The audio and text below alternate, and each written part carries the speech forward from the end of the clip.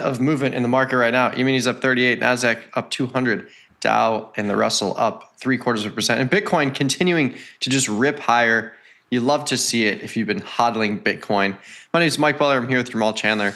Jermal, how you doing this morning? Fantastic, man. It has definitely been one of the stories of the week between the Bitcoin, between gold. Those have been wild to see.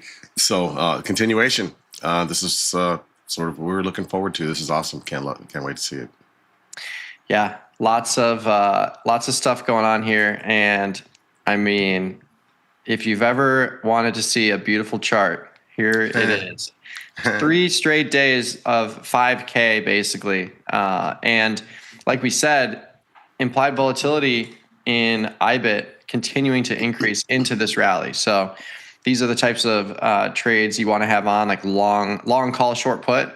I put that on in IBIT yesterday. I had another one, short put with 2 long calls, 100 shares. So this is going to be a good open here on this morning. I thought there's going to be more resistance at 75K. It blasted through that. Yeah, but it did pull back. It did pull back almost as high as just before 80. But yeah, this is I've held on to the IBIT position. That's been great. Rolled some stuff in that yesterday, and I think I had some SEP stuff that I rolled to October. I probably could have kept it in SEP, but it's fine. Just didn't want to forget about it. But yeah, that's a clean breakout right there, and it's had some help. I mean, again, there was a little discussion at the White House the other day that I think helped it some.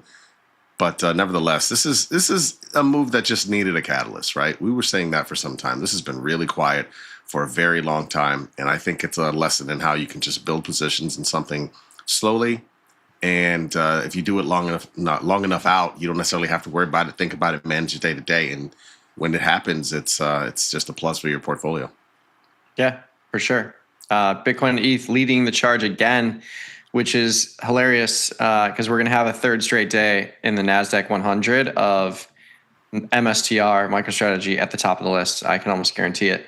But lots more to discuss today. We've got a full schedule for you, and we're going to have Gus on for an extended period of time a little bit later. So it's going to be great.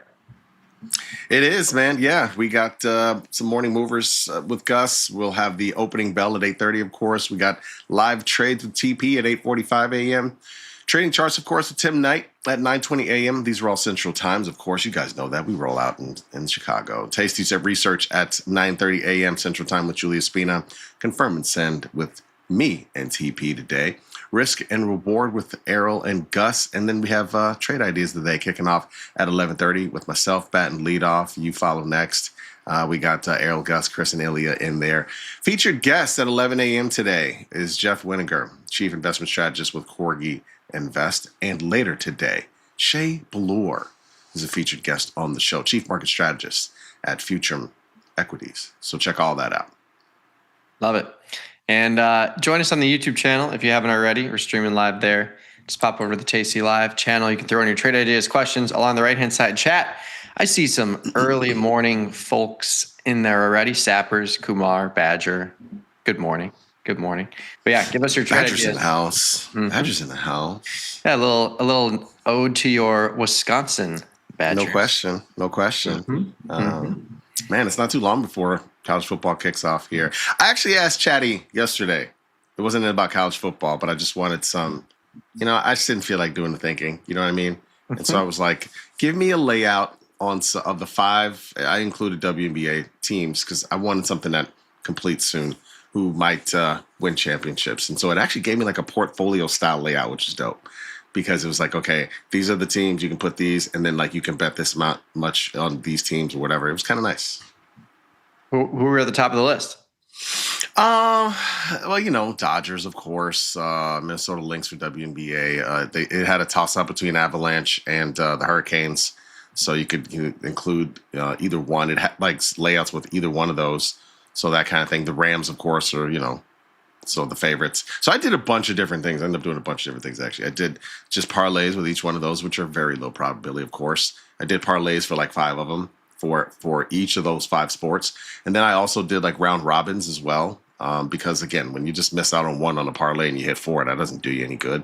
Round robins are nice for that.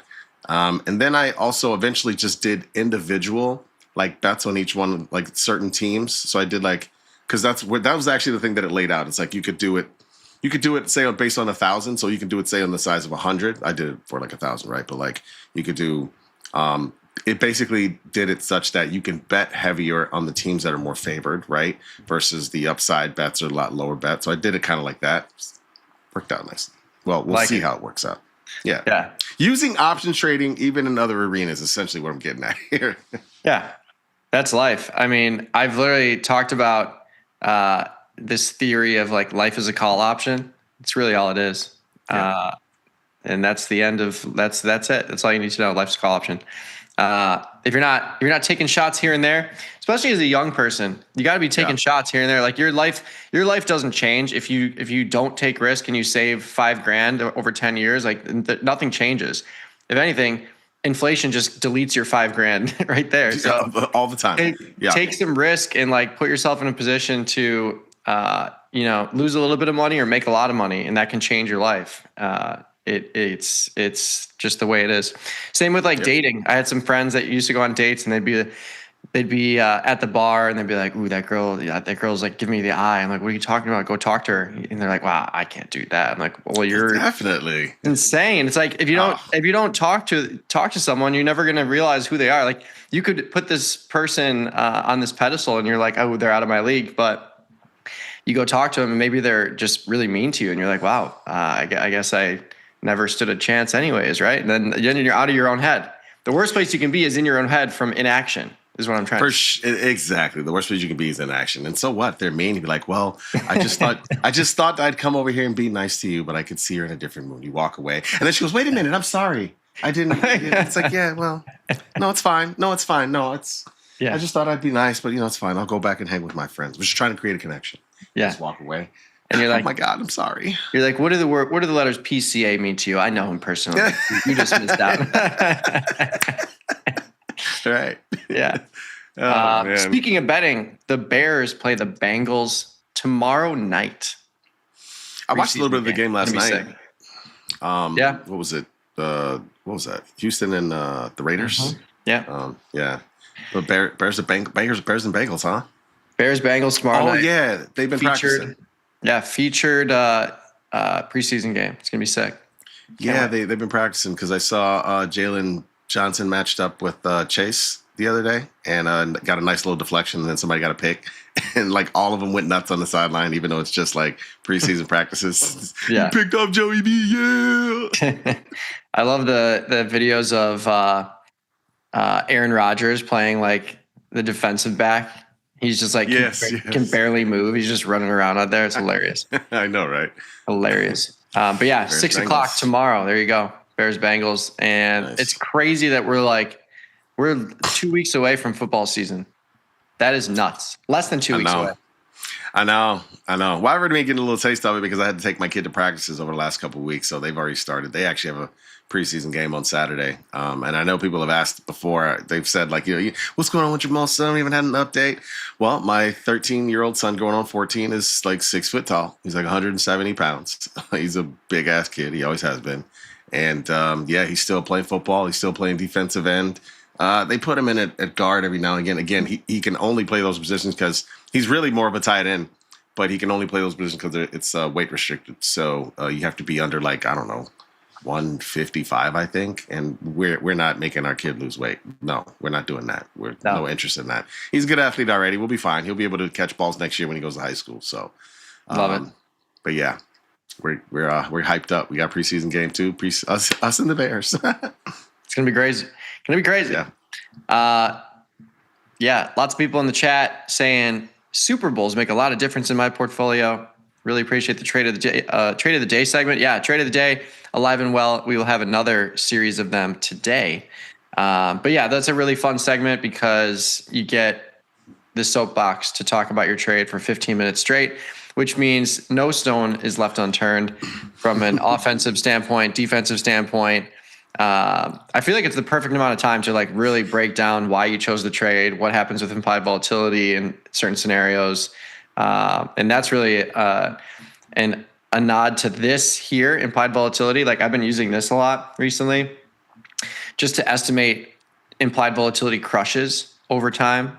You can see implied volatility laid out against the chart, and you can, instead of looking at IV rank of 0 to 100, which tells you a little bit about implied volatility, this implied volatility tells you a lot about implied volatility ranges, which is how you can estimate crushes. So like over time, if you have heightened implied volatility in GLD, for example, if I have a longer term position and I'm trying to play for a volatility crush, I'm probably not going lower than 20% or 23%. Like you can see here, the lowest we got in June of this year was 20% at the bottom of the barrel here. And then on the higher end, if you're playing for like an expansion, we haven't gone higher than 33% basically this year. So that's one way to just estimate the ranges of whatever product you're trading. And every product's different. Like you look at Tesla has a much wider range. If you look at year-to-date movement, the peak of 56% and a low of 40%. So that's almost a 20% range here year-to-date. So just something to keep an eye on if you're using the theoretical P&L for your analysis.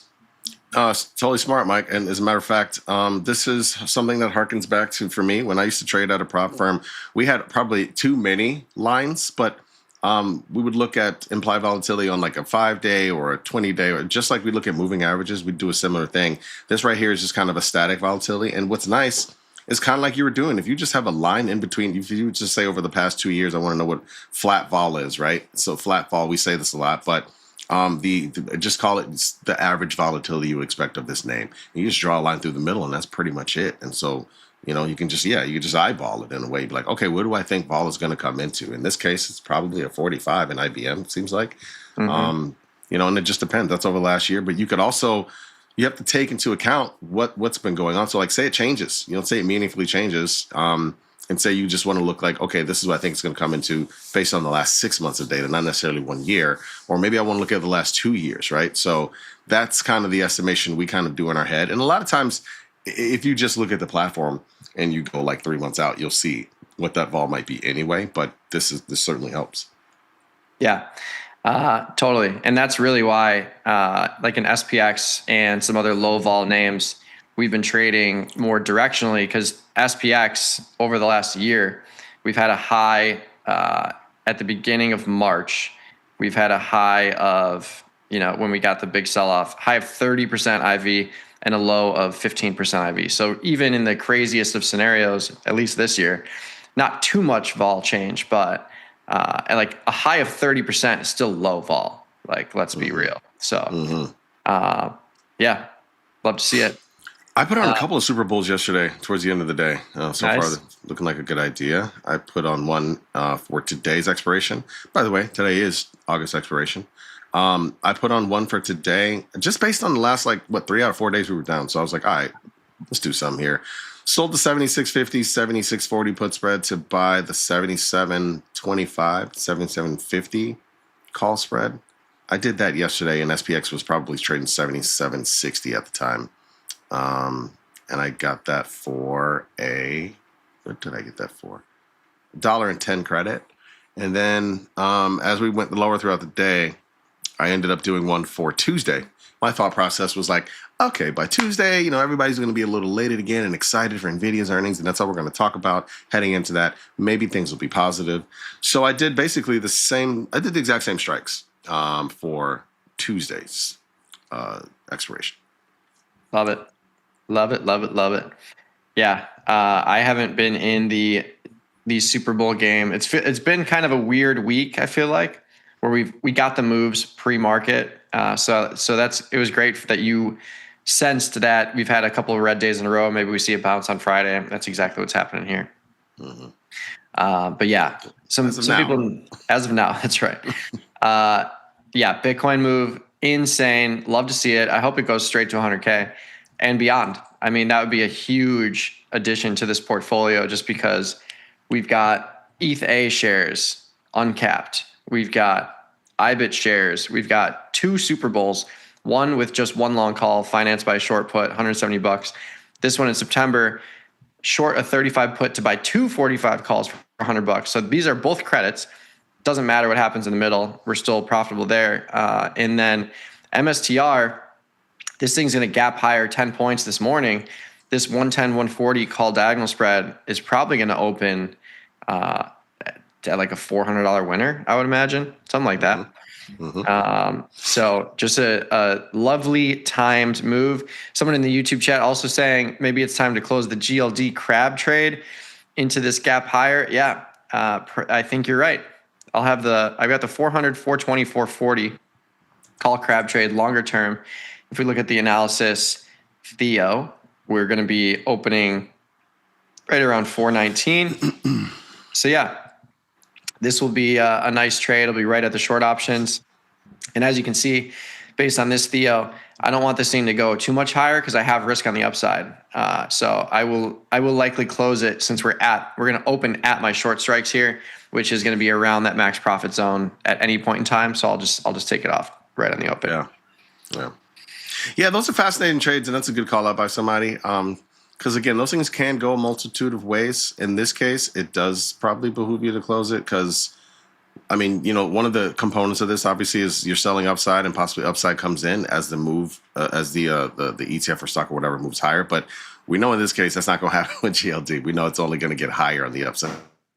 Yeah. So in this case, yeah, it's pretty much a close. I got a circle one in CRCL where I was long the 75 in October, long the 75 call, which is always kind of nice when these start working because you're like, this is where I did it, right? It was trading 75 at the time.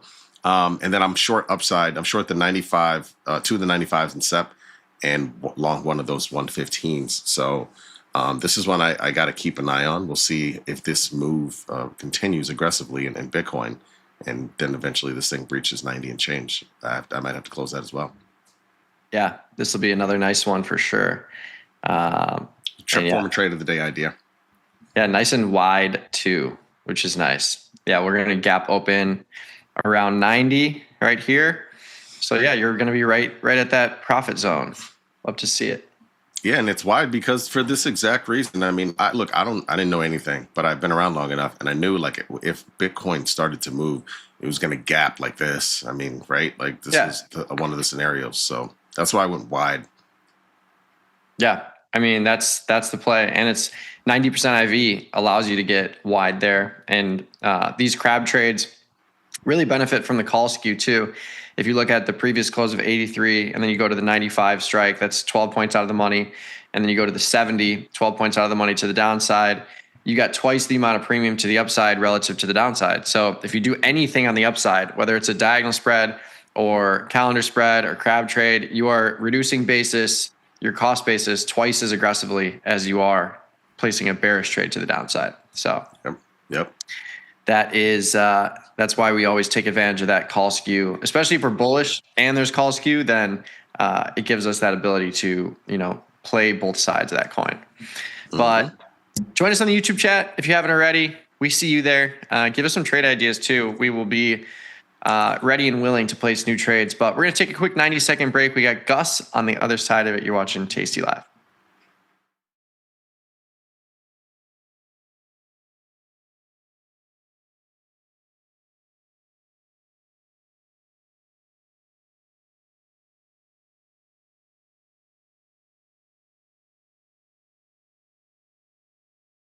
You bring it, we match it. Get a 3% cash match on all qualifying deposits, up to $3,000. You can trade stocks, options, futures, and prediction markets all on one platform. Plus, get advanced tools built for active traders. Visualize potential profit and loss with risk analysis tools. And place trades in a single click. All on the best platform for options trading, according to Investopedia. Tasty Trade. Trade with us. Global markets never sleep. Explore them with Forex on Tasty Trade. Get in on 80+ Forex pairs, 24 hours a day, 5 days a week. FX marks the spot. Trade it on Tasty Trade. Every time he explains something to me, I ask him the same question. He always asks me the same question. What's the trade? I'm not always sure that's the right question. It's the only question. Retail traders don't have a thesis on in their portfolios. They have positions on. And if you don't know why it's moving, the position is a good guess. And if you never get to the trade, the reason has no meaning. Same market. Different question.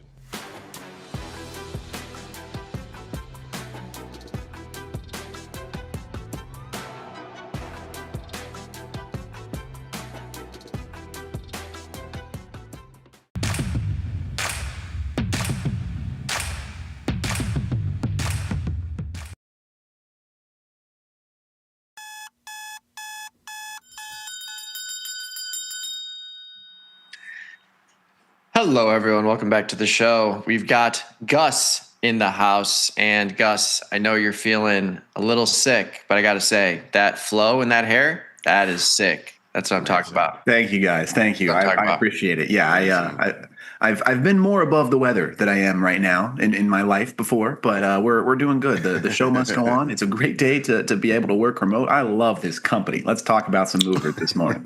Let's do it. Let's do it. Let's do it. First thing I have on the docket, and you guys stay with me here, is we got the AI circle. I often talk about my favorite chart of all of the AI companies in little circles and how all the money just flows between all of them. That's what we have going on here. So Broadcom has announced that they are going to raise $60 billion in debt to support Anthropic. That's our headline here. The way by which that is happening is Anthropic has locked in a deal with Google to get gigawatts of compute capacity from Google's TPUs. Those are co-developed and supplied in partnership with Broadcom. So Broadcom is debt financing to give Google money to create more compute capacity to give to Anthropic. We have Broadcom supporting Anthropic, passing through Google here. Anthropic shares up about 1% on the news. Debt financing can be we'll see really interesting reactions in the market to debt financing sometimes, but so far market seems to tentatively be accepting this as a good thing, but certainly an interesting story to kick things off. Yeah, definitely wild. AVGO Broadcom is up 5 points pre-market, which to your point, it's not tanking on this news. So, yeah, we will see. I feel like earlier this week we heard a story also about something with Google and Marvell and warrant prices or something like that. I mean, it's the same deal. It's all about financing. Is this something we're going to look back on like in 2 years and be like, damn, this is why, yeah. This is why the world looks like The Fifth Element now. Yes. I think it's certainly possible. I often wonder how we will look back on this super aggressive AI spending that a lot of these companies are doing. If we'll say, man, that was so funny when when Broadcom said they were going to take on $60 billion of debt and they went up. You guys remember how funny that was? It's, I think we could very well find ourselves in that sort of situation. Obviously, Anthropic needs all the compute that they can get their hands on.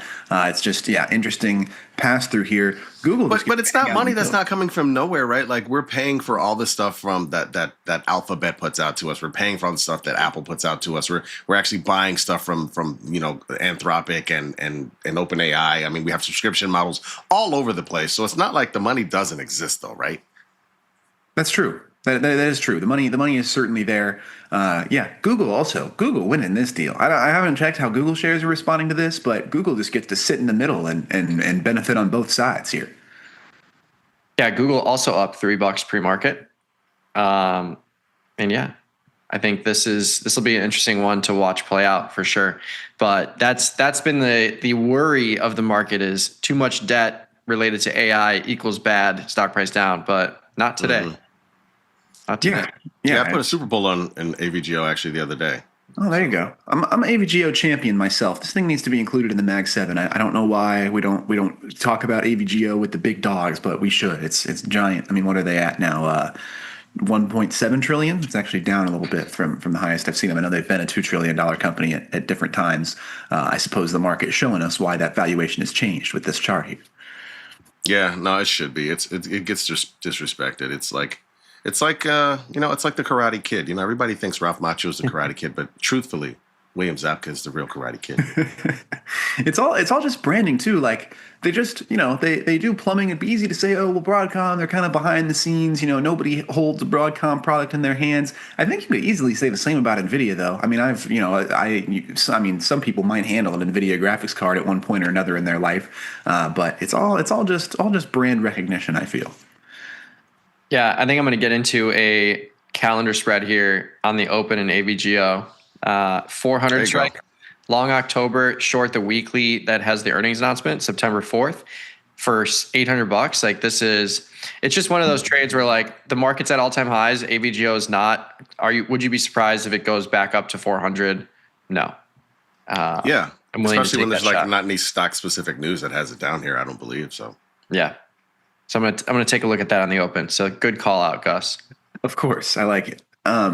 Next thing I have on the docket, this one is more interesting. We've talked a few times on Morning Movers here about Meta before and Meta facing different lawsuits and how these things are typically a slap on the wrist. A couple weeks ago, we talked about Meta facing a $2 billion lawsuit in India, and then later that day on Risk and Reward, I went in and discovered that $2 billion for Meta is like if you made $100,000 a year, that would be the equivalent of a $24 fine to you. So that's the type of slaps on the wrist that we're talking about, but California is trying to do something substantial against Meta here. In their most recent statement, they say that they could face $1.2 trillion in damages in their latest social media lawsuit in California, and notably could be forced to remove, quote, addictive features, end quote, such as infinite scrolling from their platforms. The California AG has signaled that other social media platforms are also going to be held accountable for addictive practices. Obviously, I assume Meta has good enough lawyers to not take the full brunt of this $1.2 trillion lawsuit that we have happening here. But should it, even if we land on half that, that would still be a not insignificant hit to Meta. 600 billion or 500 billion would be very different from the 2 and 3 billions that we've been talking about.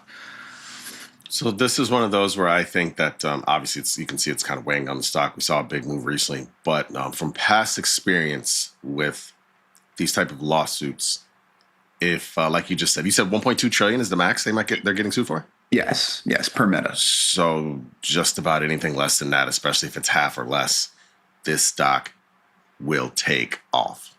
Absolutely. Sure. Yeah, that's a great point. If we're already pricing in the brunt of that number, which you would expect the market to do, I mean, we're obviously in a somewhat bearish sentiment on Meta right now. Yeah, I think should we come in any less than that could very well propel things upward. That's a good point. The trial's going on right now, or yes. Has it started yet? Okay. It's ongoing. The movie Social Reckoning comes out October 9th, by the way. Ooh, spicy. And yeah, have you seen the mansion in Ireland he just bought? That thing is. I haven't seen it. Nasty. I heard about it though. That thing is like, nasty. I did just see. I did see his 2 yachts in Juneau when I was just there. He has 2 yachts because his yacht needs a yacht. That's the deal. I did lots of research on this. He has a $300 million, 380-foot main yacht. That's where like he and his wife stay and everything. But then there's also a $100 million, 280-foot support yacht that has all of the extra staff and toys like helicopters and jet skis and all that stuff because it doesn't all fit on the main yacht. So that's one for you there. Are those the ones that were in the news recently where like somebody this is the Island House. This is awesome, man. I'm like, I would buy one of these 30 million. I'd buy one of these every year if I were him. I mean, why not? Got to spend that money on something. It's awesome. But I will say, if you go to bed in that castle, you're going to have some crazy dreams, let me tell you. Because that thing is haunted for sure. Freeze your ass off, too, because there's no way there's like sufficient heat in there. Imagine heating that thing up. Are you kidding me? The cost alone might be 30 million.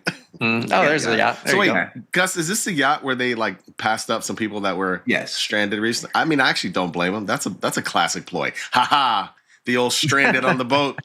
Yeah, and I stranded on the boat routine, huh? Not gonna get me. No. It is. It's a box with a stick and cheese under it, trying to get Zuckerberg to come that way. To Zuckerberg's credit, and I hate to give the man any credit, but it has been proven he was not on the boat when that happened, which is even crazier to me that he's not on the boat and the crew is still just like somebody else. The crew might be kicking it on his yacht. That's probably they're probably having a party on there. They're probably pissed off that it was in the news. Oh shit, we weren't supposed to be over there. I was gonna say that support yacht, those parties on the support yacht are probably bangers. Oh yeah, for sure. Because there's no adults to supervise. What's that show? Below Deck? Yeah, exactly. They're called Launchpad and Wingman are the 2 yachts. So I believe this would be Launchpad that we're looking at if it's the main one. And then Wingman is the support yacht, which great names also. Just 10 out of 10 names on the yachts there. Also did some research on this. This would be the equivalent for him, 300 million, 100 million, 1.7 million a month overhead is what we're talking about on these two as well, which is actually lower than I expected. But the equivalent of for a regular person, it would be like $17 to $20 a month. This is Netflix for him. Wow. $1 million a month, huh? Damn.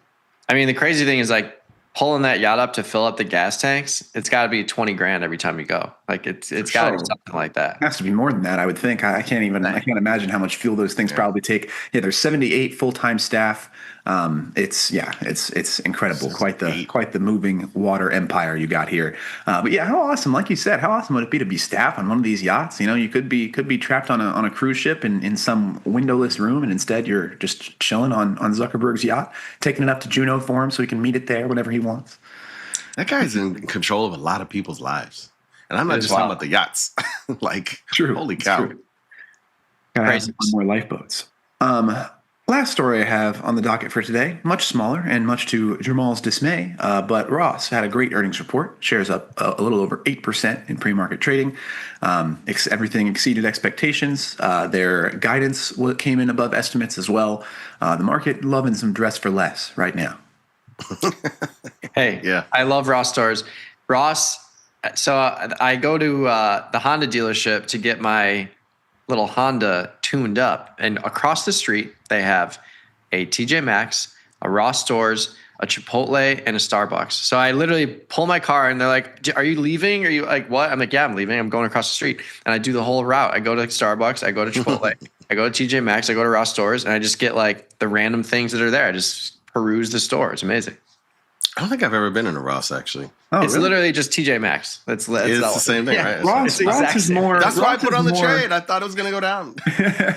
Ross is like a little more clothing than TJ Maxx. TJ Maxx is like they skew slightly more trinkets, although they have a lot of clothes, and then Ross skews mostly clothes and shoes. And the Ross TJ Maxx combo is incredibly common to the extent that I was like 17 or 18 before I realized they were even like different companies. I thought for sure they had to be the same ownership, but I suppose it's just very similar market research. You're trying to reach the same clientele with these two, so they pop up next to each other pretty often. But yeah, I spent a fair amount of time in Ross myself. In high school, I resold sneakers, so I was in Ross all the time trying to see what would plinko down into the Ross stores. You could find some good hits in there sometimes.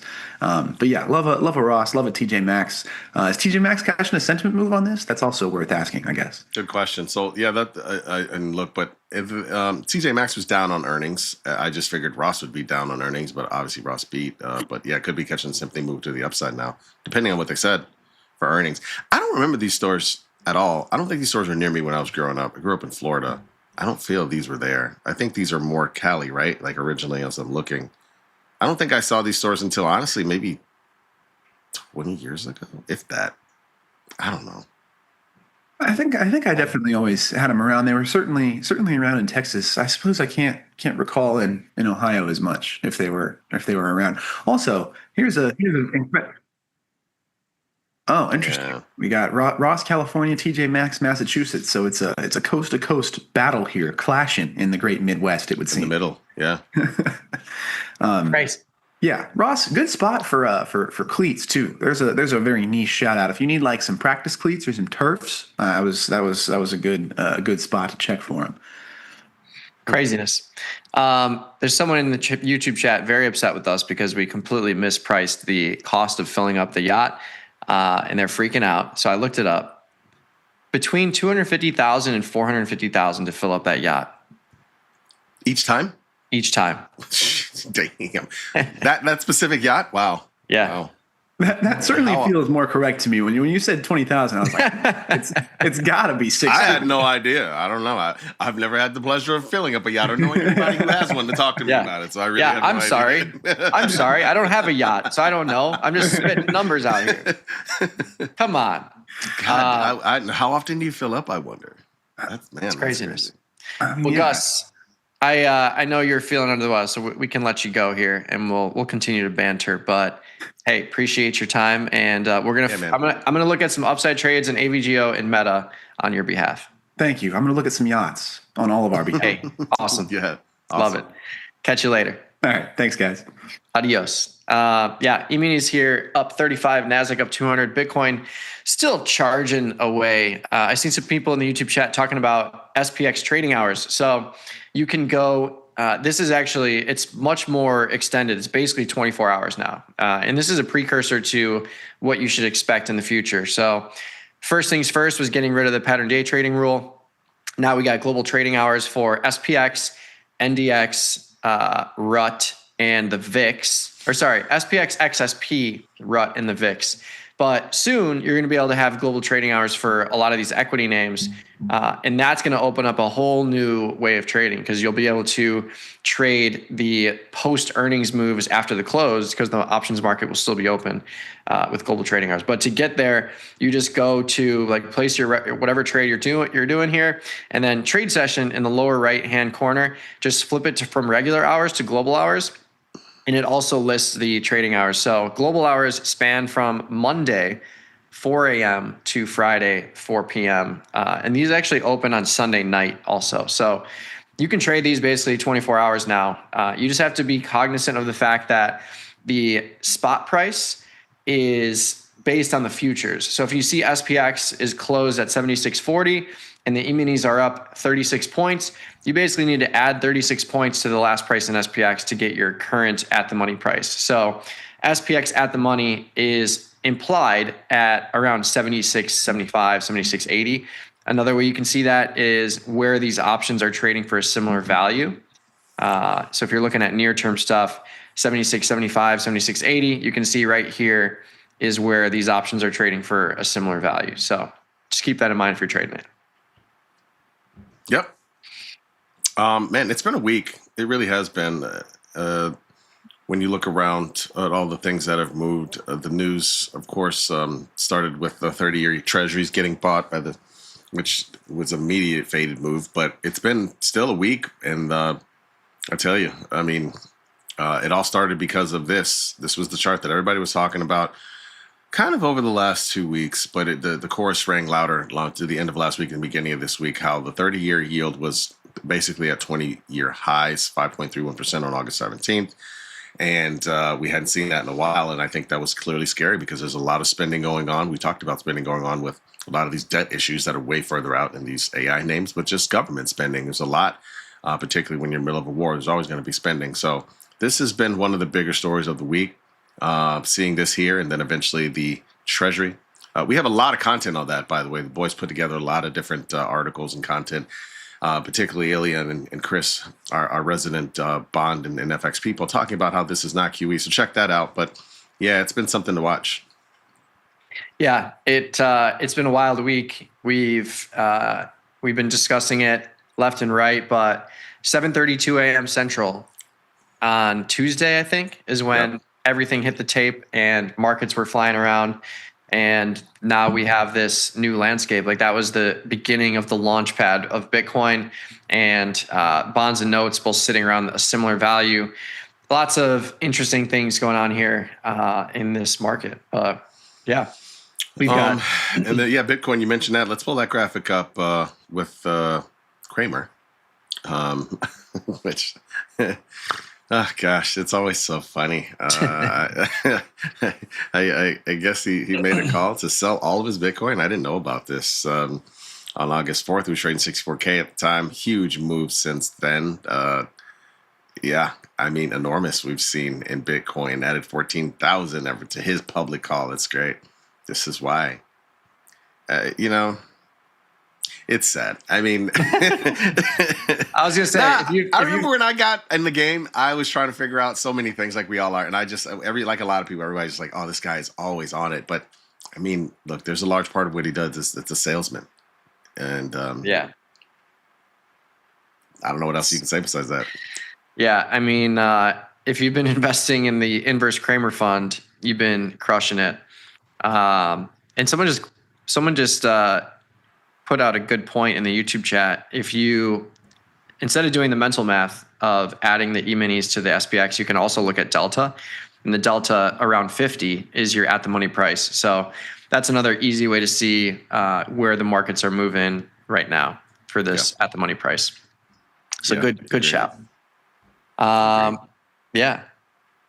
What what's an inverse Kramer? Wasn't there an inverse Kramer ETF? Probably. I think there is. I have no idea what the ticker is. Yeah, I type in Kramer and nothing comes up. So we got to find it. SJIM. SJIM. Yeah. Hard to borrow. Classic. We don't have it. Good. Ooh. We don't need it. There you go. Incredible stuff. But yeah, look at this market sliding a little bit here. But Bitcoin, I can't wait to see these IBIT positions. I think this Super Bowl here, where I sold a put to buy 2 calls, IBIT's about to gap open up 3 points or so. So this is already a $200 winner. This could be a much bigger winner on the open. I might just shut that down. Or maybe I'll sell some calls above the long calls I own. That could be interesting. This is an interesting area to fade. I was looking at MBT actually. Yeah, we'll see what these open up at, but it's very possible that I could sell like 50 strike calls or 49 strike calls against these 2 that I own if they gap higher to like $1 each. But we'll see. Yeah. But lots more content on the show today. We got TP coming up at 8:45 for his look at what's going on in the market. And we got about 15 minutes until the opening bell here. But we're going to take a quick 90-second break. Join us on the YouTube chat if you haven't already. And we'll scan through for some trade ideas and questions. But we're going to take a 90-second break here, and we'll be back on the other side of it. You're watching Tasty Live.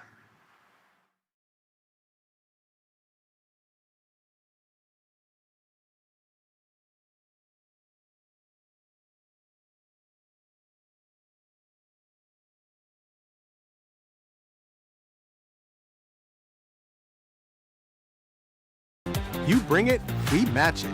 Get a 3% cash match on all qualifying deposits, up to $3,000. You can trade stocks, options, futures, and prediction markets all on one platform. Plus, get advanced tools built for active traders. Visualize potential profit and loss with risk analysis tools. And place trades in a single click. All on the best platform for options trading, according to Investopedia. Tasty Trade. Trade with us. We built Tasty Trade's web platform for today's traders. See it, click it, trade it. Drill into data, find opportunity, and track the action with hundreds of indicators. Track your options profit and loss history over time per symbol. Note your progress and plan your tactics with a trading journal. Fund your account and start trading right in the app. The tools, the data, the knowledge. See it, click it, trade it. Join the club. Tasty Trade. In the world of investing, a beast lurks between the numbers.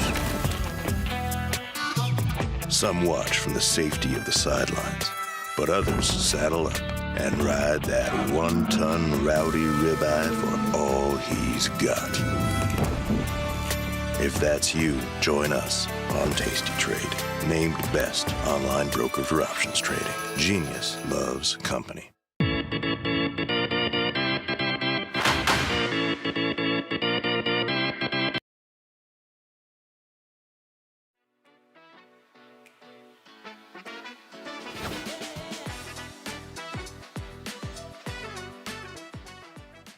What's up, everyone? We are back. We got the E-mini sliding just a tad here, only up 29.50. NASDAQ up 170. Bitcoin up 4,500, continuing its rally after the last couple of days here. But what a gap higher in these Bitcoin futures. We've gained almost 20,000 points in 3 days.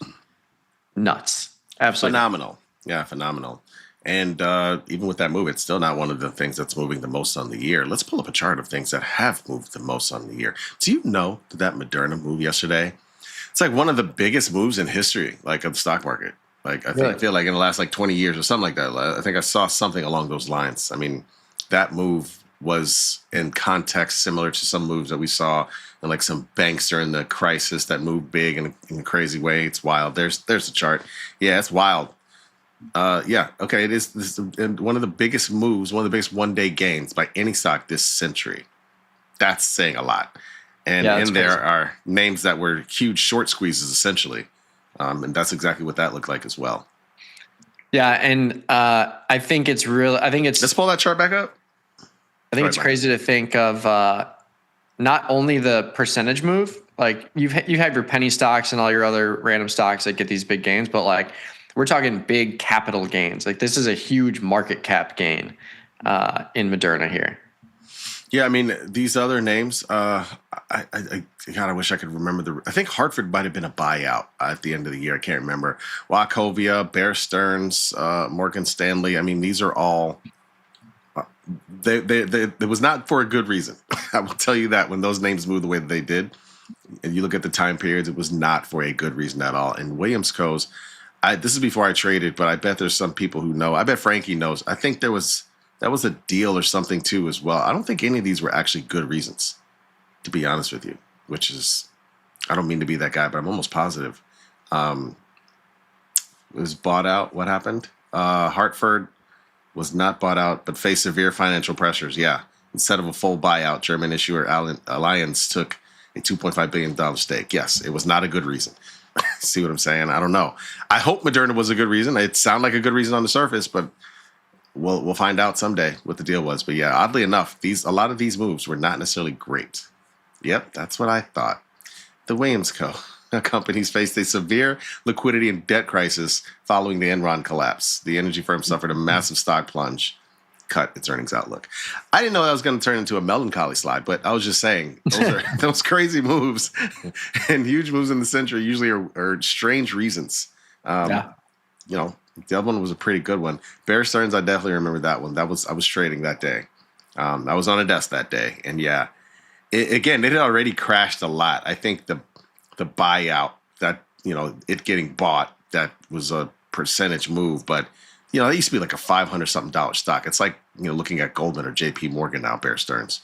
And at that point, it had tanked a whole lot. And then I think that might have been like the Monday morning or the next morning where you kind of heard about the news, and that's why the stock moved the way it did. So crazy move.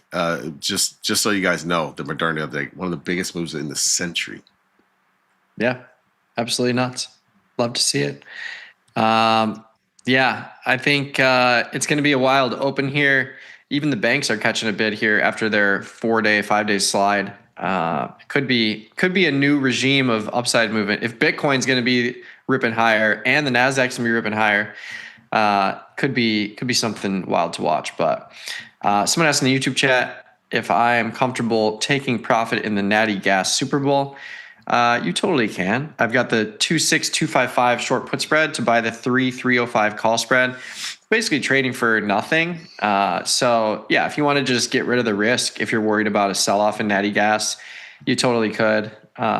This is going to expire worthless in 5 days if we stay above 2.6. So yeah, it's kind of a do whatever you want type scenario. 2.6 is the low of the entire year. So not too worried about it, but if you wanted to take some risk off, I think this is a position, especially if you don't think it's going to go up to 305. This is one of those trades where you could just take it off if you want and book that winner. No fade here in markets, about 15 handles, huh? Yeah, I think this is going to be an interesting open whether we hold this rally or if we sell off. But I think Bitcoin will remain strong here with this gap higher. So we'll see. We'll see. Netflix, I have an expiring position here. What do I have? Okay. Call diagonal spread. What did I do here? I don't even remember this trade. I had a 70-80 call diagonal spread for earnings. Stock dropped, and now we're sitting at 80, and it's completely in the money. But I rolled the 80 strike call down to the 75 into August for 80 cents. So this is basically a scratch now. So yeah, I'll close this. I don't think I need to roll this out again. I don't think it's going to give me any value here to roll it out again. The 75 strike, yeah, it's basically zero extrinsic value. So I'll just close this trade, call it a day. But yeah, if you have a red in the money symbol, it tells you that you have an in the money expiring option today. The yellow ones are just in the money, but have time left to expiration. Yeah, it's going to be a fascinating open, but it's been a fascinating week. I mean, it really has for a lot of these things. Let's skip the week. Let's do the year. Let's look at some of these bigger winners on the year, Ben. Let's pull up that chart of big winners in 2026. You know all the names. You know them. You love them. SanDisk. Wow, Moderna's in the crew now. Look at that. Dell. Dude, you're getting a Dell. Micron, Seagate, Marvell, Western Digital. I did a little crazy thing yesterday. I sold a Strangle in Western Digital. Really? It's just so much premium. It's so much premium. I just want to try it for a little while. We'll see. It seems like these stocks have calmed down for the time being, I guess. I also have an upside play in SanDisk, as you know. So, if it starts to run to the upside, we'll see. But don't try this at home, folks. I'm a seasoned trader. I know what I'm doing. But yeah, I mean, all these names are very similar, right? A lot of the same reasons they're up. Yeah. Crazy days, crazy ranges for these stocks, just massive gains. I keep saying Micron, we're going to see some Micron yachts coming out of the woodwork here. What are we doing in SpaceX? Someone in the YouTube chat, James Bond. Hello, James Bond. What are you doing in SpaceX? Fourth. What's up, man? I just have a Super Bowl in here, really long term. So Jermal has the same thing, but he's got 100 strikes closer than me. So 125 short put, and then the 200 strike long call. I think you were filled at 770. Yep. So that's a nice trade here. So very similar to iBit. Like if you think about what your best case scenario is on a product like this, best case scenario is you get a gap higher in the stock price, and that is paired with an implied volatility expansion, which I think is totally in the cards for SpaceX, all things considered. And you kind of saw it here. If we look at implied volatility, you can see into this rally, this big gap higher, you saw implied volatility expand. And then we saw this implied volatility was expanding into this sell-off, and then crushing a little bit here. But I think if you get a gap higher, you're going to see implied volatility expand back closer to 100%. I think it makes sense for this product. But either way, selling a put to buy a call long term just gives you that asymmetric upside, especially if you route it for a nice credit in the middle. I collected like $350. Jermal collected $700 in the middle. So no risk in the middle. You make money in the middle, or you take shares below 125. But if you get that rally in the near term, your theoretical P&L explodes. If you get a rally up to 150, 170, 200, like if SpaceX goes to 200 in the near term, this trade is a $8,000 winner because this call just explodes in value.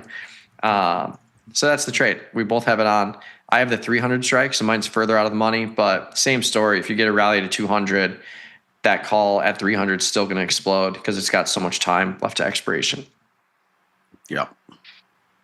And that's it. And other than that, we've been trading like butterflies around it, but I like the long-term positioning with that stock in particular because I just want to be involved if it does rip higher in a short period of time.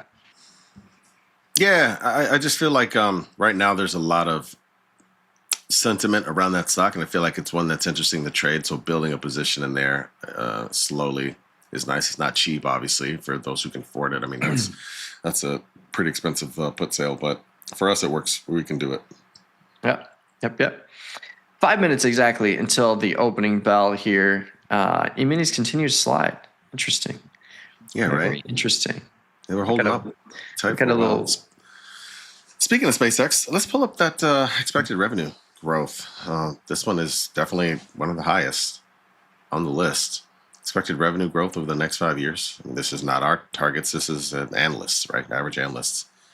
SpaceX, 2,000%. Over the next 5 years. Over the next 5 years. Look at that.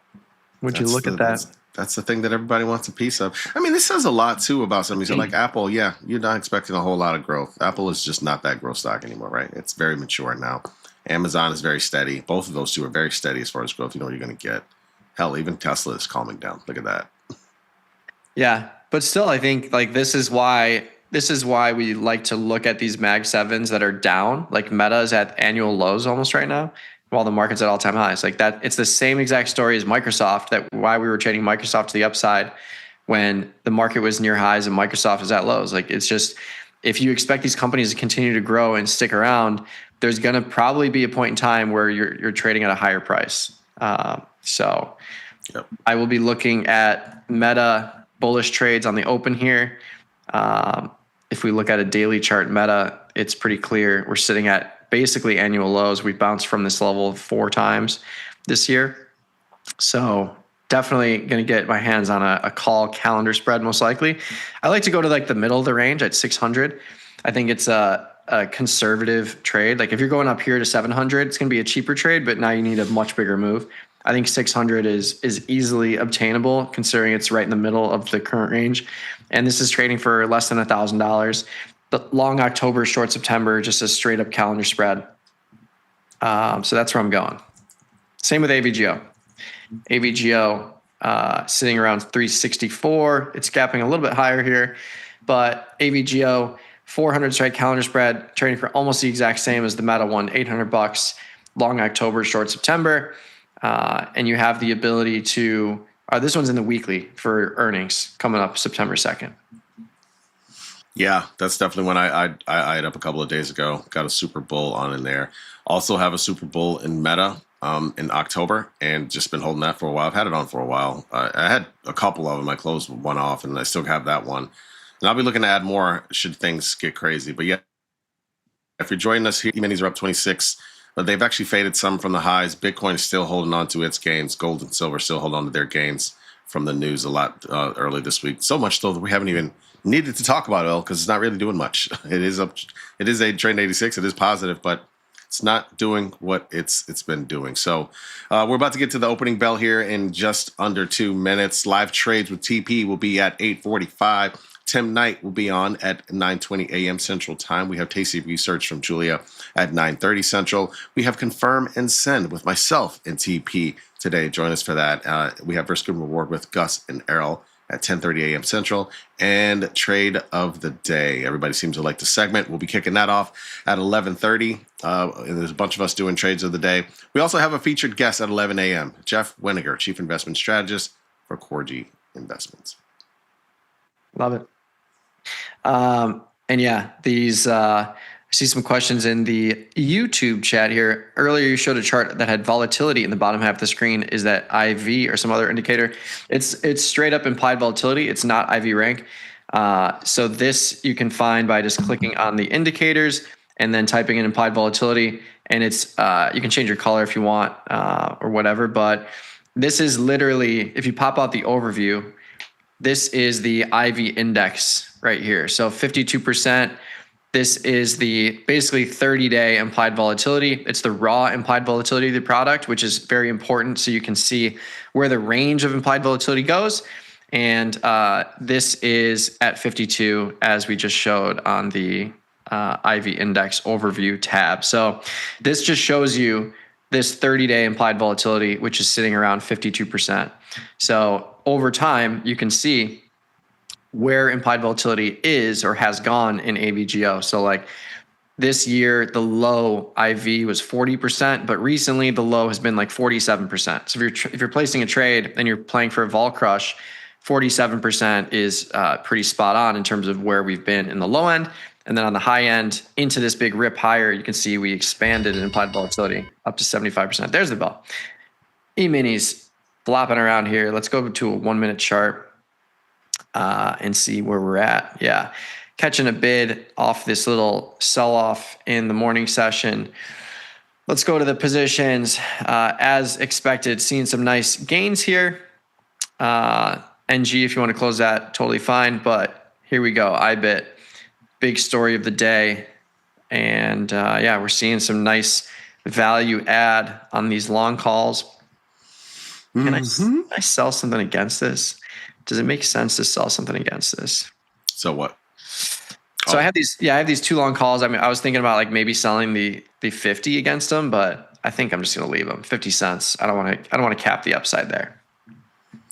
Yeah, again, because I have so many of those names, I realize like I do have 4 of those names. I have Coin, I have IBIT, I have MicroStrategies, I Did I say iBit? Yeah, iBit coin, MicroStrategies. I have a position in 4 of those related names, and so I didn't feel like thinking too much this morning. I just decided to sell an MBT contract around this level, just in case these names don't keep running, and that works out fine. Because I got so many, like I got like 4 different names with long delta, so it's like, all right, let me just do this real quick without thinking, and then I'll come back later. I know it sounds callous, but it's not really. It's just a question. It's just a matter of a quick little hedge. And then I'll analyze later and see how these names are moving and see how much I know. I don't remember the notional value. I guess is really what I'm getting at. Seriously, real time. I don't remember the notional value off the top of my head, but I know it's not that big. Yeah, I think it's 1/5 of a coin, because it's 1/10 of the coin, but I don't remember the exact notional size of it. Yeah, I think it's 1/10 of BTC, and BTC has 5 coins. I think this is 1/5 of a coin. But okay, right. Yeah, right. Yes. So anyway, that's a quick way to just sort of hedge these moves, these names, without especially before the market was open, right? I was able to do that, and then now I can go and analyze and see, okay, what do I want to do? Yeah. GLD, $120 winner, right at the short strikes. I think I'm just going to close this. I don't want, if this goes further in the money, it's going to get rid of this loss. But if you want to hold it, if you think we're going to chop around 420, you're going to get a lot of extrinsic value out of this position. There's $2,000 of extrinsic to decay over the next 28 days. But again, if gold keeps rallying, this trade is going to become a loser. So I'm just going to get rid of it, take some risk off here. And yeah, for every $100 is like $10, like as far as a move. So yeah, it's actually fairly, it's fairly small, to be honest with you. Yeah. Let's see if I can get $150 out of this thing. Sell it above the mid. We'll just let that cook a little bit. DraftKings, Natty Gas. Yeah, IBIT is the big gainer on the day. $500 today, up $2. This near-term Super Bowl with the 2 long calls. Yeah, I think this is it's tough. I think I should close this one just because it's a big gain and it has the low amount of time left. This December one, I think I can keep on for sure. Short the 40, long the 50 call. But I don't want to lose this value out of the 45s. If we get a sell-off in Bitcoin, these 45s are going to lose a ton of value because there's not much time left for these things to move in the money. So I think I'm going to get rid of this one and just book this winner. $376. Do I have 380? We'll let it cook at 380. Get out of that for almost $400. But just managing some winners there. I have tons of bullish delta here, so I don't need to have all this on. And I do want to make sure I'm capturing some of that value into this big rally here. Yeah, for sure. MicroStrategy, I'm going to keep this one on. We both got into some bullish positions here. The 110, 140, long November, short October. Paid $1,000 for the 30-point widespread. This is going to be a nice one as we keep ripping higher. So I'm going to keep this one on. And this one has a ton of extrinsic value to decay. It's still out of the money. So definitely comfortable with that one. And yeah. I might have to close my MicroStrategies. I'm just realizing I have a crab on in here. I am long October. Yeah, I might need to rearrange something in here. I'm long October, the 100, which is essentially where I did it, and short 2 of the 120s in SEP and long 1 of the 140s. So with stock being right here, the next blast higher, I don't know. I could leave it on and see how long, if it sits here, if this is an area of consolidation and the upside comes in some.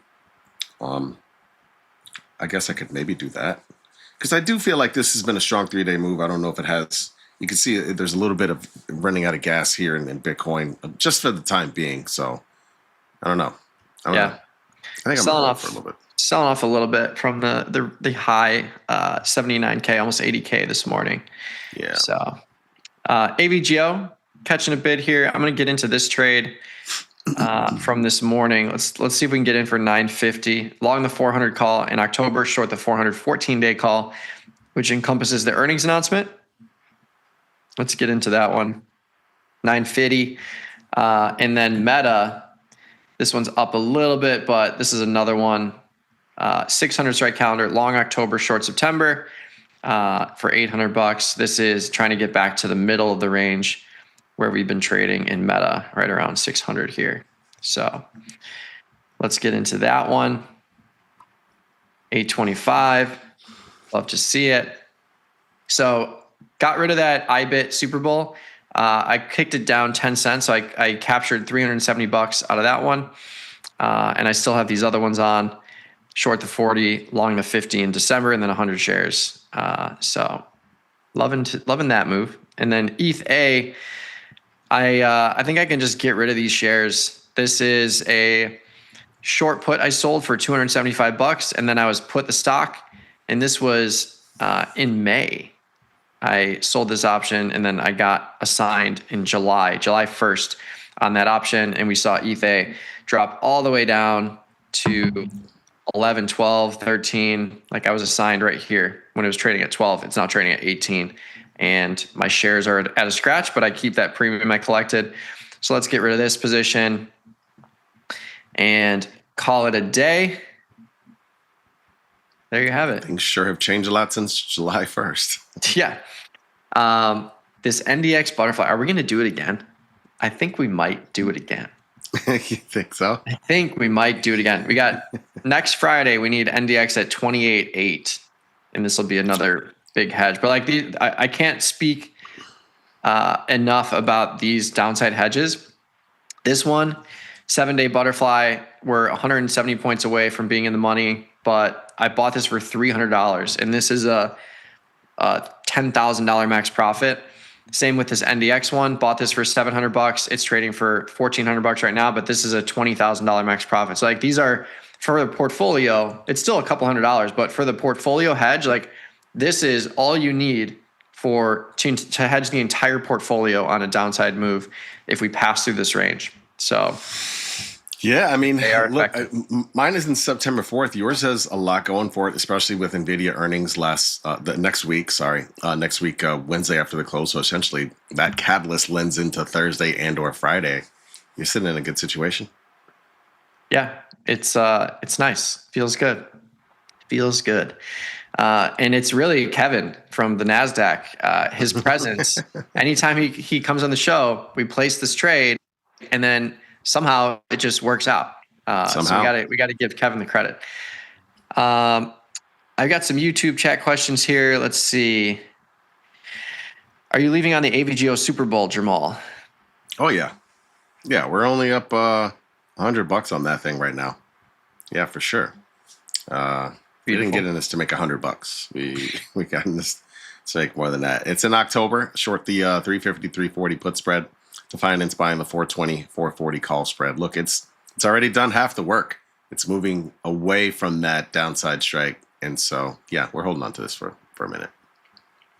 Love it. Do we have a question? Do we have a video explaining how we adjust our year-long ES trade? I'm wanting to give it a try. I just want to understand the adjustments before I do. We've talked about this many times before, but I think if you go to both of our trades here, you can look for like MES U6. You can see the trades I placed here. And I usually leave comments on all of these. So you can see historically, and you can go to the other contract too, the previous contract, but basically just lay out all of the adjustments. And really, it's pretty simple. For both of these trades, all we're doing is moving these strikes with the market. So this one is a newer one I placed, the MES U6. The MES Z6 is at a 79.50 straddle, 12 rolls. But basically, starting with the strangle, if we get tested on the upside, we move the whole strangle up. Not an under hedge, like literally move the whole thing up. So if MES goes to 8,000, I will change this 7,800, 8,000 strangle to an 8,000 put, 8,200 call or 8,100 call and just do whatever I can to force a credit. Very easy to do if you roll out in time at the same time. But basically, never letting the short call go in the money, always adjusting to maintain neutral to bullish delta. If we get a downside move, that's kind of the best case scenario, or just having this in the money option. So like this 79.50 straddle, 200 points in the money, but still plenty of extrinsic value in these options. And I've picked up $2,800 on this trade so far, but the premium is really the story. So I've picked up 852 points against these new strikes. So my break even is basically at 7,100 to the downside and 8,700 to the upside. So I've got almost 1,000 point range in either direction from the current straddle. And that's kind of the name of the game. If we get a market sell-off, I just roll to a straddle. So I would roll this 8,000 down to the 7,800 if I really wanted to. And that's basically it. If you roll to a straddle to the downside, you could also move the put out and down. So like if you really are trying to defend yourself, you could go out and down to the downside. And everything is just routed for a credit. So that's really the story. You don't see any debits on this screen. Everything is routed for a credit so that we continue to pile on the credits received, which helps you offset your break evens beyond your new strikes. And that's it. Just blindfold on and just staying neutral to bullish with these positions. I have a decision here to make, both with Circle and with MicroStrategies. Do I keep these positions on, these crab positions? Do I keep them on with the thought that they're about to consolidate right near these short strikes in September? Or do I take the $200+ gain that I have and use that to parlay in a new position with a similar buying power and turn it into a Super Bowl, thinking there's more upside? That's my thought process right now. Great question. And I'm not sure if I want to make the decision yet. Great question. Yeah, I don't know. Yeah, I don't know if it's like, they've made these moves and then they're about to hang out around these levels for a little bit, right? Or is this like the beginning of a larger move coming? Yeah. Let's sit on and wait. I feel like Circle probably. I mean, Bitcoin is continuing to push higher here.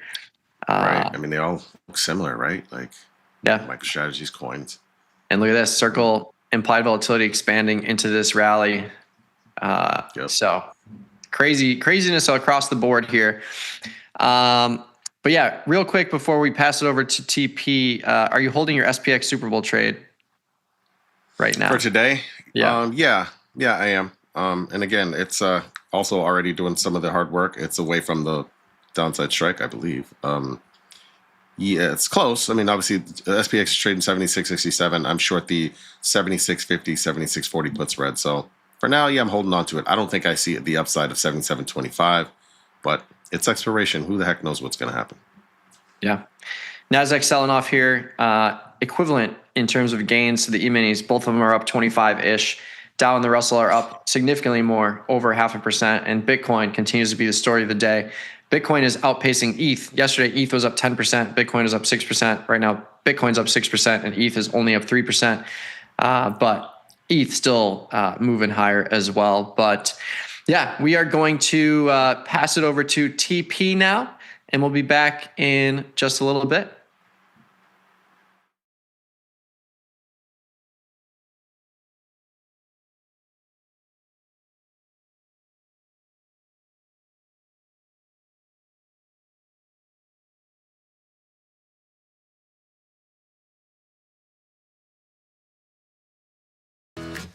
Tasty Trade is now on TradingView. Trade stocks and futures directly on TradingView charts with Tasty Trade's low commissions. Try it out and leave us a review. You bring it, we match it. Get a 3% cash match on all qualifying deposits. Up to $3,000. You can trade stocks, options, futures, and prediction markets. Tasty Trade. Trade with us. Investopedia says we're the best for options trading. Stockbrokers.com says we're #1. And Broker Chooser raves about us too. So what else can we say other than boom? Trade like a trader. Tasty Trade. It's time to trade smart post-PDT rule elimination.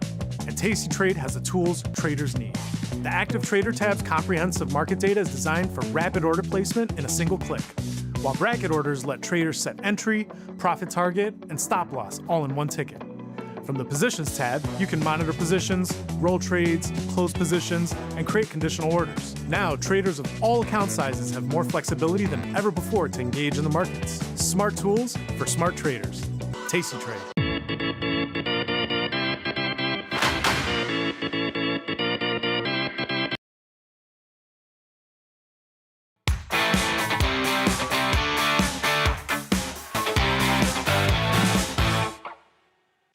Busy day today in the market and getting saved by some rallies here. Okay, I'm Tom Preston, and let's start trading. Okay, gotta jump on this. Friday, it's Flame Shirt Friday, as everybody knows, and so expiration. So yesterday on my 1 p.m. Live trading show, somebody in the a viewer in the YouTube chat said, "Hey, Tom, how about a short put spread in Bloom Energy BE?" I said, "Sure, why not?" So I sold the 190, 192 half put spread for, I think it was 40 cents. Right now, Bloom Energy is up 1.94%. I'm going to close this. Hey, why take a chance? So let's buy this 192 put back, sell this 190 put. Let's see if we can get it for 7. I'm going to work that order just a maybe. Filled at 7 cents. So that's a nice little profit. What did I know about Bloom Energy? Nothing. And maybe that viewer had some inside, no, didn't have inside information, but had some insight about what Bloom might do. Sure enough, thing rallied for us. And thank you very much. I don't have all the good ideas. I look for everybody. So one of the things also I'm looking at is the VXX, not the VXXX. VXX. I'm long this put spread here, the 19 half, 20 half. And right now the VXX at 1892, this still has value. Okay, so if I wanted to sell this, so it's a 1 point put spread, it should be worth $1. Just to show everybody how this is going to work. If I sell that by that, 96 cents, it's right there. Okay, so I could maybe offer this at 96 cents, capture a decent little profit on that long put spread. And yeah, I think I'm going to do that. I'm going to close this out at 96 cents. The alternative is to let it go through expiration, go through this afternoon, make an additional 4 cents on it, $4 on it, and pay the exercise and assignment fees, because the 20 halves will turn into short VXX shares. The short 19 half puts will turn into long VXX shares. The two will offset, but there'll be exercise assignment fees on that. It's cheaper for me to close this trade now. I'm going to offer it at, let's try it at, I don't think I'm going to get 98. Let's try 98, see if I get filled. Filled at 98. Thank you very much. So that's a nice little VXX trade. What I was betting on in that case was the drag in VXX. I'm long VIX short put. I'm long the VIX. I'm short put spreads in the VIX. Long deltas in there. Let's check that out. The VIX right now, it's got to be down. Yeah, down 56, down to 15 half or so. I'm short the 15-17 put spread in the September expiration. If we look at, let's see what the futures are trading at right here. It's going to be, just looking at this, trading at about 17 half right now, maybe 17.55, something like that. So they're down a little bit. The basis in here, let's go out to, so this is the SEP synthetic futures I explained yesterday. This is let's go in the October's 17 halves, buy this, sell that. So the basis has gone out to about 169, 170. The basis between the SEP and the OC VIX futures is about $1.70 right now. That's average. Okay, so that's about That's about where you see it most of the time, between 160, 170, 180, that sort of thing. Sometimes you'll see it above 2, in which case the basis has expanded a bit. Recently, we've seen it trading. A couple of weeks ago, we've seen it trading down to like 10 cents, and that was because the front month VIX just spiked higher when the market was selling off. Would I trade that basis? Not necessarily. It's not something that I would suggest people do, only because the movements in those VIX futures can be very, very sharp, and just you're not hedged. Okay, those things move kind of independently, so it's not like you're doing a bond calendar spread, buying bonds in the back month, so on and so forth. It's not like that. This is a different animal. I would not do this basis trade for most people. I would just stick to something like I did. If I'm betting that the basis is going to change or go up, which creates that drag in the VXX, buy a put spread in the VXX. All right, enough of that. Let's look at bonds. I'm short deltas in bonds. Nice little sell-off here in the ZBs. I'm long this put spread here, long the 109, 110 put spread. Should be making a little bit of money, not much. The ZNs, I'm short this call spread, 14 days. I sold it at 11 ticks. What did I sell it? About 11 ticks. So if I can buy this back, how much can I get for it? 5? I'm going to try to buy it back for 4. Let's try it for 4. Probably filled for 4 cents. Okay, so that's about a 60% of max profit or whatever on ZN. I just have a hunch that that interest rates are going to be, at least in the long end, are going to be leaning a little bit on the upside. That's going to push bond prices down. So I am not going. I'm going to reestablish this. Maybe sell another call spread, or just maybe buy a put spread in here. I'm going to have to take a look at the volatilities. Let's look at crude oil. Crude oil, not ZCL. There we go. Crude oil's down a little bit, and I don't want to take weekend risk in this thing, but maybe, I don't know, maybe an iron condor or something in the thing. I mean, yeah, these things are cheap. 15, 19, those are cheap options. But the bottom line is, this is such a big contract. The P&Ls are kind of large. I'm going to have to think about that. Before I forget, let's go into SPX. Yesterday, I missed my SPX trade. My iron condor would have turned out to be a nice winner, but I missed it. I guess I was too greedy, but that's the way it goes. Don't chase those things.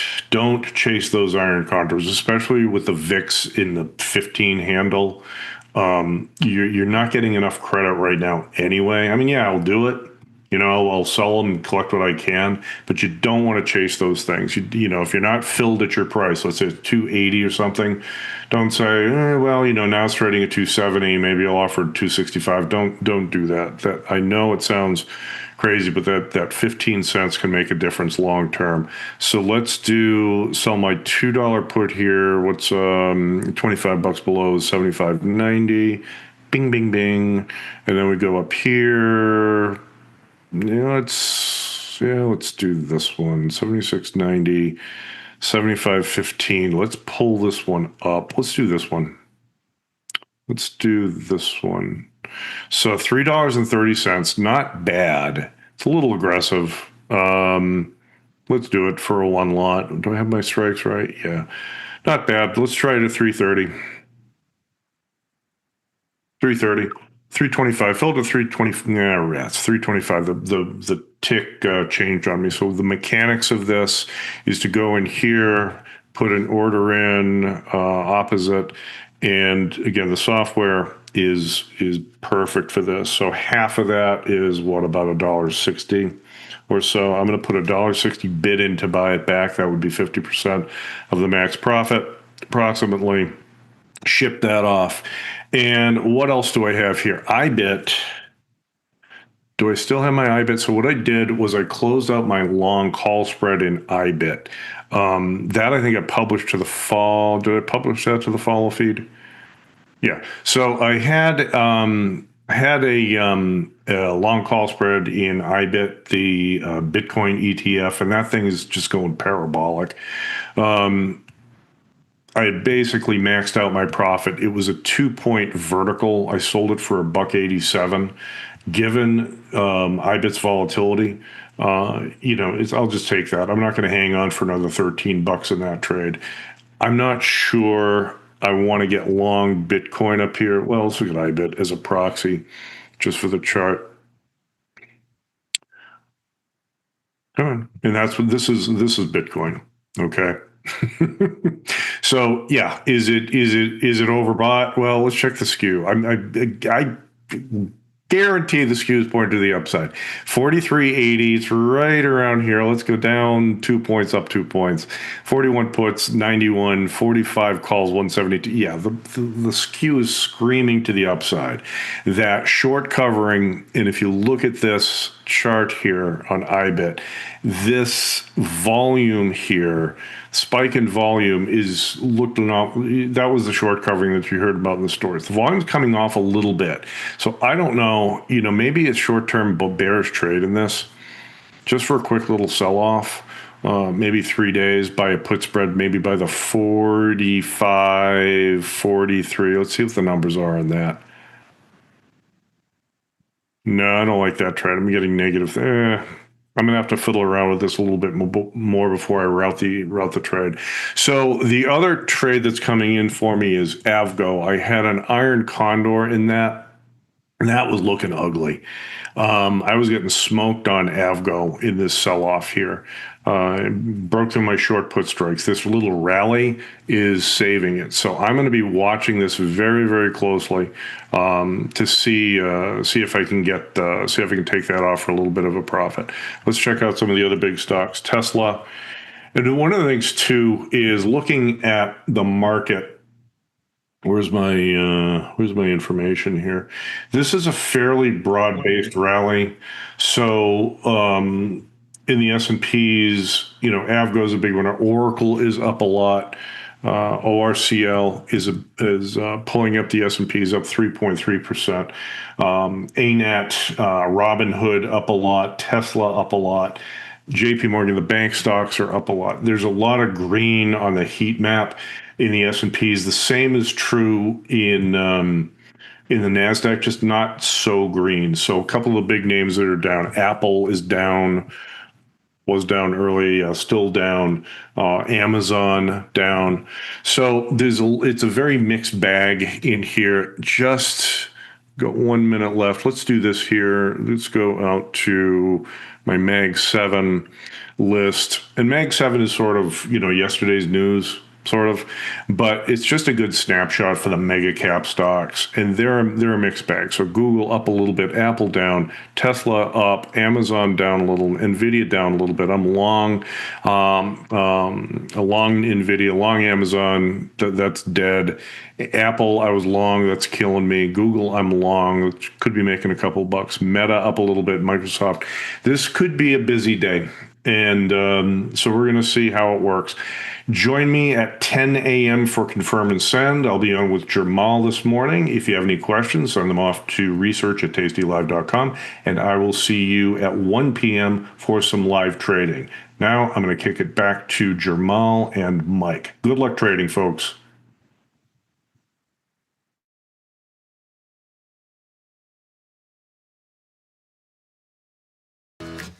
Tasty Trade is now on TradingView.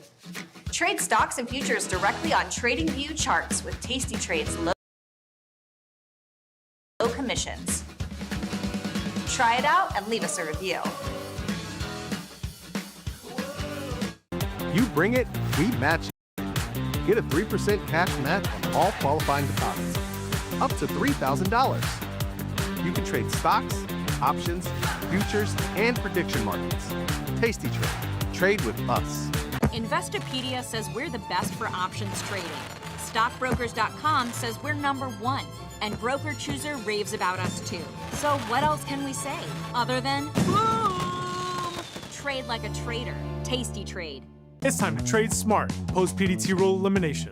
And Tasty Trade has the tools traders need. The Active Trader tab's comprehensive market data is designed for rapid order placement in a single click, while bracket orders let traders set entry, profit target, and stop loss all in one ticket. From the Positions tab, you can monitor positions, roll trades, close positions, and create conditional orders. Now, traders of all account sizes have more flexibility than ever before to engage in the markets. Smart tools for smart traders. Tasty Trade.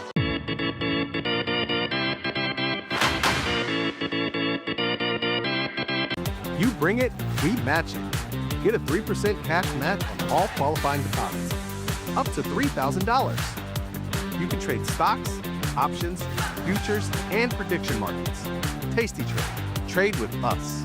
We built Tasty Trade's web platform for today's traders. See it, click it, trade it. Research with fundamentals, endless forecasts, and more. Drill into data, find opportunity, and track the action with hundreds of indicators.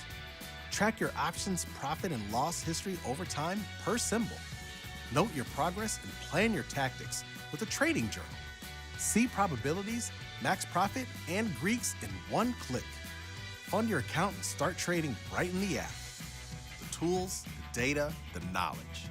See it, click it, trade it. Join the club. Tasty Trade.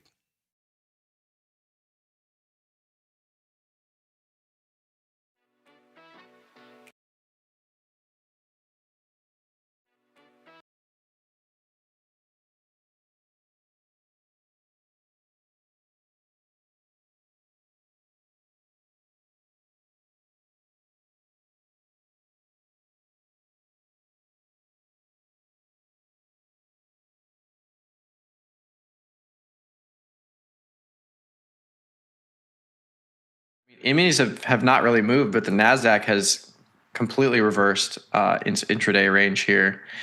Kind of wild. If we look at a 1 down minute today, that'll be 6 days in a row. Yeah. NASDAQ. Yeah. It feels like it's possible. Definitely possible. But it's wild because we've got the equity market sliding, but Bitcoin is staying steady. Like this is a new regime of trading for sure. Does seem that way. You have an NBIS position, I believe, you wanted to talk about? I do. Yeah. Somebody asked a question about, so I'm short the 170 300 strangle. I placed that trade. What day was that? 2 days ago. That's what I thought. So the other day it did have a down move. That's what, first of all, it is something that's on the list, and it is something that kept an eye on, pay attention to. The stock does move around, but it has some high vol and it has some opportunities. So the stock was down the other day, and that's what alerted to my attention. But again, we're familiar with the stock. It's something we trade in the regular. I've had positions in here before. And so the question is too, how did I find the opportunity? Because it's collecting, I collected like, I'll say to the exact numbers. I collected $22.60. So $2,260. And the buying power on is around the same. And so that's what somebody was asking. How do you find that opportunity to be able to collect? I think the exact question was the max profit is $2,200 and buying effective power is essentially around the same amount. How do you find that?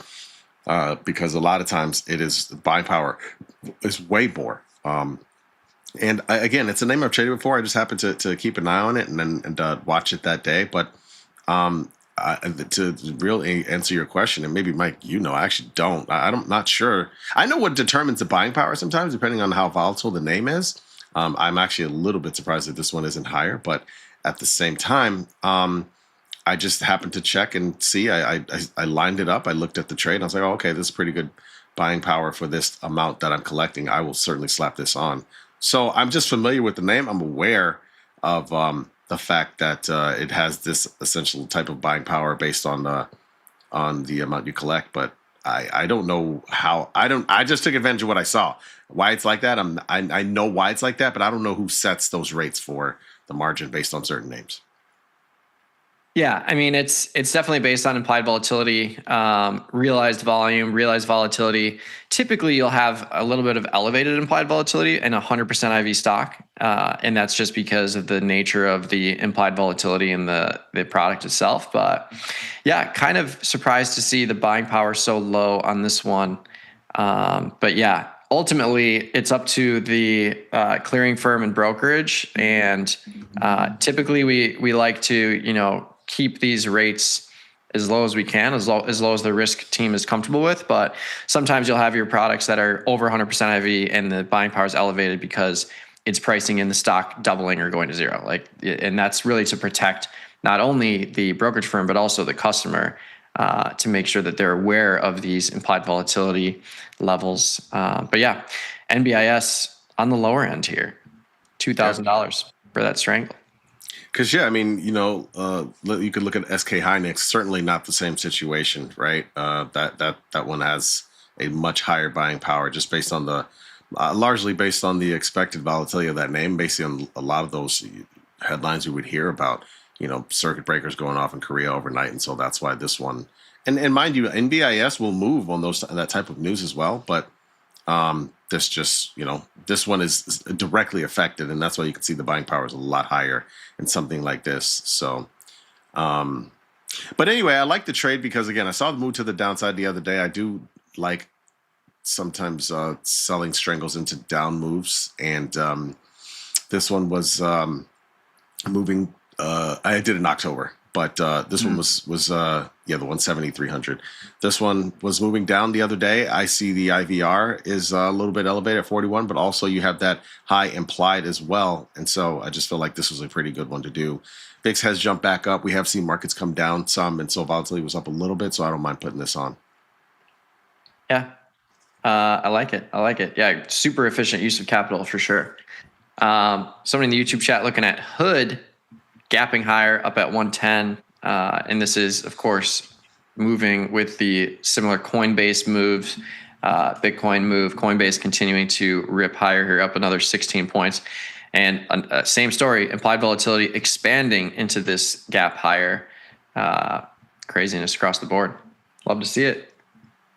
While we were gone, I did do a trade. As I was discussing earlier, I wasn't sure what I wanted to do with this next potential leg higher, and a lot of these crypto-related names. I have MicroStrategies, I have Circle, I have IBIT, I have Coin, and specifically in Circle and MicroStrategies, I had these crab trades that were basically right up against the short strike in September. I just closed MicroStrategies. I did that one, and playing for further upside, went out to Nove to put on a super bear, selling the 115, 105 put spread to finance buying the 150, 170 call spread. So put that on. Essentially similar buying power, honestly. Matter of fact, it was about $900 buying power I was using for the crab trade. Now I'm using, because I was able to get that spread for $1.25. Now I'm using $875 worth of buying power for the Super Bull and MicroStrategies for November. And I'm trying to do the same thing in Circle, but I'm trying to close out the crab trade. It's not giving it to me as of yet. I like it. Yeah, big move here in MicroStrategy, and similar story, IV increasing into the rip higher. And yeah, we're all positioned for continuation here. And those are the types of trades that really take advantage of implied volatility, especially expanding implied volatility, is that diagonal spread, calendar spread, or just a long call, short put. We've got those on an IBIT for sure. Yeah. Damn, this Circle. It's like these prices are all over the place. Just get me out, bro. Yeah. It's crazy. Yeah, the markets are, I'm sure, flying around a little bit here. I can't get out of here. Are you in September or October? I'm in the crab trade, so I'm long short, Both. I got the both. I'm long the 75 in October and short 2 of the 95s in September, long 1 of the 115s. I like it. Yeah. I like it. Yeah, big move here. Let's take a look at some of these equities in the NASDAQ 100 and S&P 100. So yeah, yet again, MicroStrategy leading the way, up 6%. Ross, up 4%. Tesla, Gilead, Nebius, Cisco. Gilead. Yeah. Wait, what? Gilead. Damn, Up 2%. But I mean, 2% is whatever. Yeah. Downside, not much. Like lowest is Teradyne down 4%. Marvell, App, AMAT. So there's your sector move there. All of these combined moving in together in tandem between 3% and 1%. Apple down 1%. Interesting. But yeah, everything else kind of just chopping. What about the S&P 100? Let's take a look. We've got AMAT, Intel, Apple. Apple, the fourth biggest loser on the S&P 100. Tesla leading the way to the upside. Oracle, Merck, Ford is up 3%. Yeah. I know. Ford and Gilead. Like, what year is this? What? It's nutty. It is nutty. But yeah, crazy moves today in the market.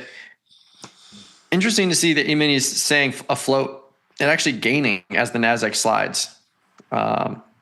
Crude oil continues to stay elevated as well.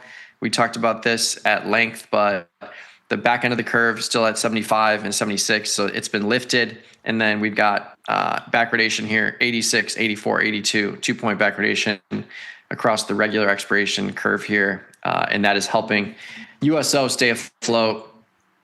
And we've got a diagonal spread in there. Nice trade. We've got the 135 short call with $600 of extrinsic to decay over the next 28 days. I think this is I think I could just close this really. I'm kind of at the best case scenario at 135, but if you want to hold it and play for a little bit more extrinsic value decay, by all means, you could totally do that. But I like the way that we're backwardated in the curve. Crude continues to stay elevated. So I don't think I need to take this off just yet. And there's a $300 difference between the long extrinsic and the short extrinsic in my favor. So even if we do rip higher in USO, I'll still make more money on this trade as opposed to if it were flipped. If I had less extrinsic in my short than my long, if we continued to rally, I would lose money in extrinsic on this long option. So I think I'll just keep this on, see if we can get some more value out of it. Yeah. Yeah. Intel, $90. I haven't looked at Intel. I haven't traded Intel in a couple of weeks here. I didn't realize where it was. Okay. Yeah. Good to know. It seems like it's been hanging in the same area. It seems like all these Bitcoin names have been kind of hanging in the same area. Yeah, for sure. We have been super active this morning, but yeah, I got to post these to the follow page, but close this IBIT for $370. This was the $370 profit. This was a Super Bowl short that put long 2 calls, closed it for $270 credit. I collected $1 up front, so that's $370 net profit. AVGO got into a calendar spread. Meta called into a calendar spread, and then ETH just closed the 100 shares for a scratch. Ultimately, got assigned at 18, but I picked up 245. So I'll post those to the follow page shortly. And that's pretty much it. That's all I got my eye on for now. Yeah, me too. Yep. Did the MicroStrategies closed the crab trade in there for a $250 gain, and I'm playing for further upside. Went out to November and did the Super Bowl in MicroStrategies. Let's see if we can get to 150, which I think is. Let me look here. I looked on the chart. 144 is going to be. Well, first it'll be 130, and then 140 will be levels of resistance. Those are just basically the 100-day and 200-day moving averages it needs to eclipse. So it's got some ways to go, and that's why I decided to go a little further out. Initially in the morning, because I had these long trades, Circle and IBIT and MicroStrategies and Coin, just went to, before the market opened, couldn't really adjust those, so just sold a future against those. It's 1/10 the size, so for every $10 you make, the $10 move in Bitcoin, you make a dollar or whatever. So just in case we saw some type of fade again, this hit as high as like 79,000 this morning. So it could have easily, seen more of a pullback, but I just wanted to do that at the time being. Still have, again, long positions in all of these. I'm trying to adjust Circle and do a similar thing like I did in MicroStrategies. I do already have the Super Bull on, but I'm trying to get out of the crab trade in Circle. So we'll see. But yeah, those are the positions I think I've done today. That's it so far. Yeah, it's been a nice little day. in the markets here in this portfolio. Don't really need to do too much anymore. I feel like I'm in a good spot. Trying to close this gold position. I'm like 10 cents off the fill. I think I'm trying to get $140 out of this. Yeah, $140. But either way, I'll get that filled today. Hopefully we can get fill right now pretty soon here. But yeah, MicroStrategy, I've got the call diagonal spread. Going to keep that on long term. NDX downside butterfly is working out nicely for now, but I'm going to hold this into next week. We captured $4,000 on a previous one by pinning the short strike on Friday at expiration. So that's kind of the profit potential on this one. And that'll just act as a hedge if we just chop around here. And we'll keep our eye on the rest of the market. But P&L day, the big movers are NDX, MSTR, IBIT, of course, with Bitcoin ripping higher. But yeah, we're going to take a quick 90-second break. Jermal is going to take a quick break. He'll be back for confirm and send a little bit later, but I will bring in Tim Knight and then Julia, and then we'll have final thoughts for the top of the hour. But join us on the YouTube chat if you haven't already, and pop in those trade ideas questions. We'll get to them shortly, but we're going to take a quick break here. You're watching Tasty Live.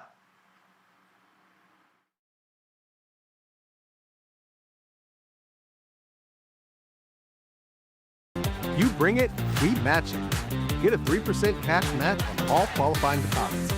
Up to $3,000. You can trade stocks, options, futures, and prediction markets. Tasty Trade. Trade with us. Global markets never sleep. Explore them with Forex. Now available on Tasty Trade. Get in on over 80 Forex pairs. 24 hours a day, 5 days a week. With the Forex platform that adapts to your style and speed. FX marks the spot. Trade it on Tasty Trade.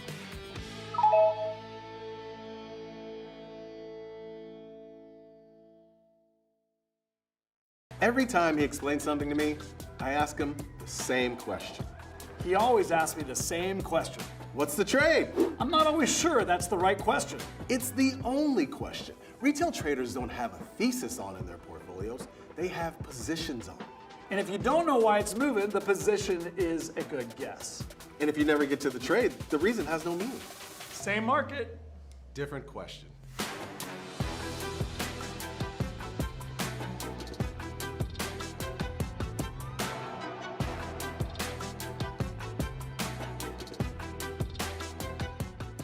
We built Tasty Trade's web platform for today's traders. See it, click it, trade it. Drill into data, find opportunity, and track the action with hundreds of indicators. Track your options profit and loss history over time per symbol. Note your progress and plan your tactics with a trading journal. Fund your account and start trading right in the app. The tools, the data, the knowledge. See it, click it, trade it. Join the club. Tasty Trade. In the world of investing, a beast lurks between the numbers, ready to pounce. Some traders hide from it, some ride it. If that's you, join us on Tasty Trade. Genius loves company.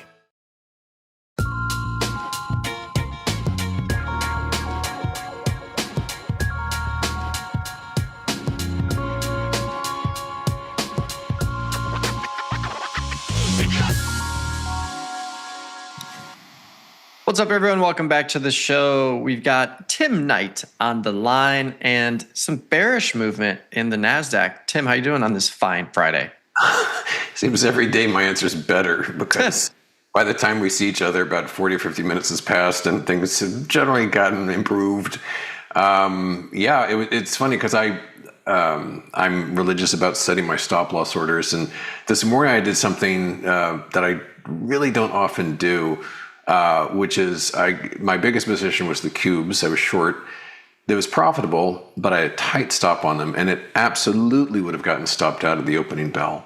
And I just had a funny feeling that, no, your stop's too tight. Why don't you just get rid of it completely and just kind of see how things tease out and then set it in a little bit later.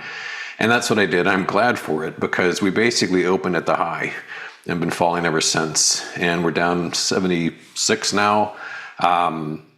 Sadly, I didn't do the same thing with my SMH short. Same deal. I did get stopped out. I wish I was still in it, and it's been falling ever since. Oh well. But it's heartening to see the cubes falling. So it's not too bad. Yeah, we started the show at 7:30. We saw the market up pretty big, but from 7:30 to 8:30, the NASDAQ really slid. And then, to your point, had a little gap higher right at the open, but then just immediately sold off. And now we're trading at session lows here in the NASDAQ. So we'll see where we go from here. Well, Scott Besson has basically become the entire cabinet at this point. I mean, he is all over the news. He's the Secretary of State, Treasury, everything else. I saw an interview with him yesterday, it must have been, in which he was asked about, because humans are geared to big round numbers, and 40 trillion is a really big round number. And so he's been asked about that. And, his response was like, well, it's just a number. But his real response was, we can just grow our way out of that. It's like, no. I mean, it's absurd. It's absolutely absurd. And in a just world, cabbages and tomatoes sort of instantly thrown. I can't even. It would be like talking to a 15-year-old who was good at Estes rockets, saying that he was going to beat SpaceX because he's going to grow his way past them. It's like, well, you can utter the words. Your lips and your tongue and your mouth can articulate those words, but they're meaningless. So it has nothing to do with charts. Just sort of rubs my fur the wrong way.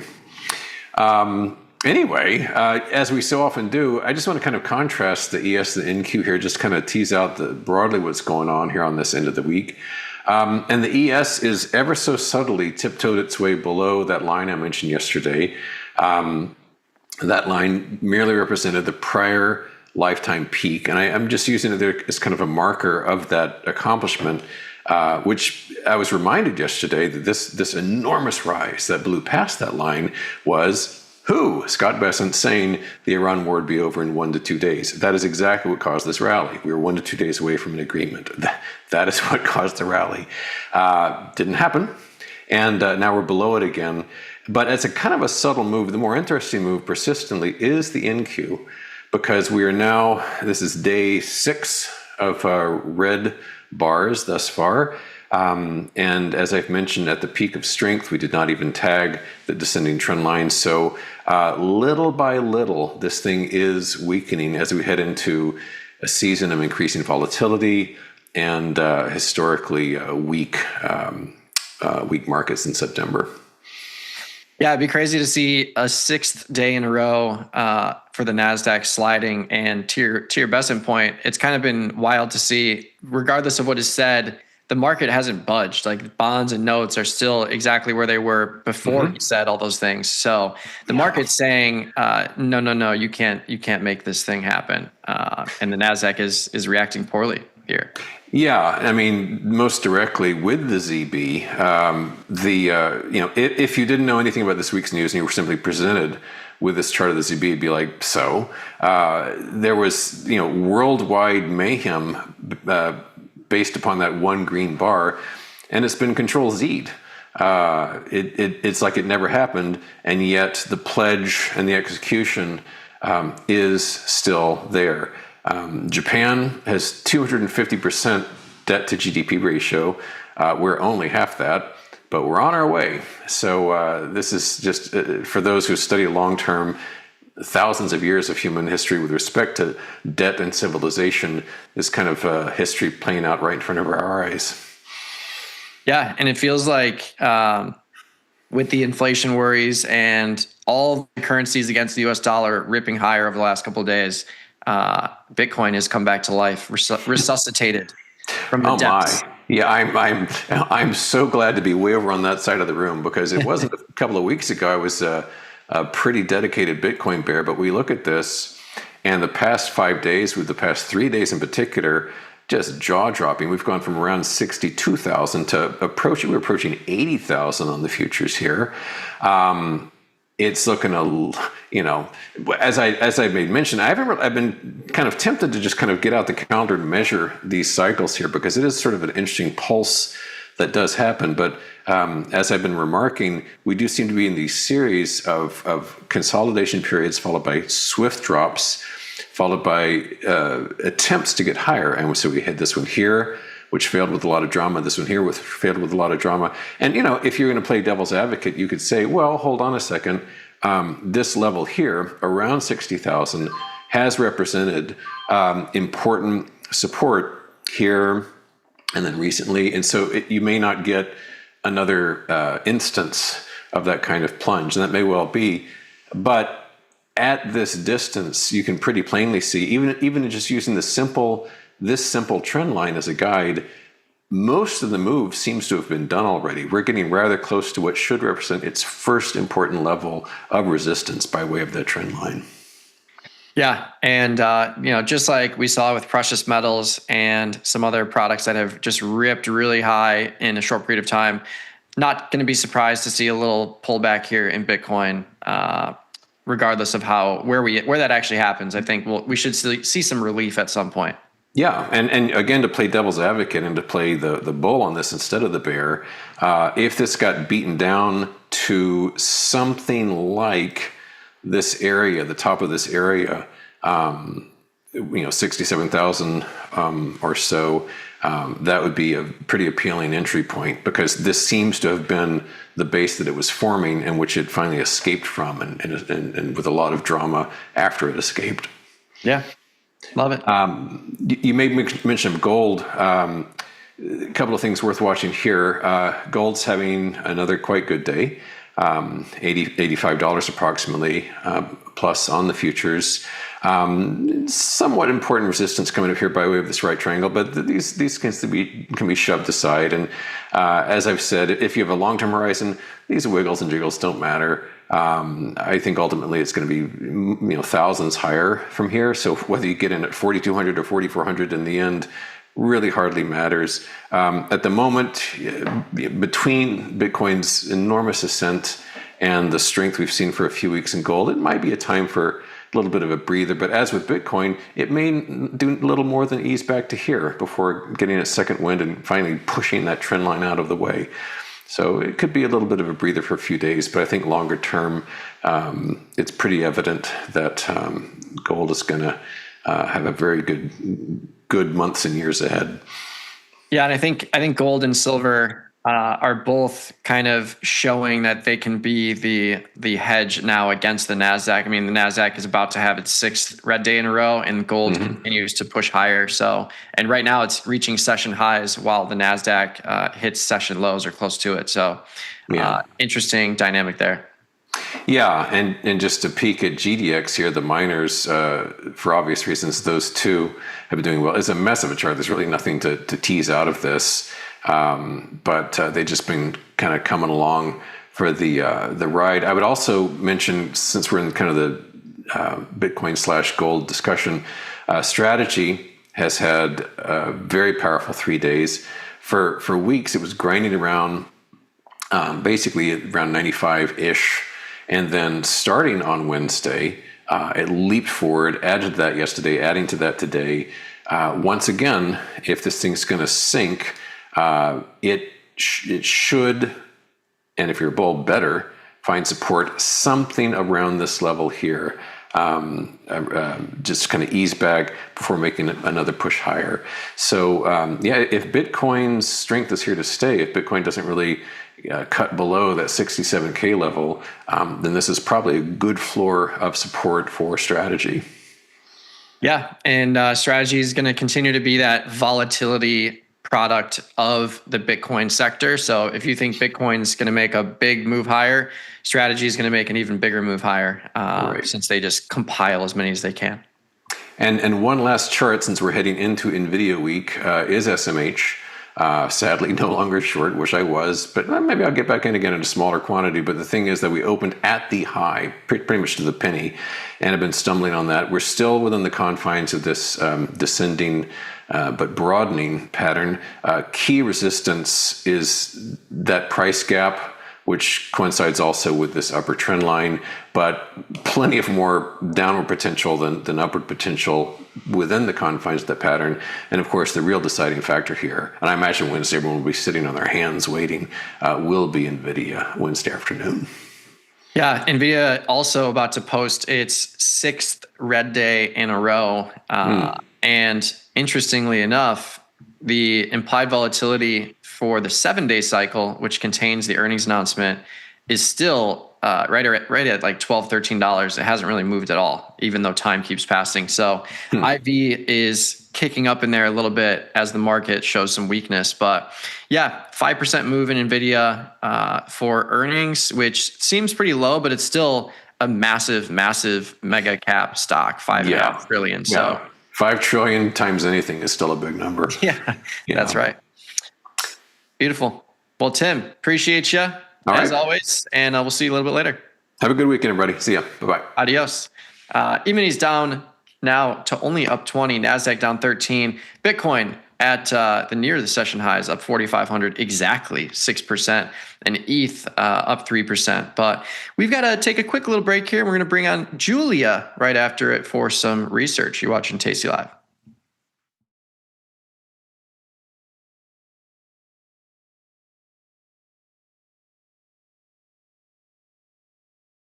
You bring it, we match it. Get a 3% cash match on all qualifying deposits, up to $3,000. You can trade stocks, options, futures, and prediction markets all on one platform. Plus, get advanced tools built for active traders. Visualize potential profit and loss with risk analysis tools. And place trades in a single click. All on the best platform for options trading, according to Investopedia. Tasty Trade. Trade with us. Tasty Trade is now on TradingView. Trade stocks and futures directly on TradingView charts with Tasty Trade's low commissions. Try it out and leave us a review. Ready to take your trading skills to the next level? Dive into the world of stocks, options, and futures with Tasty Trade courses. Whether you're a beginner or more advanced trader, our courses can empower you with the knowledge to succeed. Watch as our team in Chicago shows you how to use the Tasty Trade platform and go over the basics of trading. Perhaps you'll learn about a new strategy or a potential product for your portfolio. To find our courses, go to the Manage section of our web platform or head to courses.tastytrade.com. Start taking control of your financial future. Visit our courses today. Investopedia says we're the best for options trading. Stockbrokers.com says we're #1, and Broker Chooser raves about us too. So what else can we say other than boom? Trade like a trader. Tasty Trade. Pay for backtesting? Nah. Trade that capital instead. Pick from hundreds of symbols, any strategy you want, and all the data to trade smarter. Tweak the delta, dial the DTE, stack the legs, see what survives. Check out Tasty Trade today.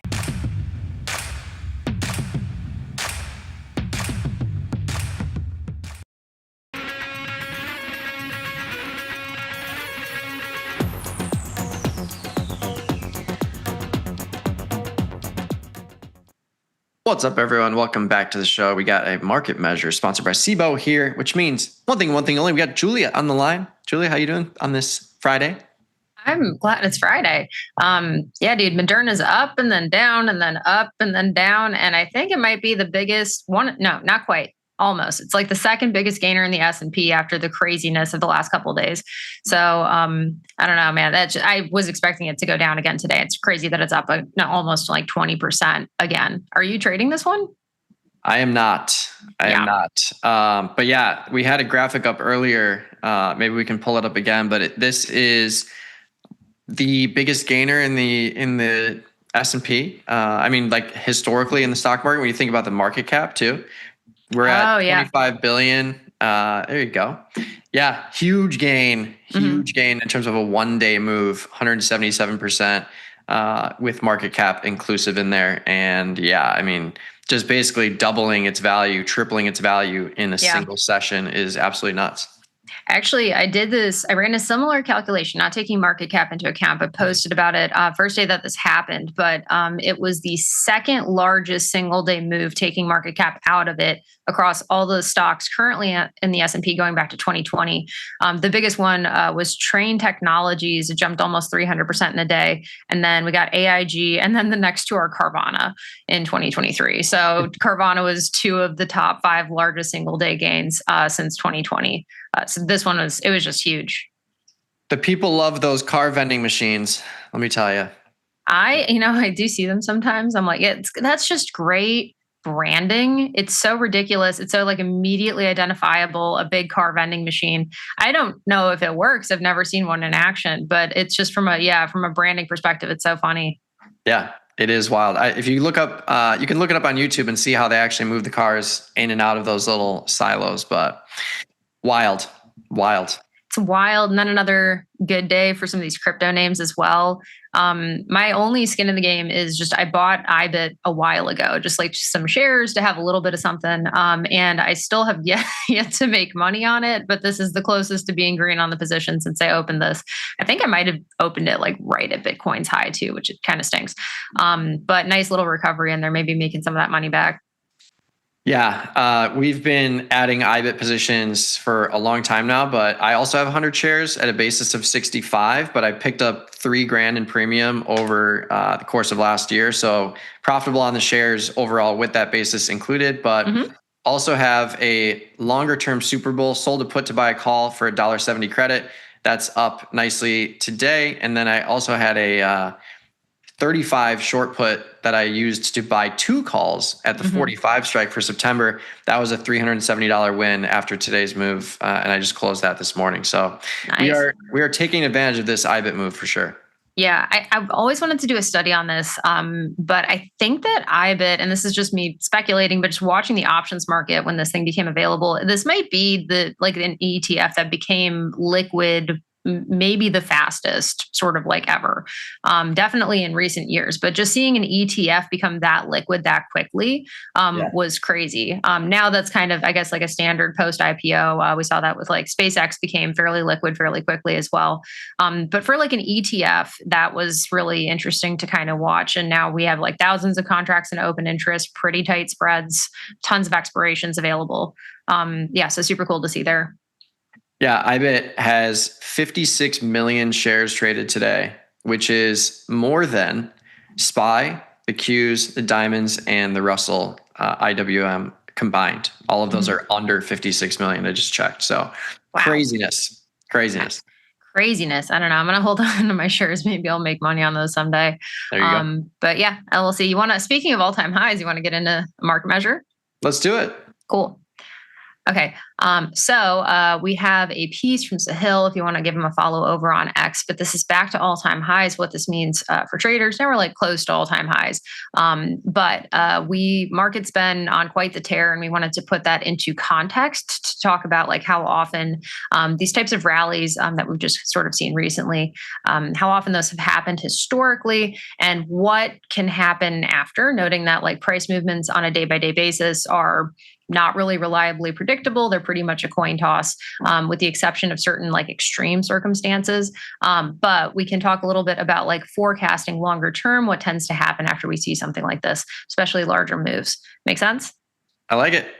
Cool. Okay, let's get into it. So if we go to, the first slide, we can see sort of like we've just had a crazy tear. We had a pullback in March. And since then, we've just kind of continued to sort of like smash through all-time highs.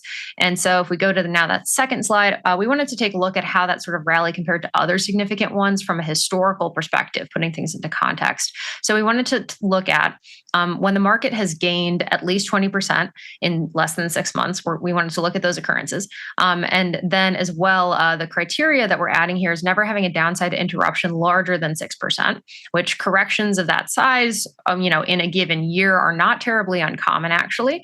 But we're looking specifically like not a ton of movement to the downside, a lot of gains to the upside in a short period of time, and then no overlapping occurrences. So we're kind of treating occurrences independently of one another and then measuring sort of how often something like this has happened. Make sense? I like it. Cool. Yeah. Okay. Love this graphic. So now if we go to the next slide, we can take a look at a graphic. And since 2004, actually, this has happened 11 times. So there's been 11 instances of rallies that kind of meet these criteria.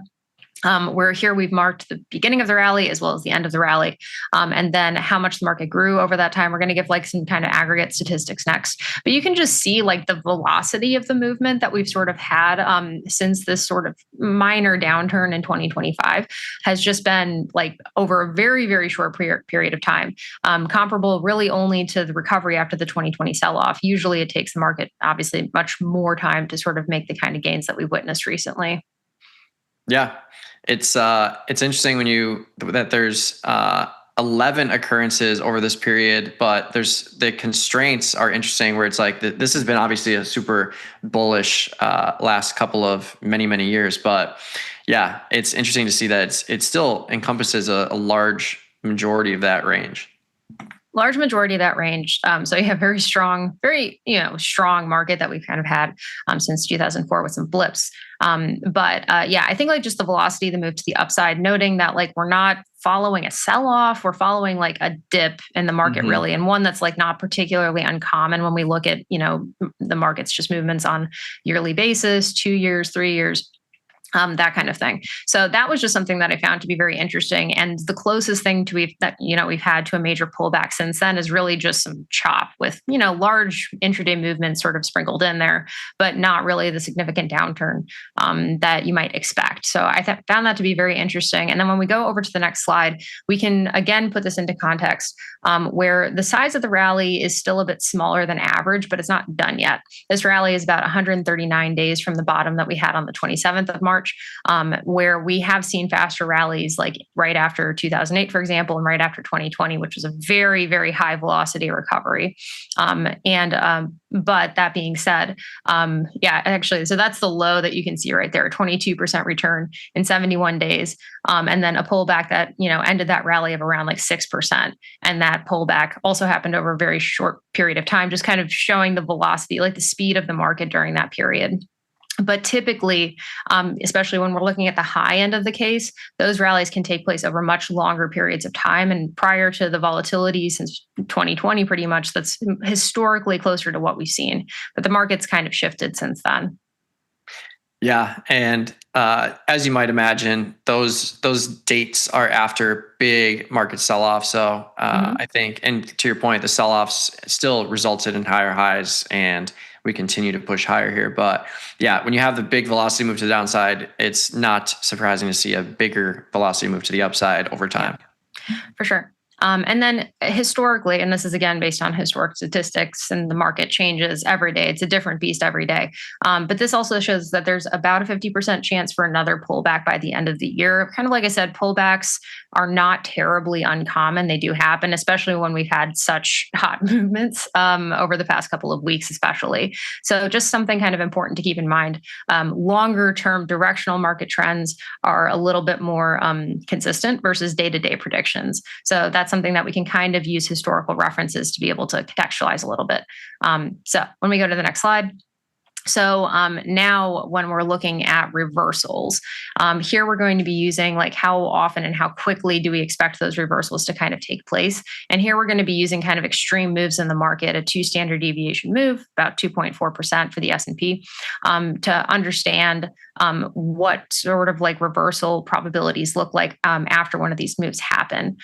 So here we're going to analyze 20 of the most liquid stocks in the S&P over the past 10 years to get a sense of how like those dynamics have behaved historically, at least. And here we're going to be mixing stocks together as well.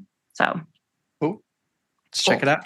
So here we're going to be looking at 2 standard deviation moves, noting that the threshold for 2 standard deviation it's different for every stock, right? Every stock has their own kind of unique dynamics. But when we go to the next slide, we can see that gap fills only happen about 5% of the time within a day. So that means there's a 2 standard deviation move on a given day. And then the probability of that gap getting filled on either side really is quite low. Overall probability of about 5%, which makes sense when you're thinking about a normal distribution. Those 2 sigma moves are very rare. They're highly unlikely. So to have kind of 2 concurrent ones in a row is pretty rare. And that actually lines up a little bit with how you expect extreme moves to sort of behave in frequency overall when we're looking at a day-by-day basis.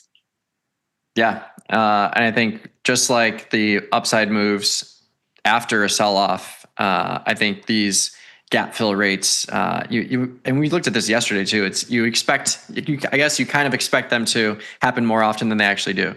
Yeah, they do happen, but here we're specifically looking at adjacent days. So not only is the probability of a 2 sigma move like just very low, probability of having 2 right in a row, that's a pretty rare occurrence. But what you can see when we go to the next slide is when we look at gap fill probabilities over longer time horizons, when we're looking at 5 and 45 days, this is when that probability of a fill becomes more likely. And this is really like the basis for the contrarian mentality. When we have one of these very large moves, they might not, reverse right away, either to the upside or to the downside. But when we're looking at longer and longer time horizons, that's when those fills become more likely. Noting that 40% of the time after 45 days, they still don't. So that could be some, indication of more of a structural change in a stock or a market.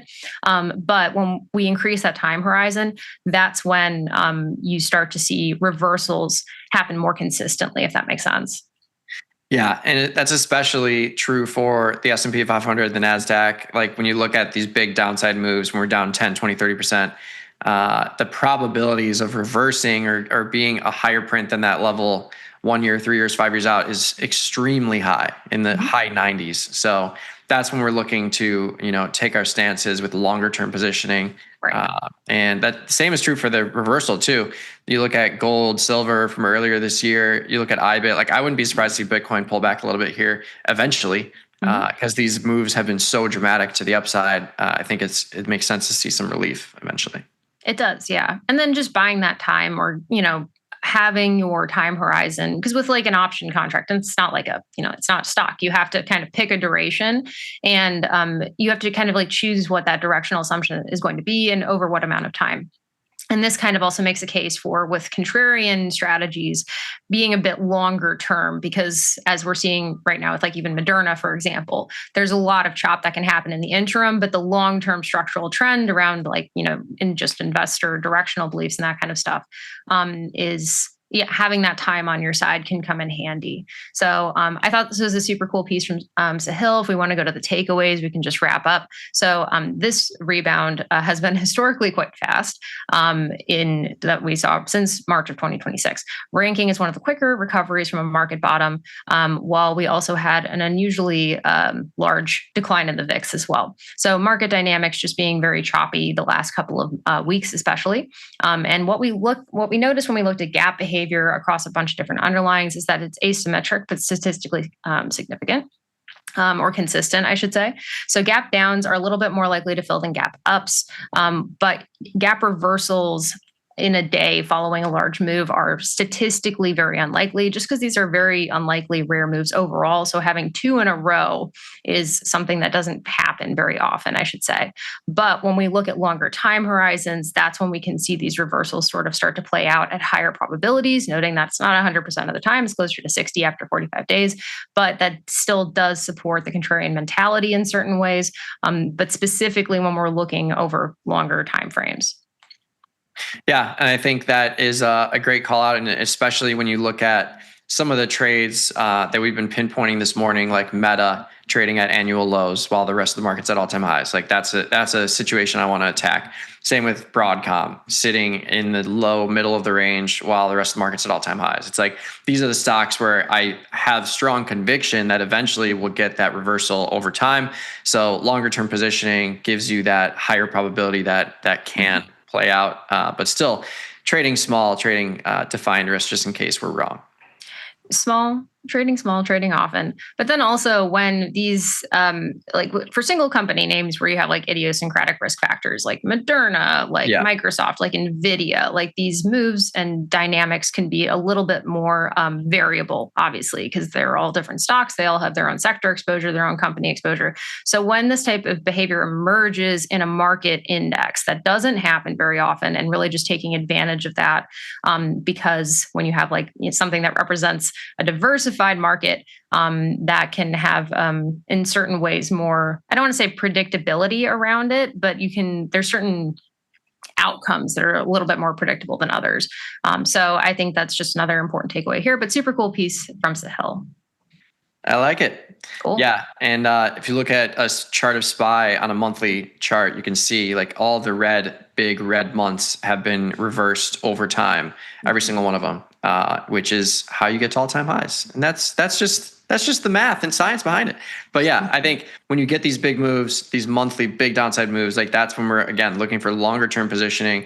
To the point of the piece here, like it's hard to time it over a 7-day period. You can still try, but when we get these big moves to the downside, like that's when I'm putting on 6-month, year, 2-year trades, because I know over time, like the probability of reversing and having the VIX collapse is significantly higher than a shorter time frame. Yeah. And when we're talking about these larger events, I should say, especially in something like a market index, like we can see like kind of like what we looked at here, like those events can take place over very variable timeframes. This kind of like ignition event, I guess, it could take place over weeks. It could take place over days, like 2020. It could take place over months, like in 2008 or the dot-com bubble.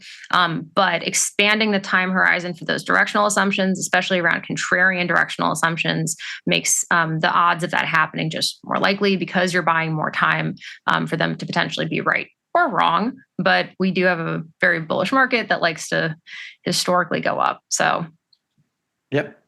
I like it. I like it. Well, thank you. Appreciate it. Thank you. Absolutely. What's going on? Yeah. Just having fun on a Friday. That's all we're doing. Fun on a Friday. Yeah. Well, have a good weekend, and we'll see you next week. Adios.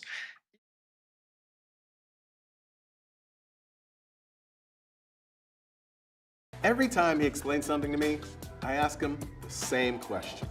He always asks me the same question. What's the trade? I'm not always sure that's the right question. It's the only question. Retail traders don't have a thesis on in their portfolios.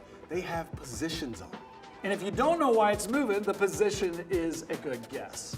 And if you never get to the trade, the reason has no meaning. Same market. Different question.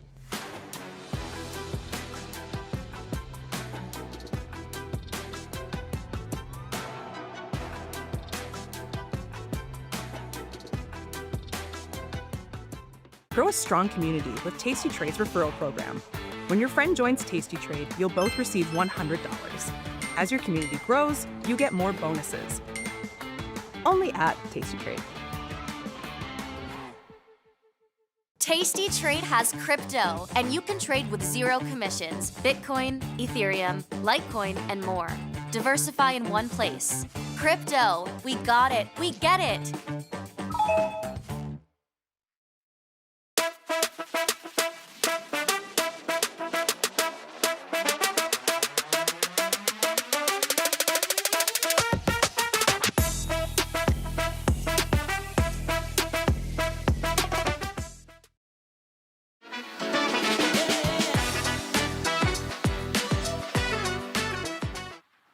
What's up, everyone? Welcome back to the show. We got about 7 minutes here until the top of the hour. E-minis up 25, NASDAQ up 20. We've had a busy day in the markets this morning. Jermal, why don't we walk through the stuff we've done today? Let's do it. Did Tim and Julia get you to trade anything? No. Got you thinking? They got you thinking about some stuff? They did. Yeah, Julia's piece was really good. It was about gap fills, reversals, that kind of thing. The probability in SPY significantly higher the more time you add to that position. And then Tim was doing better, as he is every single day, with the market reversing completely in the NASDAQ and his SMH position coming in nicely. So yeah, it was a fun little 30 minutes. Nice. So yeah, this morning sold an MBT future against many of the longs. We've seen a 3-day move here, in the Bitcoin related products. So before the market opened, was just selling this just in case there was more of a reversal. Again, we saw this as high as 79,000 and change. And so just wanted to get that on. This thing jumps around a bit. I would love to tell you that it moves around in 50-degree increments or $50 increments or $100 increments. But just know if this thing is, again, I'm short it. And if it's down $100 and I'm up $10, so it's that simple, right?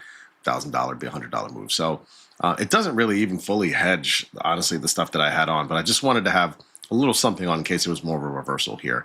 MicroStrategies, I actually will explain a similar thing later today on trades of the day. But just to keep it simple, closed out a crab trade in MicroStrategies, put on a super bull trade in MicroStrategies. Moderna, I actually just rolled that put option a little bit higher. Was short the 120s. Originally, I was short in the nearer term, actually in August, on the day of the move. Rolled this further out, and just now rolled it further up. The stock has moved back up again today. Ross Stores, I had a put diagonal for earnings, thinking the stock would fall. We've seen Walmart fall in earnings. We saw its comparable TJX fall big on earnings. They did not. Good for them, by the way. And so I just rolled the short put that I had.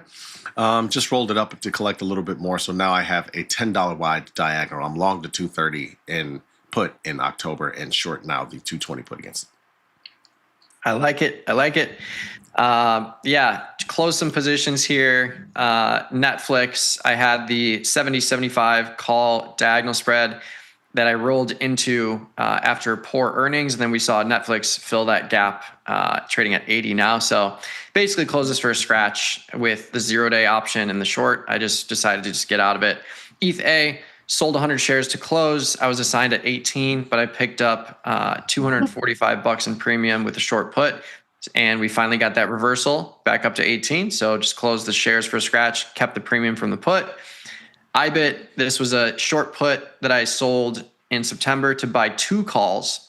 And we got lucky with the timing being in that cycle of this big move here. So secured $370 in profit on that super mega bull. And then Meta got into a call calendar spread from the morning show with Gus. Meta is near the lows of the year and the market is near the highs of the year. So always trying to find those Mag 7 names. And those, I think, are the trades where I'm very confident that we'll eventually get a higher print in Meta.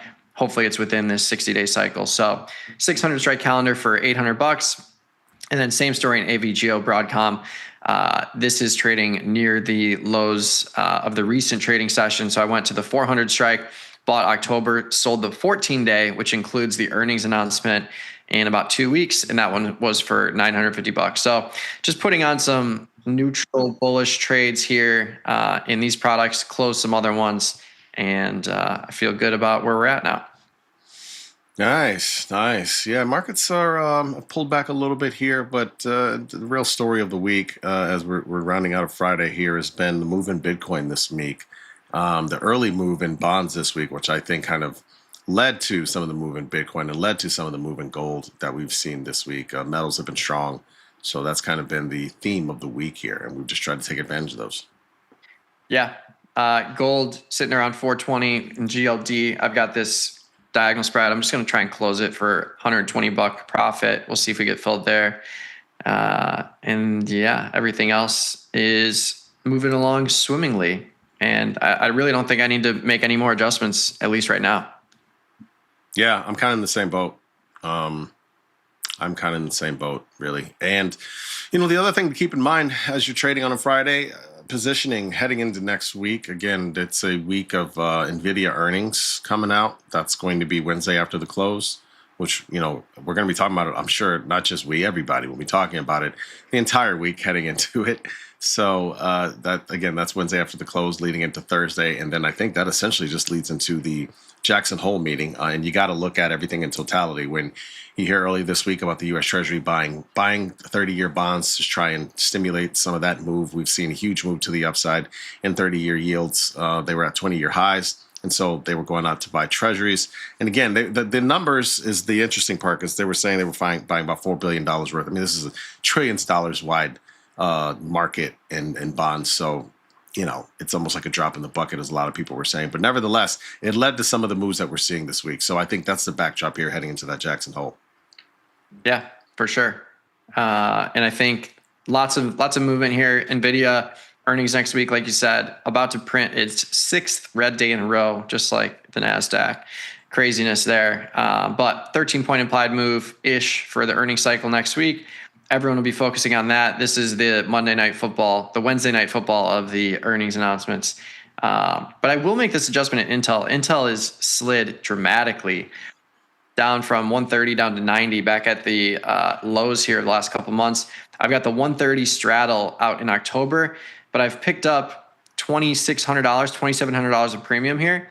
So I'm just going to make an aggressive adjustment here. I'm going to roll this down to the 105, pick up another $3, and this will bring my net credit received to $3,000, and I'll have a 25-point wide inversion. So it will create a scenario where if we get a rally in Intel up above 105 to 130, I'll make $500. It's a $1,500 loss right now, so that would be a huge gain back in the position. And at the very least, this just adds more premium to the position here. So I'll try and get filled and just make that adjustment. Yeah. Beautiful.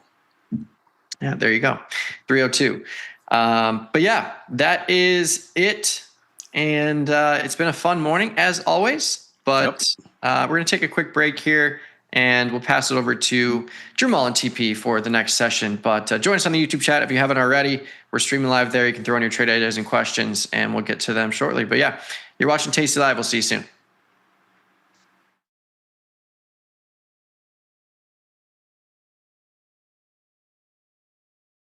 You bring it, we match it.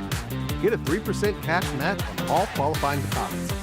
Up to $3,000. You can trade stocks, options, futures, and prediction markets. Tasty Trade. Trade with us. In the world of investing, a beast lurks between the numbers. Some watch from the safety of the sidelines, but others saddle up and ride that 1-ton rowdy ribeye for all he's got. If that's you, join us on Tasty Trade, named best online broker for options trading. Genius loves company. Mike, what does it mean to be assigned? When you are assigned, you are ultimately short an option that's in the money, and the counterparty has the ability to exercise that option. So if you are assigned, it means your option, against your will, ultimately, has turned into 100 shares of long or short stock. What does a green scratch mean? Ooh, a green scratch refers to stubbornness getting the best of you. And when I say you, I mean me. Green scratch refers to rolling a position, defending a position, and instead of just closing it for less than loss that you're seeing, or maybe a $100 loss, $50 loss, a green scratch is when you close it for maybe a 5-cent winner, 10-cent winner, 15-cent winner. Just the ability to see that green number on your screen and get out in a profitable way as opposed to a loss.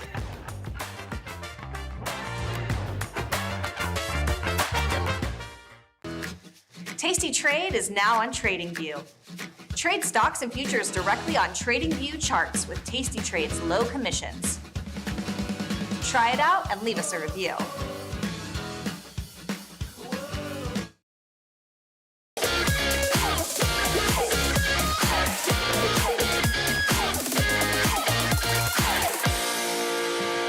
Hey, what's going on, everybody? This is Confirm and Send. I'm Jermal Chandler. He is the Tom Preston TP. TP, how you doing? I'm doing well, Jermal. Happy to do the show today with you. Thanks, buddy. Yeah, because I miss, talking to you online or on air. Because, Jermal and I talk a few times on the phone over, talking about trading and stuff like that. And, you and I probably have been trading longer at this point, with the exception of Frank Walsh, who's on the YouTube chat.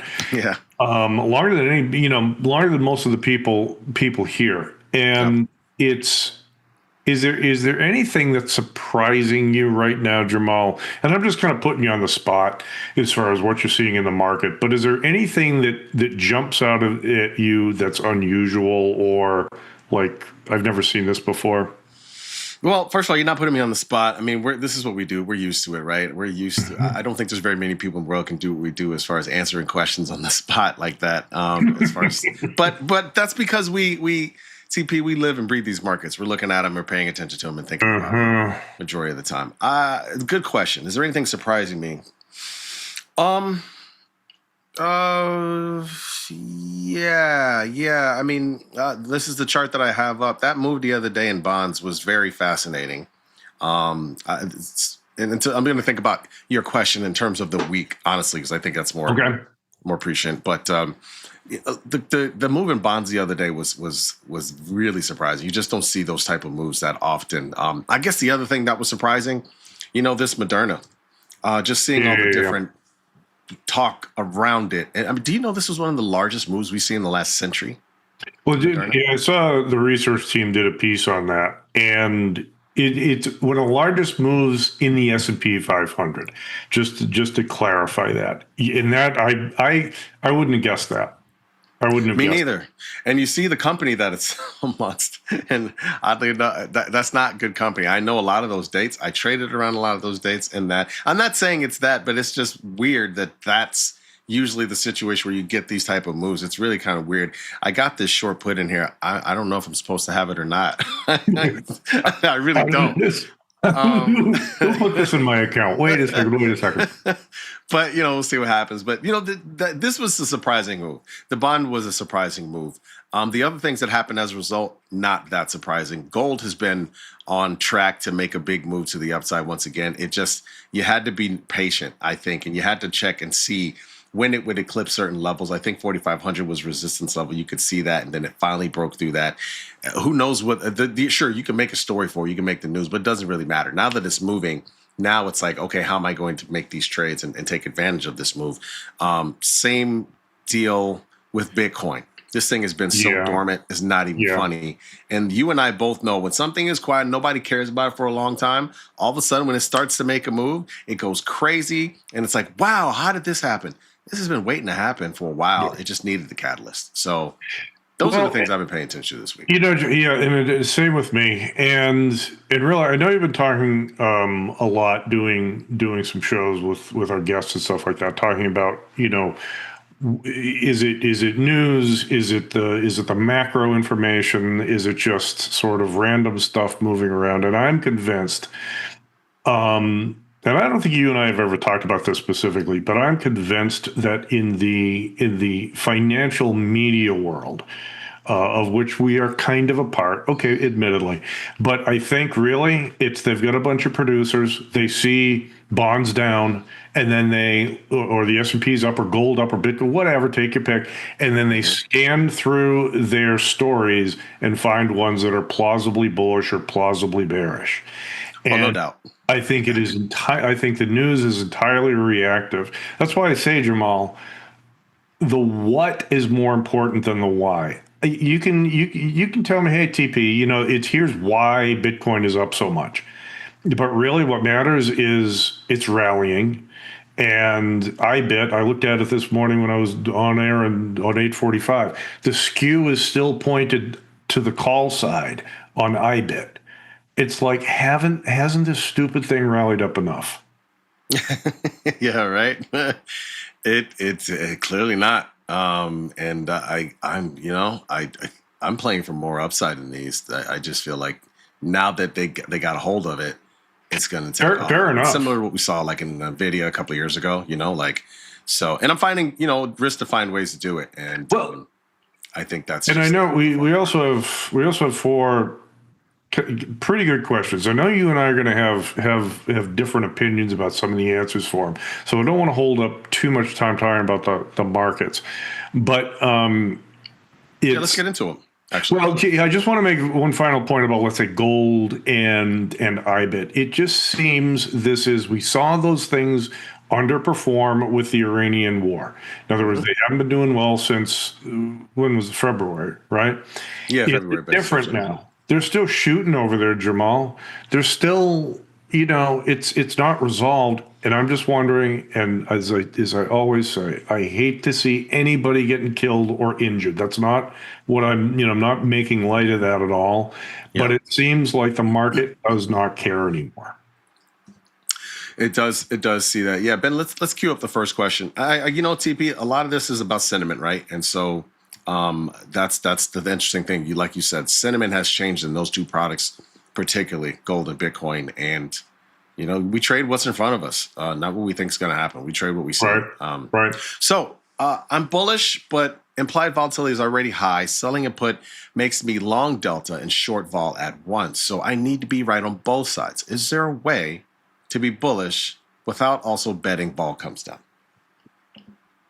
So let me make sure I understand the question correctly here. So let's say bullish, I'm going to sell an out of the money put or put spread, and if volatility is high, great, and I'm short Vega and long delta.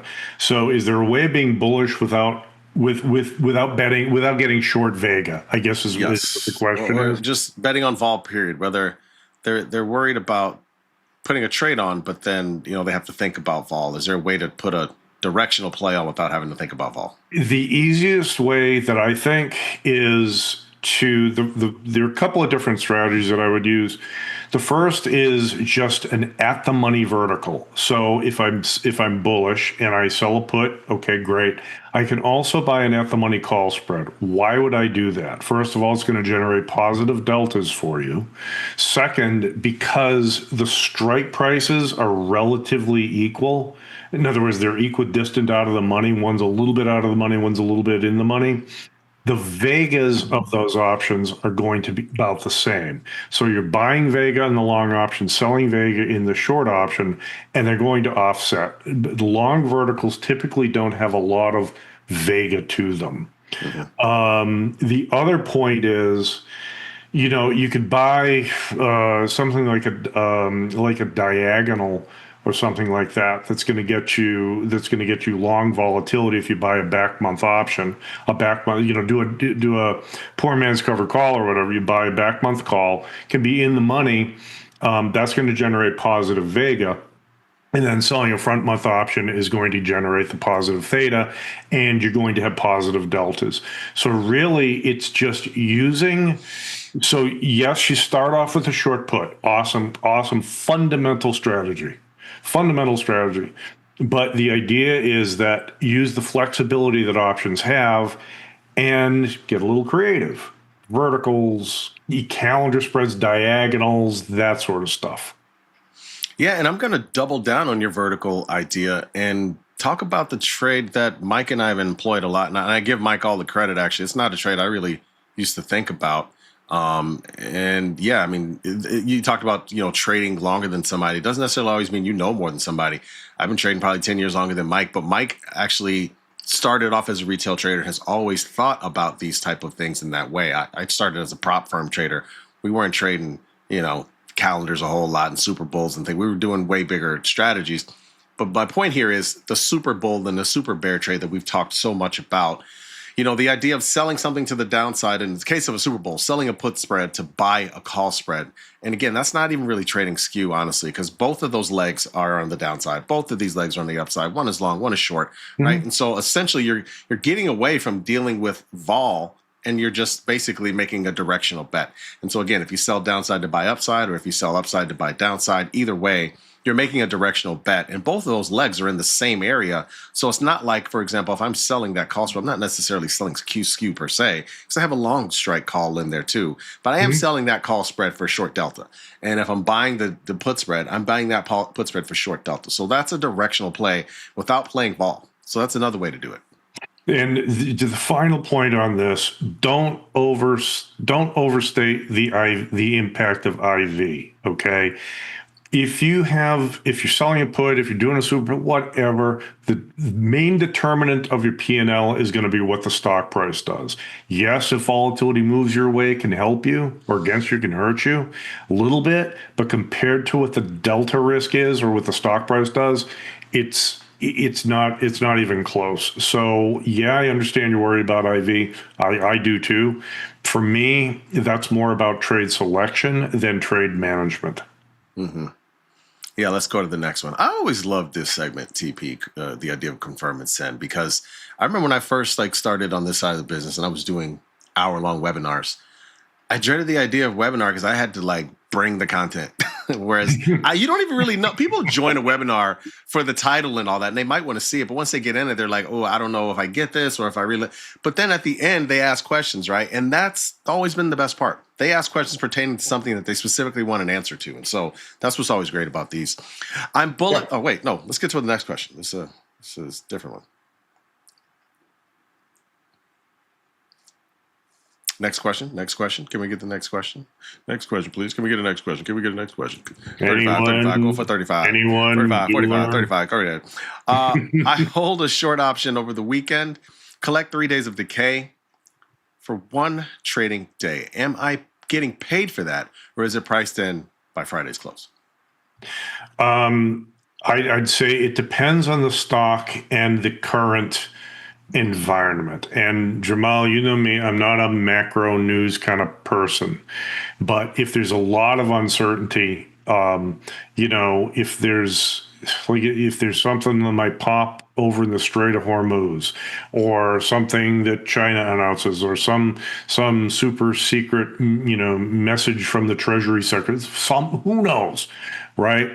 That the market can anticipate a surprise over the weekend and not, quote unquote, take the weekend out. So what we'd see is you're trading on Friday and trading these options, blah, blah, blah. And then all of a sudden at some point, late morning, maybe afternoon, they would just start sucking the premium. All the option prices, all the extrinsic values would start dropping in expectation that, hey, we have to open these things up again on Monday morning, and they're not going to be this high. They're going to be down here. So that was called taking the weekend out. And that was when, nothing's going to happen. And we're pretty confident that it's going to be a quiet weekend. No news is going to come out. That was, also 30, 40 years ago. Yeah. Okay, that people would take the weekend out. Now, well, yeah. I mean, it's if as long as people are confident, whether it's the broader market like the S&Ps or in individual stocks, if they don't expect any kind of news to shock the market over the weekend, they'll take that weekend out. And you are getting paid on Friday for the premium that comes out over the weekend. That's a way to look at it. Yeah, great call out, TP, on that, because that was definitely something many years ago. A lot of traders, market makers, prop firm traders, they would sell volatility in the near term within the near term cycle. And again, you got to remember this is before weekly. So let's just say on a day like today, they would sell September is going to be the next cycle. And we're not talking about weekly. I'm saying September monthly would be the next cycle after this expiration today. Guys would go out and sell September vol, get short data into the weekend, and then come back in with the idea to buy it back on Monday. Now, like TP said, I mean, everybody kind of knows something. Sure, we don't know what, especially in this market, what the administration might say over the weekend about a war or about tariffs or whatever. Nobody knows that part. But given the inputs that we have for the current situation, for the current market, for the current economy, those are already priced into the options markets, right? And that's, again, talking to TP, a man who built these systems. That's already priced into these markets. You're looking at the implied vol. You're looking at the IVX. That's already everything that we know right now is priced in. Nothing that we don't know is not priced in. But the other thing too, any things that we know ahead of time are priced in. Next week we know that there's NVIDIA earnings. That's already priced into the options for next week. We know that there's the Jackson Hole meeting, and that's probably going to be something where people are going to be paying attention to bonds. That's priced into not only bonds, but priced into the markets, priced into everything. So that part, yes, is already priced in. You're not there's no arb for you selling ahead of time thinking that I'm selling this and I'm going to get something back on Monday is what we're trying to say here. And, Jermal, I don't know how plugged in you are. Maybe you are. Maybe you get the Treasury Department on speed dial. I don't know. I mean, they know my name at the coffee shop near me. That's about the most plugged in as I am, TP. No, look at this. Jermal ordering the Vente, whatever the heck it is. Yeah, the vanilla latte. That's what they know. Vanilla latte. I don't even know if they know my name. Oh, vanilla latte. They probably do. That's Jermal. Anyway, so the point is, there's nothing that we know. And Jermal and I have been doing this for a while. We know a lot of people. There's nothing that we know that 10,000 plus other traders don't already know. Let's make that 50,000, okay? That we read the same news that you do, maybe a little bit, some different sources or whatever, but really, they could all be wrong. So it's not like it's not like there's no surprises really, especially with the internet, or it's very hard to surprise the market. And that's why I think just expecting a little bit of premium to come out on Friday. And if you're going to buy options, maybe wait until either the end of Friday or Monday morning to step in and buy something. Yeah. So that's how I see it. Yeah. Yeah. I think we're in agreement here. Let's move to the next slide. Everyone says the at the money straddle is the expected move. Oh, this is right up your alley, T. Oh, I don't even know if I'm going to even answer this one. Everyone says the at the money straddle is the expected move, but my tasty also shows an expected move number, and the two don't always match. What's actually the difference between them? All right. So this all comes down. Do we need platform for this? We could, sure. Fire up just the trade page, and we look at some options. Pick any symbol you want, and take a look at the options. And any expiration doesn't really matter. Okay. So because it all works the same way. So the fundamental idea is that option prices, in my opinion, an options price knows more than every analyst on Wall Street about what the stock might do. Not so much whether it's going to go up or down, but how much it's going to move. So option prices are all about magnitude. And to see how much a stock might change up or down before computers, before we even had, like easy calculators to use, we'd use the at the money straddle. Okay. Say, here, Jermal's looking at 27 days. I would look at the 76, 70 calls, 76, 7 puts. I'd add those together, get that straddle price of $209, and add it to the SPX price, subtract it from the SPX price. And that was my guess about what how much the SPX might move in the next 27 days. That was my guess. Now, what we then did when we were building other platforms, we started using the implied volatilities. Again, we could calculate implied volatilities in the old days. The really old days before I started, no, that stuff didn't exist. Then we started to get computers and could calculate implied volatilities after the close. It wasn't live yet. So we'd start using implied volatilities to determine what the price changes were or the expected move was. Fast forward to about 12 years ago, building Tasty, we're sitting around saying, we were watching stocks move around earnings. 2 days, 3 days, that sort of thing, very close to expiration. Looking at those price changes, say, you know what, implied volatility may not be the best thing because it captures a lot of far out of the money options that don't have any value. So we went back. Wait, when you were saying initially, when you started looking at implied volatilities, you were saying, you're talking about like the kind of the fixed style calculation, looking at the money and at the right. Yes. So that a lot of people know about that fixed style calculation. They're taking into account the out of the money volatilities and the for the calls and the puts, right? Yes. As well as at the money. Okay. So what it is, and Jermal, that's that. See where that IVX 16% is. Mm-hmm.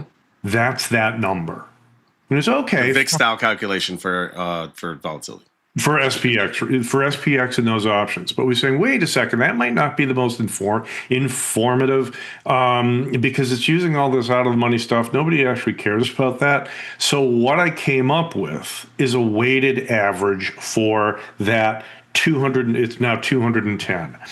What it is, the formula is, and you can do this at home if you want, it is the at the money straddle times 0.6 plus the first out of the money strangle times 0.3 plus the second out of the money strangle times 0.1.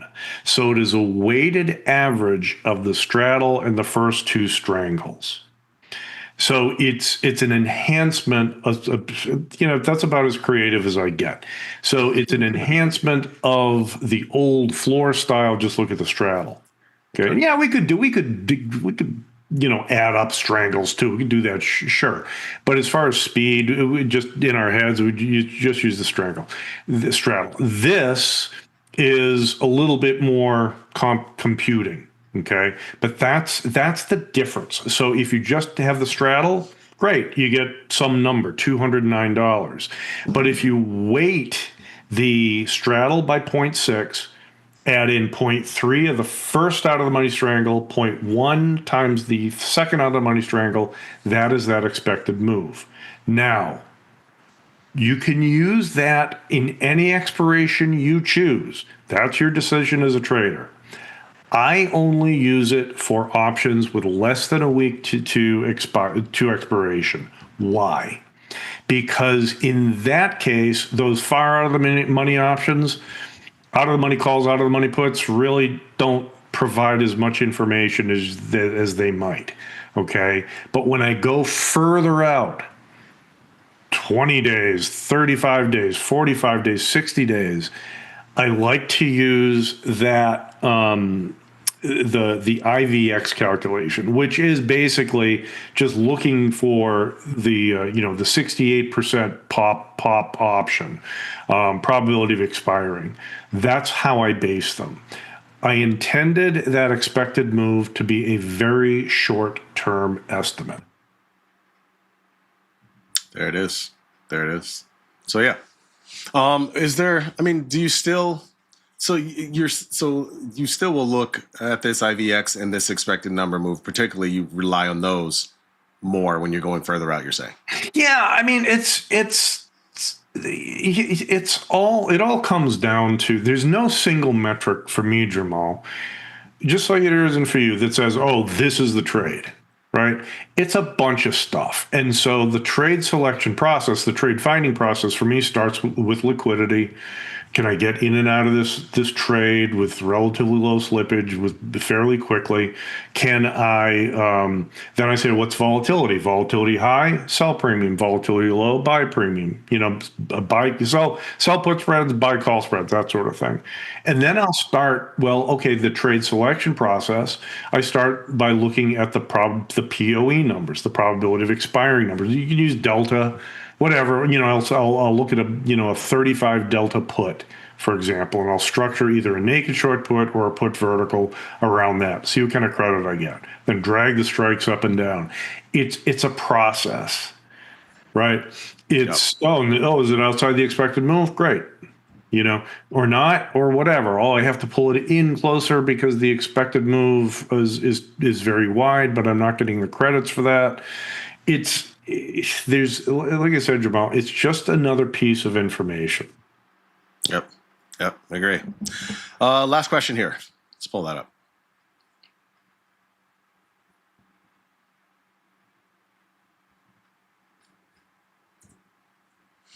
A broken wing butterfly can be put on for credit with no risk on one side. That sounds like free money, which means it isn't. What are you actually giving up to get that? I'll give my quick answer, and you can fill in the blanks or anything that I missed, Jermal. Is the broken wing butterfly is a butterfly plus an embedded short vertical. If I'm doing a broken wing put butterfly, it's done as one trade, but synthetically, it is a long butterfly plus a further out of the money short put vertical. Call side, it's a long out of the money call butterfly plus a further out of the money short call vertical. Seems like free money. It's not, as this question points out. On the put side, this is what happened to me yesterday. I did an SPX butterfly on the SPX broken wing butterfly on the 1 p.m. show. Is market started to crap out and it started threatening my short embedded vertical. So you can lose on the short vertical. That's where the risk is. That's it. The butterfly can make some money, but if it blows right through that butterfly and gets to that embedded short vertical, that's where you start losing. Yep, that's exactly it. You're giving up more on the move if there's a bigger move than anticipated. Like CP said, I mean, say you do this butterfly basically is doing a, say, $10 wide butterfly that you're long, and then you're selling, say, a $20 wide butterfly, right? And so if you get a bigger move that exceeds that $20 wide butterfly, that's what you're really giving up. So that's the thing to be careful of. Yeah, and they're fun trades. And here's the thing too, Jermal, and you and I, this is what you and I do when we trade these things. If we establish this for a credit, let's say we do a butterfly for a 40-cent credit, what we'll do is we'll say, we know what the embedded short vertical is. We know what that is. We'll try to buy that back or we'll try to close that embedded vertical for less than the debit we sold it for. So in other words, do the unbalanced butterfly 40 cents. If we can buy that back buy the embedded vertical for 15 cents, I'll do it. Mm-hmm. Then I have the butterfly on for a 25-cent credit. Love it. Yep. Love to do that. Yeah, good time, CP. Man, this is great, man. Good to see you as always. Thank you, Jermal. I feel likewise. Weekend. Yeah. Hope the people have a fantastic weekend as well. Thanks for watching Confirm and Send. He's Tom Preston. I am Jermal Chandler. We will hand it over now. We're going to take a quick 30-second break, but I tell you what, we're going to hand it over to the boys for Confirm. Sorry, not Confirm and Send. For what the hell is their show? Errol and Gus for Risk or Reward. Thank you. Yeah, we'll hand it over to Risk and Reward with Errol and Gus. We'll see you in a little bit.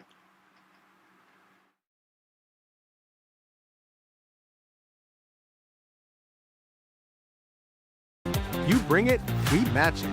Get a 3% cash match on all qualifying deposits.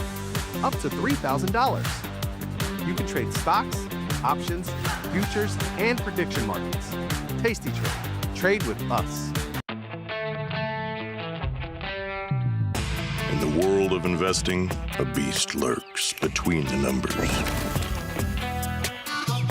Some watch from the safety of the sidelines, but others saddle up and ride that one-ton rowdy ribeye for all he's got. If that's you, join us on Tasty Trade, named best online broker for options trading. Genius loves company. Mike, what does it mean to be assigned? When you are assigned, you are ultimately short an option that's in the money, and the counterparty has the ability to exercise that option. So if you are assigned, it means your option, against your will, ultimately, has turned into 100 shares of long or short stock. What does a green scratch mean? Ooh, a green scratch refers to stubbornness getting the best of you. And when I say you, I mean me.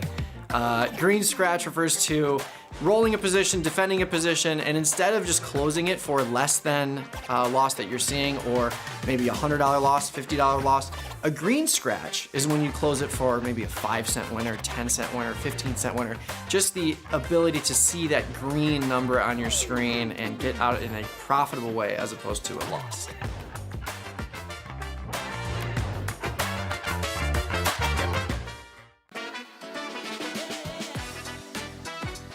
Live trade ideas, Technical analysis, earning setups, option strategies, macro insights, and real positions from traders putting capital to work in real time. Only at Tasty Live. Only on Tasty Live.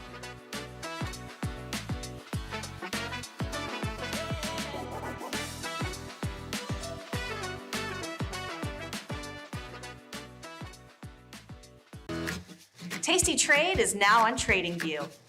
Trade stocks and futures directly on TradingView charts with Tasty Trade's low commissions.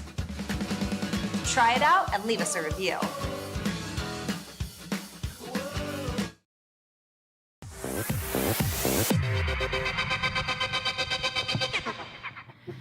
What is going on, everybody, and welcome back to Risk and Reward. Happy Friday. We've had an interesting week. I mean, we had seen a little bit more life from Bitcoin.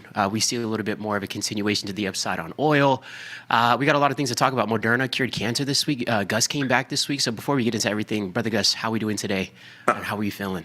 I'm doing good. I've felt better. I am pretty sick today, but it's a Friday, and I'll tell you what's not sick. My portfolio. All right, I could maybe use some of that Moderna stuff myself, but my portfolio does not need any long Moderna to be doing well today.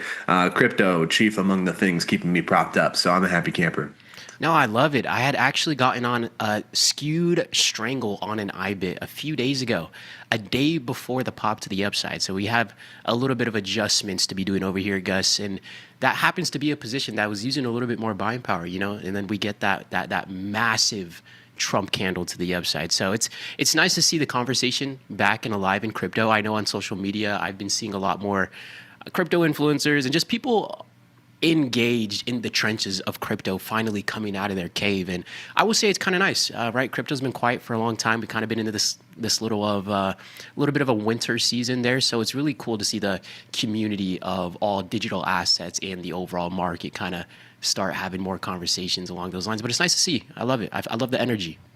Yeah, crypto is just this boom, and I'm surprised to see it booming again today. I obviously wasn't surprised to see the run that we saw yesterday as Trump was urging Congress to pass the Clarity Act and all that. The Clarity Act, by the way, just a little sidebar, because I really wasn't super familiar with the Clarity Act before yesterday, and I said, okay, let me lock in and figure out what this is. But all the Clarity Act aims to do is regulate the crypto space better. They want to differentiate when a digital asset is a security and when a digital asset is a commodity, and therefore that would split enforcement of things surrounding those digital assets between the CFTC and the SEC. The SEC obviously handling securities and the CFTC handling commodities. So that's the whole idea here. And that would implement anti-money laundering, or not anti-money laundering, anti-fraud. It would implement anti-insider trading.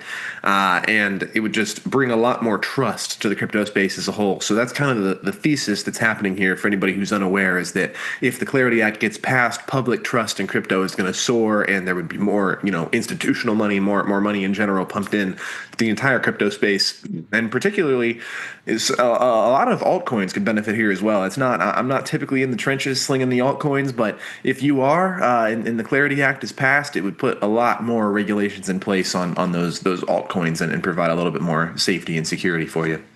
No, I'm looking forward to the entire space. We can go ahead and jump right into the Tasty platform. Another thing to tack on to that, Gus, it's interesting because we've seen some companies pivot from, crypto to AI last year. We had seen that massive transition. And now with crypto pumping, we're starting to see companies just today finally pivoting into AI. I think a lot of these different technologies are going to kind of go hand in hand, but it is different. It is interesting to see some of the first movers and then some of the other movers as some of these other things like the Clarity Act, like you mentioned, potentially get passed. But with that being said, we can jump into the Tasty platform, check out what's been going on.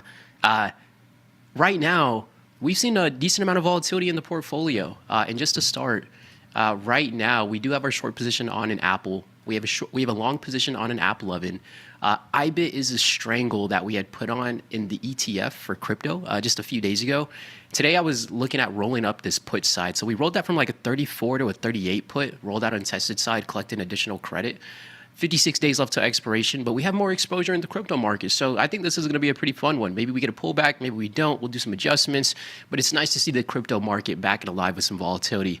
And then Micron, we had sold an out-of-the-money call spread there, and as you can see, Micron and the rest of these memory names have been really interesting. We're seeing a little bit of a pop back to the upside, kind of trading in the middle of that range from the previous swing high, which was the all-time high, swinging back from the lows where Leopold, and I'm just using Leopold as a reference point because everybody knows what we're talking about, and it was a very distinct time within the chart. It happened to be the bottom of the QQQ move and then the rest of these memory names. So just using that as a reference point, we're trading back in the middle of that range. So things could go either way here, right? This momentum could carry us back to another all-time high, or maybe it's just a dead cat bounce. Maybe it's just a pop on the backside, and then we could potentially head lower.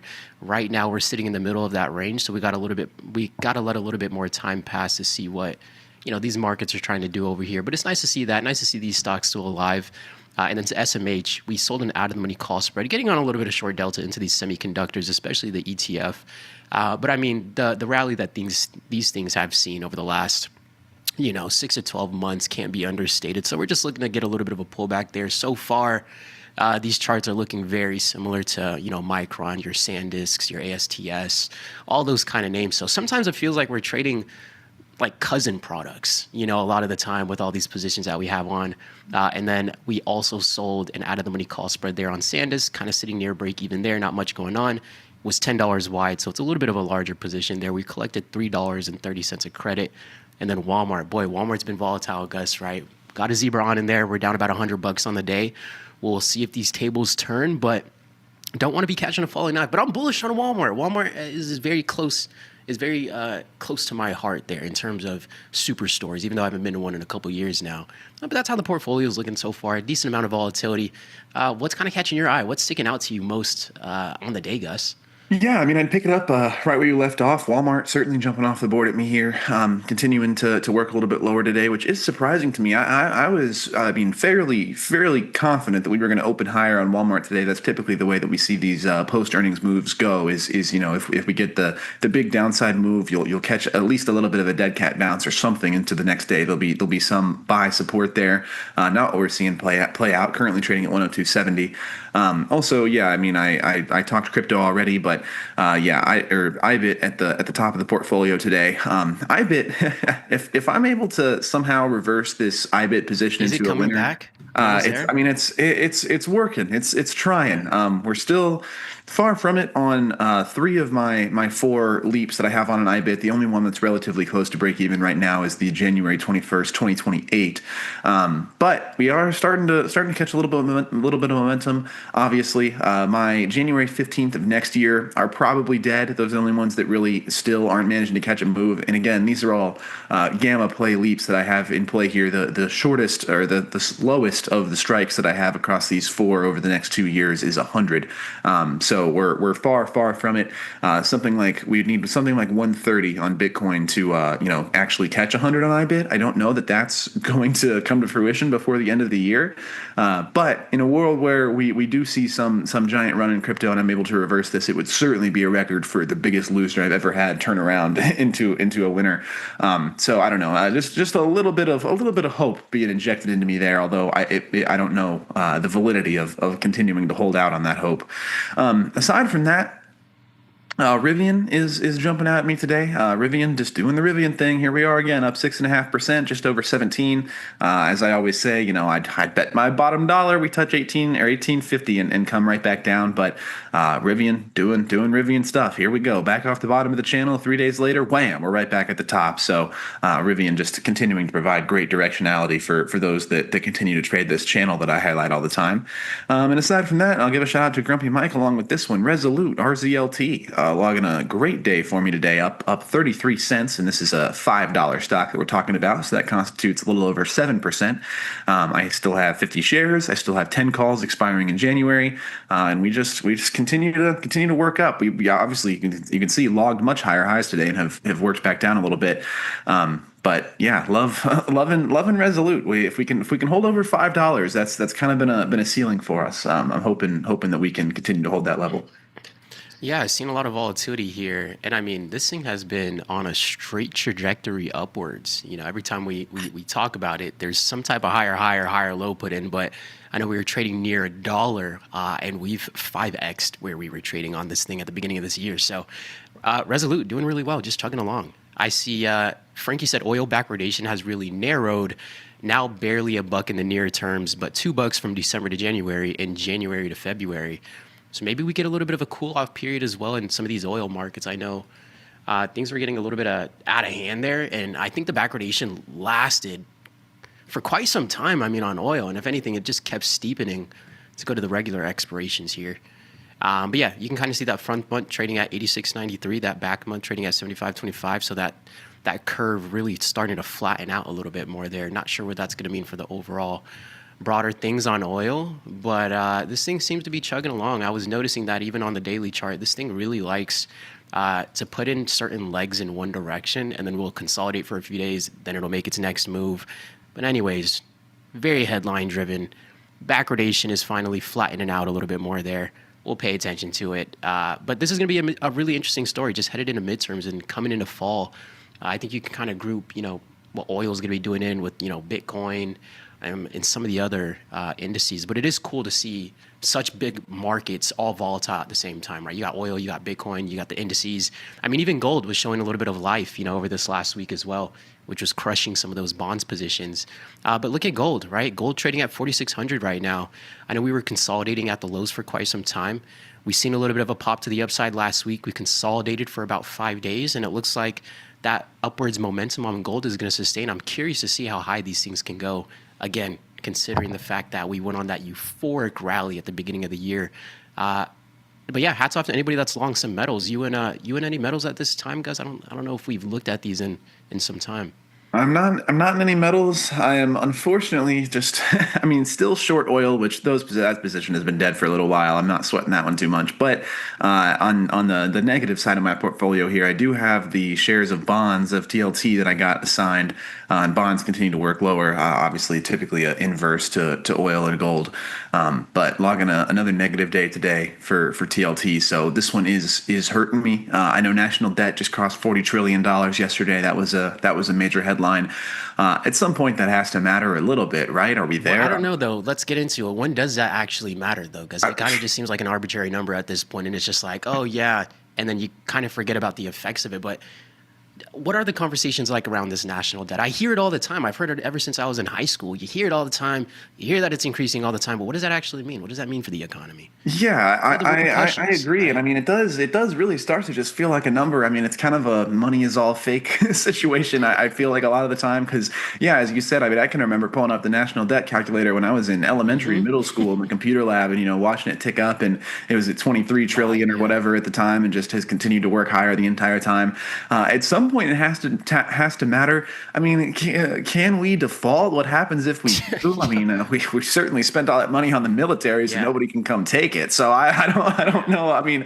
It's such a strange situation with the national debt, but the fears surrounding that are what's causing the run up in metals and the slight decline in bonds that we're seeing into today as well. I also see discussion in the chat here about back to school, some back to school stuff happening. I totally, obviously as a 24-year-old man, I don't really think about back to school very much anymore. However, it has shifted now to where I don't think about it in the context of kids, but I will see a lot of the people I graduated with that are teachers now post about it when they're going back and getting their classroom set up and everything. All this is to say, I'm going to just throw this as another data point on my Walmart thesis. They got to be doing all right now, right? Back to school shopping, prop you up a little bit. I used to always go to Walmart for my back to school stuff. Everybody back to school is used as liquidity. Is looking like what happened. If anybody, there's very few people going back to school that we can also use as liquidity. But hey, look, that sounds terrible. But hey, our government, man, I don't know.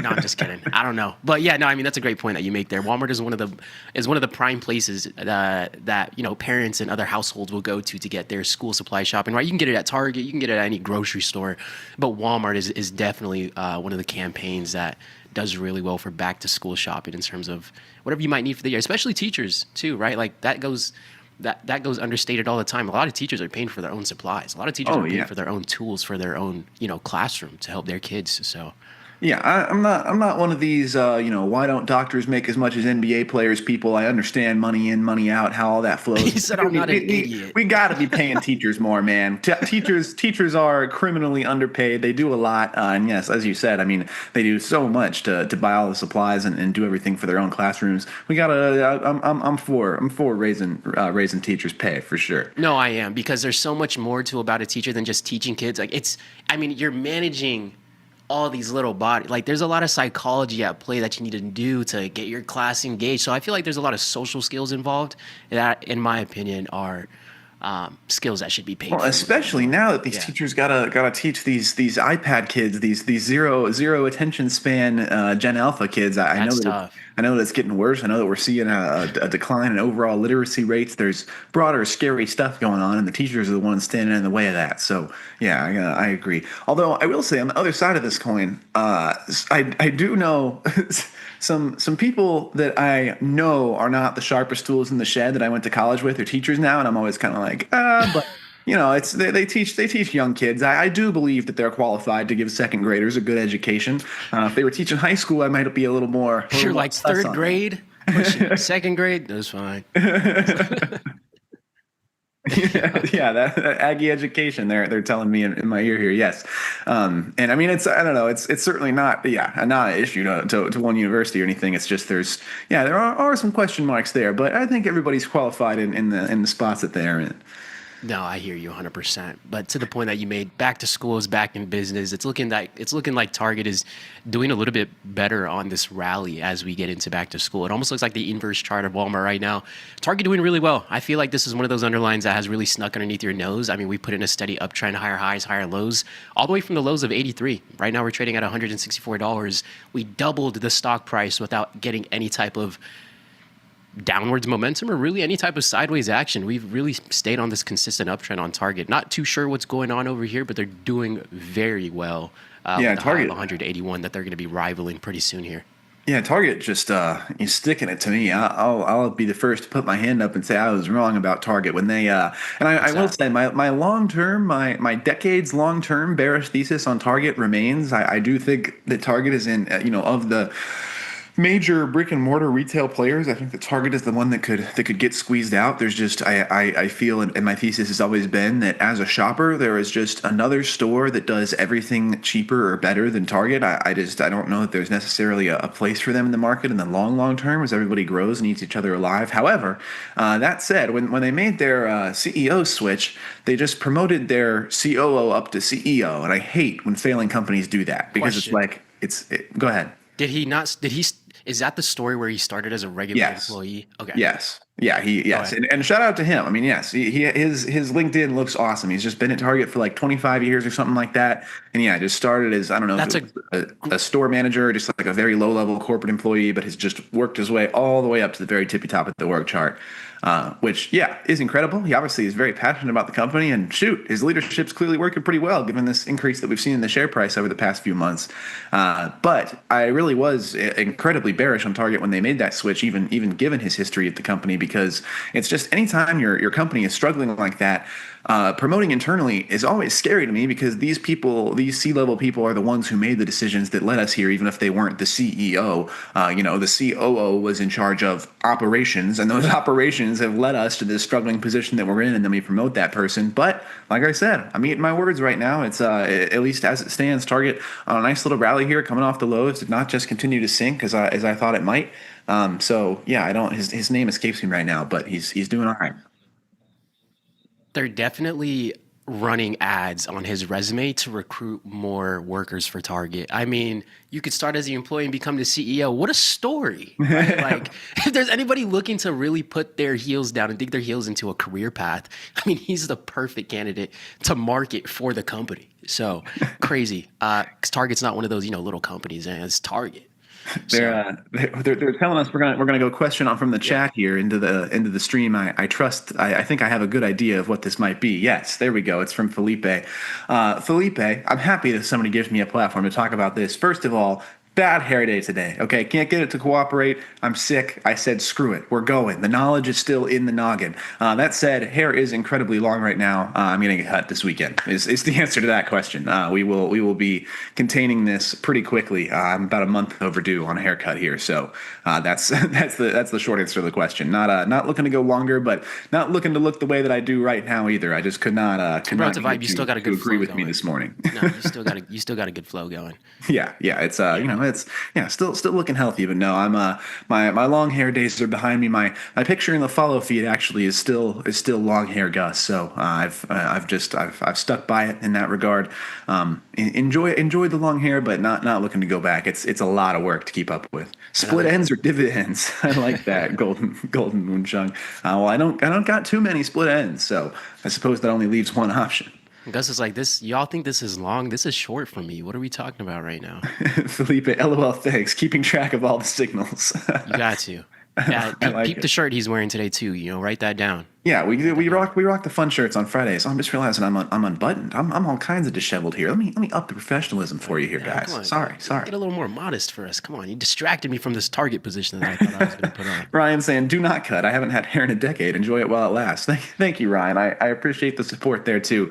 The really long. I rocked collarbone length hair for years while I was in college and during the bad trader days and all that good stuff. But it's a lot to keep up with. I respect women for keeping up with the long hair all the time, but if I don't have to do it, I'm not going to. So that's sort of my take on the situation there. But yeah, short answer to the question, no. We're looking to get this cut here pretty soon. Yeah, speaking of cuts, I have a haircut appointment today. That's why I'm wearing the hat again. This is the last day you're going to see me on stream here with that. I've been wearing it the last couple of weeks, and my hair is just way too nappy right now. But we're gonna get that buzz cut today. No. What's going on, Ranch? Good to see you. We're talking hair, apparently. Yeah. Speaking of hair, Moderna, mRNA. What has this been up to? Moderna's seen a little bit of a pullback from that initial day. I'm on the weekly chart right now. Let's go to the daily chart and get a closer time frame view. We pulled back yesterday. Now it looks like we're consolidating around yesterday's range, but holding inside that engulfing candle from that massive day that we had put on Monday. That's how things are looking up and holding up so far. Yeah, I will say, at least psychologically, I'm pleased with this green day that Moderna is putting in today because I really was kicking myself for not shorting all day yesterday. This is one where I was still getting back from my trip and getting situated on Wednesday when all this news popped, and I wasn't able to get short when I would have liked to get short because these are the moves that I love to get short into when a stock takes a crazy move like this. Even when you do something as serious as cure stage 3 melanoma or whatever that they've done here, it just the excitement often outweighs the fundamentals, and you'll see the little bit of pullback that we've gotten. So after missing that, I spent a good amount of time yesterday actually contemplating for trade of the day and a few different things if I wanted to get short Moderna. I decided to lay off just because of how much of the down move had came in, and then I watched it move down another $10 throughout the course of the day yesterday. But we have rebounded to above those levels where I was considering getting short now. So this is a psychological win for me, even though I have had no exposure to it at all. Yeah, I've been tempting to do something in here. Just a little bit of a lack of conviction. But we're going to keep it on the board. A lot of volatility. Yeah, premiums are wild on this right now, too. It's a tough one to step in front of, and it's an even tougher one to get long, in my opinion. Elliot, I see. Need to do another trade idea, Gus. I will be. I'm on today at noon for trades of the day. I got a couple ideas still juggling exactly what I want to do there, but we'll kick right over to the trades of the day after Errol and I get off here. Golden says this is good hair signal. I wonder how the hedge is. I think people are primed to primp. So yeah, hey, look, people are primed to primp. Well, what happens if you perm? Is that like a perp? There's lots of questions surrounding this. I thought about the perm for a long time when I had the long hair, but I never pulled the trigger on that. I think it'd be a vibe. I mean, I got the mustache. It's like let's just if we're leaning into the 70s thing, let's do it. Yeah. Volatility trading at 1538 right now, still a little bit low on the day. Volatility trading at 1418 at the lows of yesterday. And again, we've been on a pretty decent pullback. I would say I wouldn't call this a correction. It's a pullback we've been seeing in the overall market the last 7 to 14 days. But it is interesting to see the lack of expansion and volatility. And it makes me think, like, what kind of moves do we really need to see in the market to see volatility near 20 or to see volatility back above 20 if these little moves in the market, the market is kind of shrugging them off, But volatility sitting at 15 coming into midterms here. This whole situation with volatility as it pertains to midterms has been very strange to me. I mean, as you just outlined, we still have yet to see a serious kink forming in the vol curve here into midterms, which I think is odd. I mean, or perhaps we just feel that midterms are already priced in. I mean, as in terms of poly market and those kinds of things, I suppose we do already have a lot of that priced in, at least according to public sentiment. Things could always change, but yeah, very, very odd to see midterms being what feels like just completely disregarded by the market. Yeah, not seems to care about much at all right now within this volatility. But I'm curious to see what else is going to be moving? I know we had that overextended watch list where we had, some other names in there like Dell, some other names like Nokia, IBM, Micron, INTC. We've seen a little bit of a pullback in some of these names, but I think it's going to be interesting to keep these up to just kind of see how they pan out into the end of the year. And I think it's going to be interesting to look back on. But I know, again, Dell was one of those other names that we were looking at. That has more ties with Trump. They've been doing pretty well. They were consolidating for quite some time. We put in some new highs at about 514. And And now it looks like we're consolidating back inside that range. IV rank of 70. We're pretty overextended, about a 1.5 million shares traded on the day so far. So decently, liquid enough to be able to do something in there. But yeah, a lot of these names still trading near their highs. And again, I know we've seen a little bit more volatility out of IBM.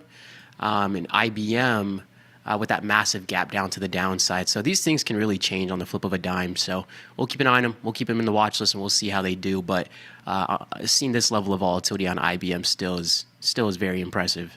Yeah, IBM, this chart, very reminiscent of AVGO as well, which is one that I'm eyeing pretty heavily for a long today. And I might be interested in getting long IBM right alongside it. But yeah, kind of just trading at these local lows here at a solid support level seems to be a lot of parallels there. Oh, and Elegant, in response to your next comments in the chat, yes, no Chris today. So we have put the shuffle on that. I am on for trade of the day at noon. I got that locked and loaded. And Flipper made me laugh. When I went to school in the 70s, inner city LA, if someone wore Gus's shirt, he probably gets jumped. Just saying. Probably more suited for a disco. All right, but imagine our generation was doing that. We'd be getting dogged on social media if we were just jumping people because of their shirt. You know what I mean? It's true. Times have certainly changed in that regard. Hey, I can fight. If I can't do no 5-on-1s, but you give me the 1-on-1s, we can do all right. But no, I'm not going to fight about a shirt. You can you can have the money or whatever you want. But no, these are it's the Friday party shirts. We gotta keep the vibes high on these Fridays headed into the immense headline risk that we know lies ahead. There's a reason why Gus wore that Friday while he's inside and in the comfort of his own privacy. Yeah, exactly. Keeping himself safe. Yeah, this thing stays in the house. Yeah, occasionally I'll break these out on vacation. These are my Vegas shirts. I will do that. I feel they're appropriate for that type of situation. I agree. They look good. You make them look good. Thank you, sir. But yeah, Broadcom, seriously eyeing this one for a long here. I just this 362, 365 level has been pretty good support for the last few months here, and actually dating back to the other period where we held a little higher into the end of last year. We've obviously seen it put in these highs of just under 500, big psychological resistance happening at 500, it would seem from the chart. But this is one where I think Mike put it beautifully this morning on Morning Movers. If I come to you from the future and I say, oh, I'm from 3 months ahead of you, and Broadcom is at 420, are you surprised at all? I don't think I'm surprised. I think this could have some solid upside left in it. They're making headlines today after they're going to raise $60 billion of debt to give to Anthropic by way of Google. Broadcom makes chips for Google. Anthropic uses those chips. So that's the flywheel that we have going on here with Broadcom today. Market initially responded kind of positively to that news. And yeah, we're still holding up about 1% on the day. Usually debt financing is received a little bit more negative than that. But while you can't just say AI and automatically go up anymore, it does seem that you can say Anthropic and automatically go up still. They still have not patched that one yet. If you say Anthropic or OpenAI. So interesting spot for Broadcom. I don't know how much I love the debt financing in the broader term, but I do understand the market sentiment that we're seeing here. And this one just feels like with the rest of the market trading at highs, you got to be thinking Broadcom plays catch up at some point. Yeah. And I mean, maybe we do see that because it seems like these flows and the momentum of the overall market is headed to the upside right now. I didn't realize how much we've put into the upside since we've been on here so far for the last about 20 to 30 minutes. Getting a little bit of reversal on the day. Looks like the lows on NASDAQ is going to be around 29,220 right now. Just now testing that morning high at 29,044. Just briefly slept it. We'll see what the market has in store for us for the rest of the day. But I mean, I do like AVGO. I do like Broadcom. Whenever I think of Broadcom, it's very reminiscent of Qualcomm. I know they both kind of have that very aggressive swing high that I kind of previously put in, but Broadcom pretty slow right now. It also looks like it's lacking a little bit of liquidity just by looking at its. Oh, this is a 1 minute chart. I was like, this actually looks like it's lacking a bit of liquidity. We're on the 1 minute chart, which makes a little bit more sense. But this one trading closer to its lows. I'll tell you what, SpaceX quietly logging a good day here too. Oh yeah, SpaceX. This one, Don't look now. Don't look now. SpaceX, it's starting to rally a little bit. I do think it's fascinating, and just a good lesson in market mechanics and how things tend to work. That IPO price of 150 has been such a hard ceiling on this little run that we've seen out of SpaceX, almost to the cent, going to test that 150 level a couple of times, and then coming right back down.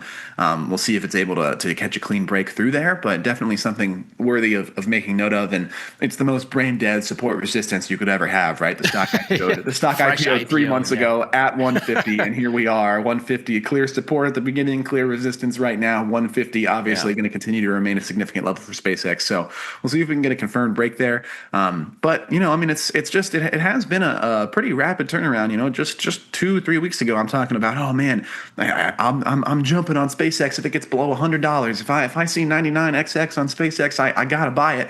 And then obviously we never get to those levels, and suddenly we're just right back testing IPO price again. It feels like so.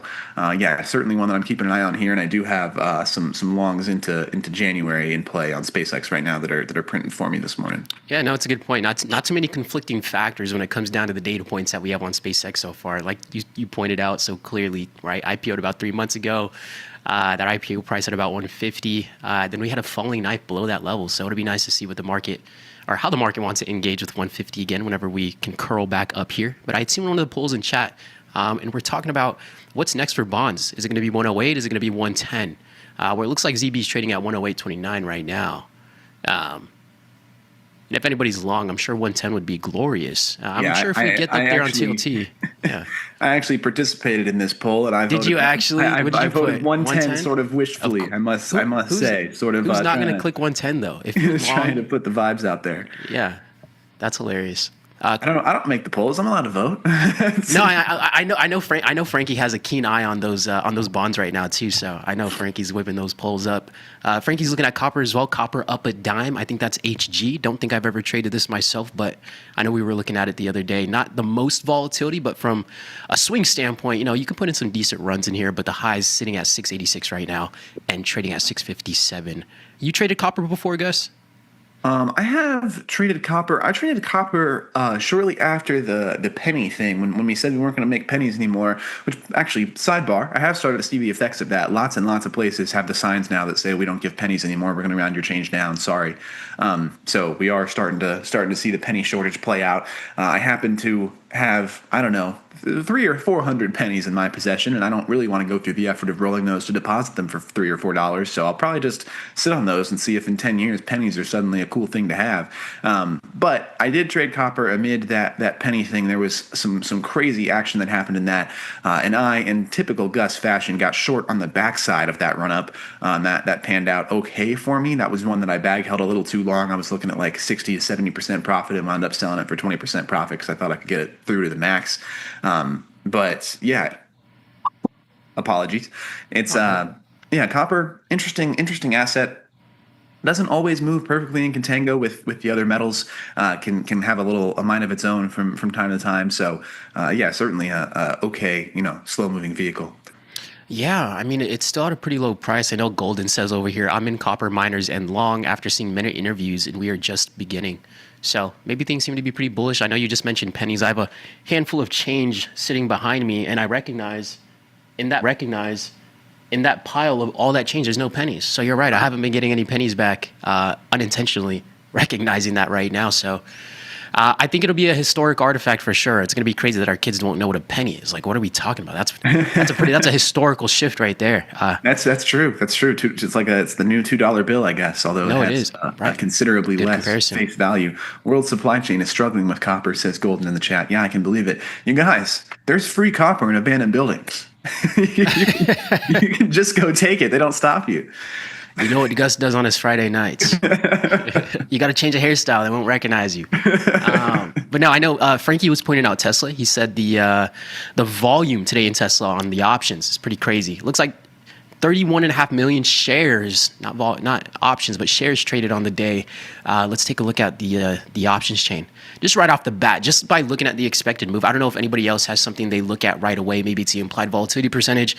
Maybe it's the plus or minus range at the top right corner that you're looking at. But the first thing that my eyes gravitate towards when I open up an options chain is that expected move. Like, how wide is that expected move? And a lot of the times you could tell what's pretty illiquid just based off of the range that it gives you. Not every single time, but it's kind of a nice reference point just when you plop open this options chain. But it looks like Tesla's pricing in some decent moves. I mean, 46 plus or minus over the next couple of months. That's modest for Tesla, I would say. I mean, sometimes we've seen some massive runs in Tesla, but I don't remember the last time I've traded this. I feel like a lot of the EV underlyings have been pushed off to the side here. You got anything on in any EVs, or whether that's Rivian or Tesla, Gus? I forget if you said you had something on in Rivian. Yeah. My Rivian longs remain. I've exited the lowest of those leaps, but I do have 20 and 25 leaps into next year. I'm looking for this position here. Oh yeah, it's at the top today. 25 and 30 leaps. The 25s expire this January. The 30s expire the following January. So about a year between those two expirations. This is coming off of my giant ladder of 10, 15, 20, 25, 30 leaps. I just have the 25s and the 30s left in the account. I gotcha. Yeah, no, Tesla logging a really good day today. I mean, we're gapping from 345 all the way to a high of 349. And then as the market opens up here, you can just see we've been on a continuous uptrend to the upside. So not sure what type of news might have came out. I guess I can quickly check to see. It says Tesla and others begin record vehicle recall in China. Okay. China's largest auto recall campaign yet concerns 4.3 million vehicles. Tesla to recall 2.98 million vehicles. China bans hidden door handles from 2027. China's going to be banning hidden door handles from 2027. What could the reason for that be? I think that's a safety thing, right? I know that they've had issues with those Tesla door handles in like crisis situations. They have trouble getting them open and things. Or I know people have gotten locked in Teslas as well. I don't know, maybe something to that end, just a safety thing. Yeah, no, maybe so. That's a really good point that you bring up. I can't think of anything else other than safety reasons why we might head in that direction. But that piece of news came out this morning at 7:08 a.m. this morning. And then the next piece of news we have at 10:10 a.m., which was biggest recalls by global automakers. So Tesla really being headlined in that EV sector right now. But it looks pretty bullish on the day. So I guess take off the door handles of your cars and your company's stock might go flying. Yeah, there you go. Yeah, I think you make a great point as well to circle back a little bit about like what's the first thing you look at in an options chain. I never really thought about that myself, but as you were talking, I think it's definitely I will look at the spread width at the money is kind of the first thing. I usually look at the call side. It's just where my eyes gravitate to, but that's sort of my initial assumption of liquidity is how tight those spreads are right at the money. And then I think expected move would be the second thing shortly after that, and particularly when. And like what we're seeing with Tesla here right now, you open the options chain and you can't see the expected move. That's I'll kind of squint for a second and say, okay, this is a volatile product if the expected move isn't even showing up on my screen right now. But I do know it's going to be about all the time that we have here, and we have a wonderful guest wait in the wings. So you have any closing remarks for the people, Errol? No, our guest is definitely a lot sharper than I am today. I'm going to have to take some notes here, but I'm looking forward to the conversation. He's looking a whole lot sharper than me, too. Yeah. Let me tell you. It's a Putting bad me to hair day, shame and I got a over party here. shirt on. We got the serious people coming in right after this. So if this is a little too unprofessional for you, just you wait. No, guys, with that being said, happy Friday. Always let us know what you're looking at. Let us know what you're trading. We will be back, and be sure to stay tuned for more amazing content coming on next, and we'll catch you guys shortly.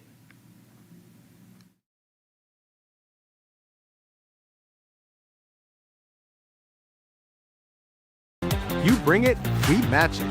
Get a 3% cash match on all qualifying deposits. Up to $3,000. You can trade stocks, options, futures, and prediction markets. Tasty Trade. Trade with us. In the world of investing, a beast lurks between the numbers. Some watch from the safety of the sidelines, but others saddle up and ride that 1-ton rowdy ribeye for all he's got. If that's you, join us on Tasty Trade, named best online broker for options trading. Genius loves company. Mike, what does it mean to be assigned? When you are assigned, you are ultimately short an option that's in the money, and the counterparty has the ability to exercise that option. So if you are assigned, it means your option, against your will, ultimately, has turned into 100 shares of long or short stock. What does a green scratch mean? Ooh, a green scratch refers to stubbornness getting the best of you. And when I say you, I mean me. Green scratch refers to rolling a position, defending a position, and instead of just closing it for less than loss that you're seeing, or maybe a $100 loss, $50 loss, a green scratch is when you close it for maybe a 5-cent winner, 10-cent winner, 15-cent winner. Just the ability to see that green number on your screen and get out in a profitable way as opposed to a loss.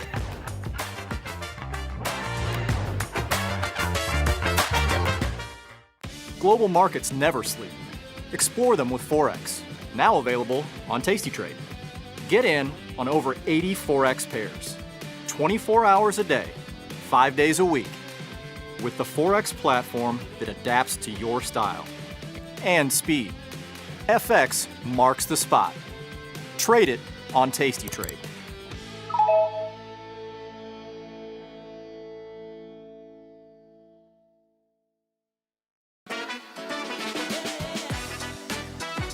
Get live trade ideas, technical analysis, earnings setups, option strategies, macro insights, and real positions from traders putting capital to work in real time. Only at Tasty Live. Only on Tasty Live.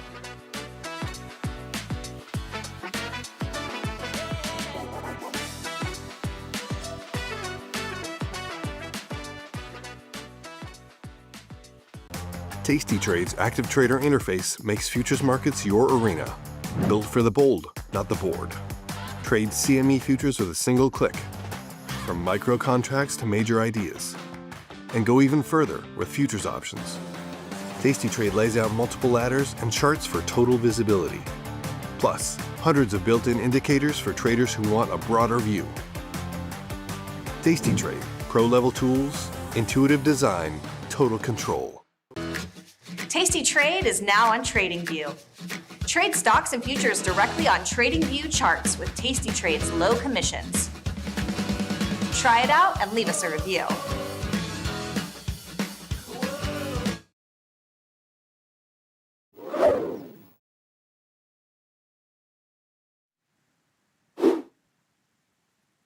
Welcome back, everybody. I'm Ilya Spivak, head of Global Macro here at Tasty Live. And we got a very special guest here, a man after my own heart, chief investment strategist at Corgi Invest as of, what, Jeff, about 48 hours?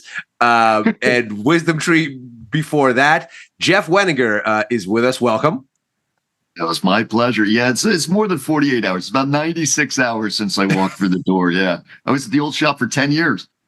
Yeah. No, I've been following along. You are like me, I think, an obsessive maker of macro charts. I also sit here all day and try to move around pictures on these things, and so I just want to dive right in because, boy, is there a lot to chew on for a macro thinker out here. And let's just go straight to what one Scott Bessent did this week. I watched the long bond and I noticed it basically stopped falling when we intervened with Japan into the yen. And that was a kind of first shot across the bow. It stopped falling at that point. It hasn't rallied, obviously, but it stopped falling. And then we get another shot across the bow and basically a promise to say the toolkit is deep and we can keep going. What do you think they're trying to say? Because if you listen to Bessent, he's trying to say, look, we're not saying that we're going to have yield curve control. We're not saying anything sort of formidable around a level, but we're saying we don't like this. What are these quote unquote fundamentals that he thinks are mispriced? Yeah, we're not gonna do yield curve control. But here, by the way, check it out. We're doing yield curve control. Yeah, I'm not gonna take a sip of this coffee but watch as I take a sip of the coffee. I mean, it's ridiculous. So, but here's the deal. The Japanese intervention, which, what do you think that was, about 2-3 weeks ago at this point, the original one.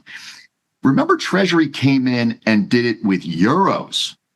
Yes. And that was the big fear was, well, why aren't you doing it with dollars? Are you that concerned about the long end of your own yield curve here in the United States? And that's really, it was almost like a blunder. I don't even think almost like a blunder. It was probably a blunder.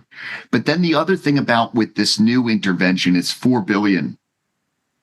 $4 billion. I mean, this day and age, $4 billion is just sitting on the corner of the counter. I mean, it's not even a large sum of money in terms of the national debt in the United States is 40 trillion. So it's going to have to be a bigger bazooka than that. But what I've hypothesized, rightly or wrongly, right, looking forward into the future, and this is one of the first charts I put out coming over to Corgi. I mean, I had to lose all my old charts from the old shop and create new ones. We're going to put together some decks, some macro decks, and show it to the advisors and what have you. Does the stock market care?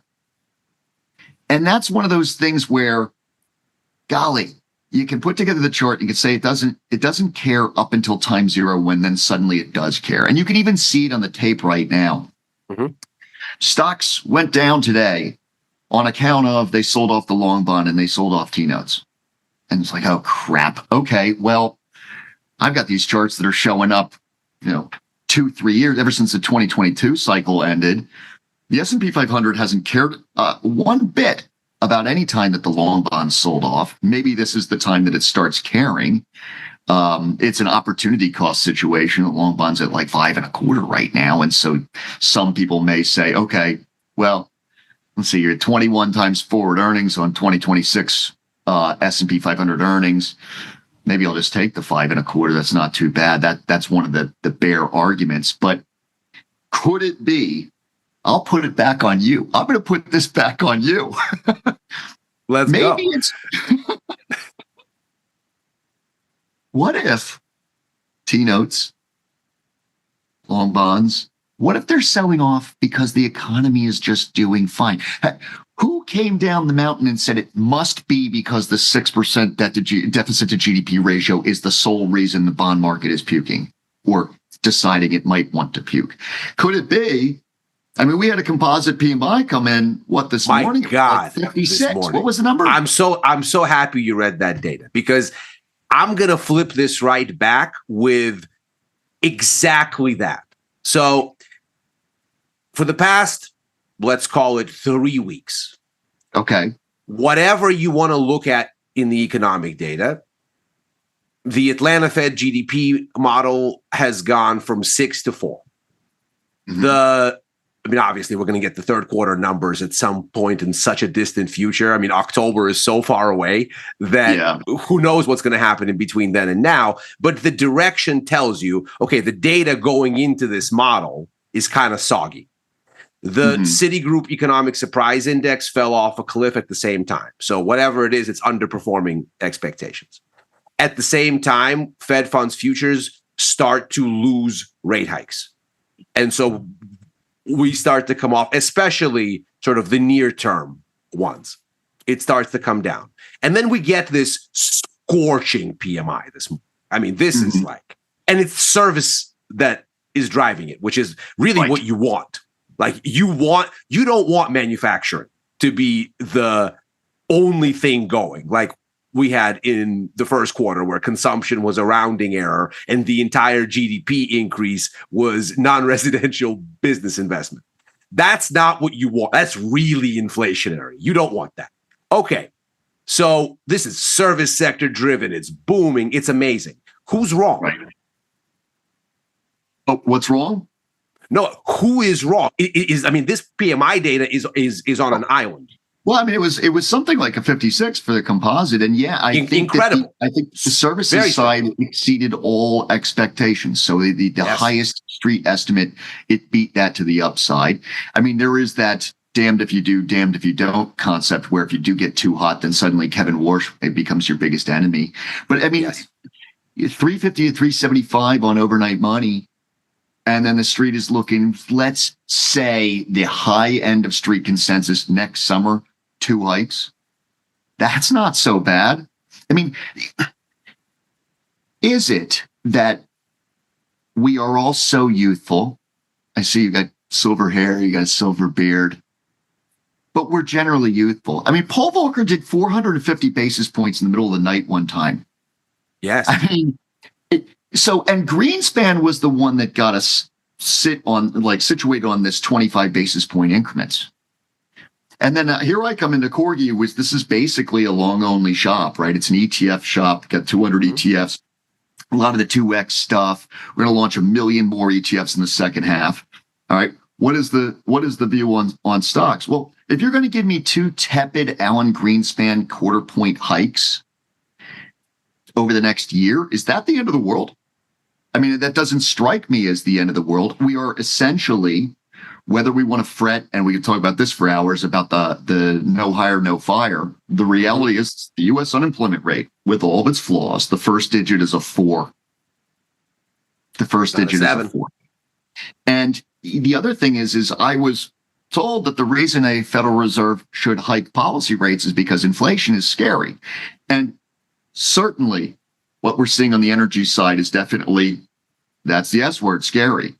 But you have an absolutely ice cold, dead housing market. I mean, I pulled up on the screen earlier as we're getting in here, just make sure I get the quote right. 6 3/4 on a conforming mortgage in this country. Home prices are going to be very hard pressed to go up in that situation. That's very bad news for the sellers. Very good news for the buyers, because the buyer has to leave that golden handcuff of the 3% mortgage to go to 6 3/4. Yeah. And you're looking at inside the CPI. I think if you sum up owner's equivalent rent and rent, you're in the 30s as a percentage of the total CPI. And I know Kevin Warsh isn't supposed to look at CPI, he's supposed to look at PCE, but tell it to the judge, right? You have to conform to public sentiment. Public sentiment sees 3.5 on inflation, but that's one of those things that could cap inflation. I mean, it's been about 4 years of totally frozen housing conditions.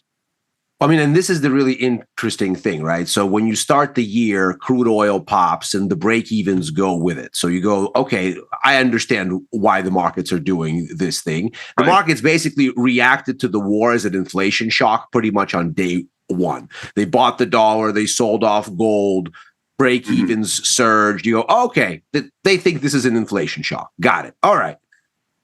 Since we sold off in oil, we've come back maybe about halfway higher, maybe a little bit more.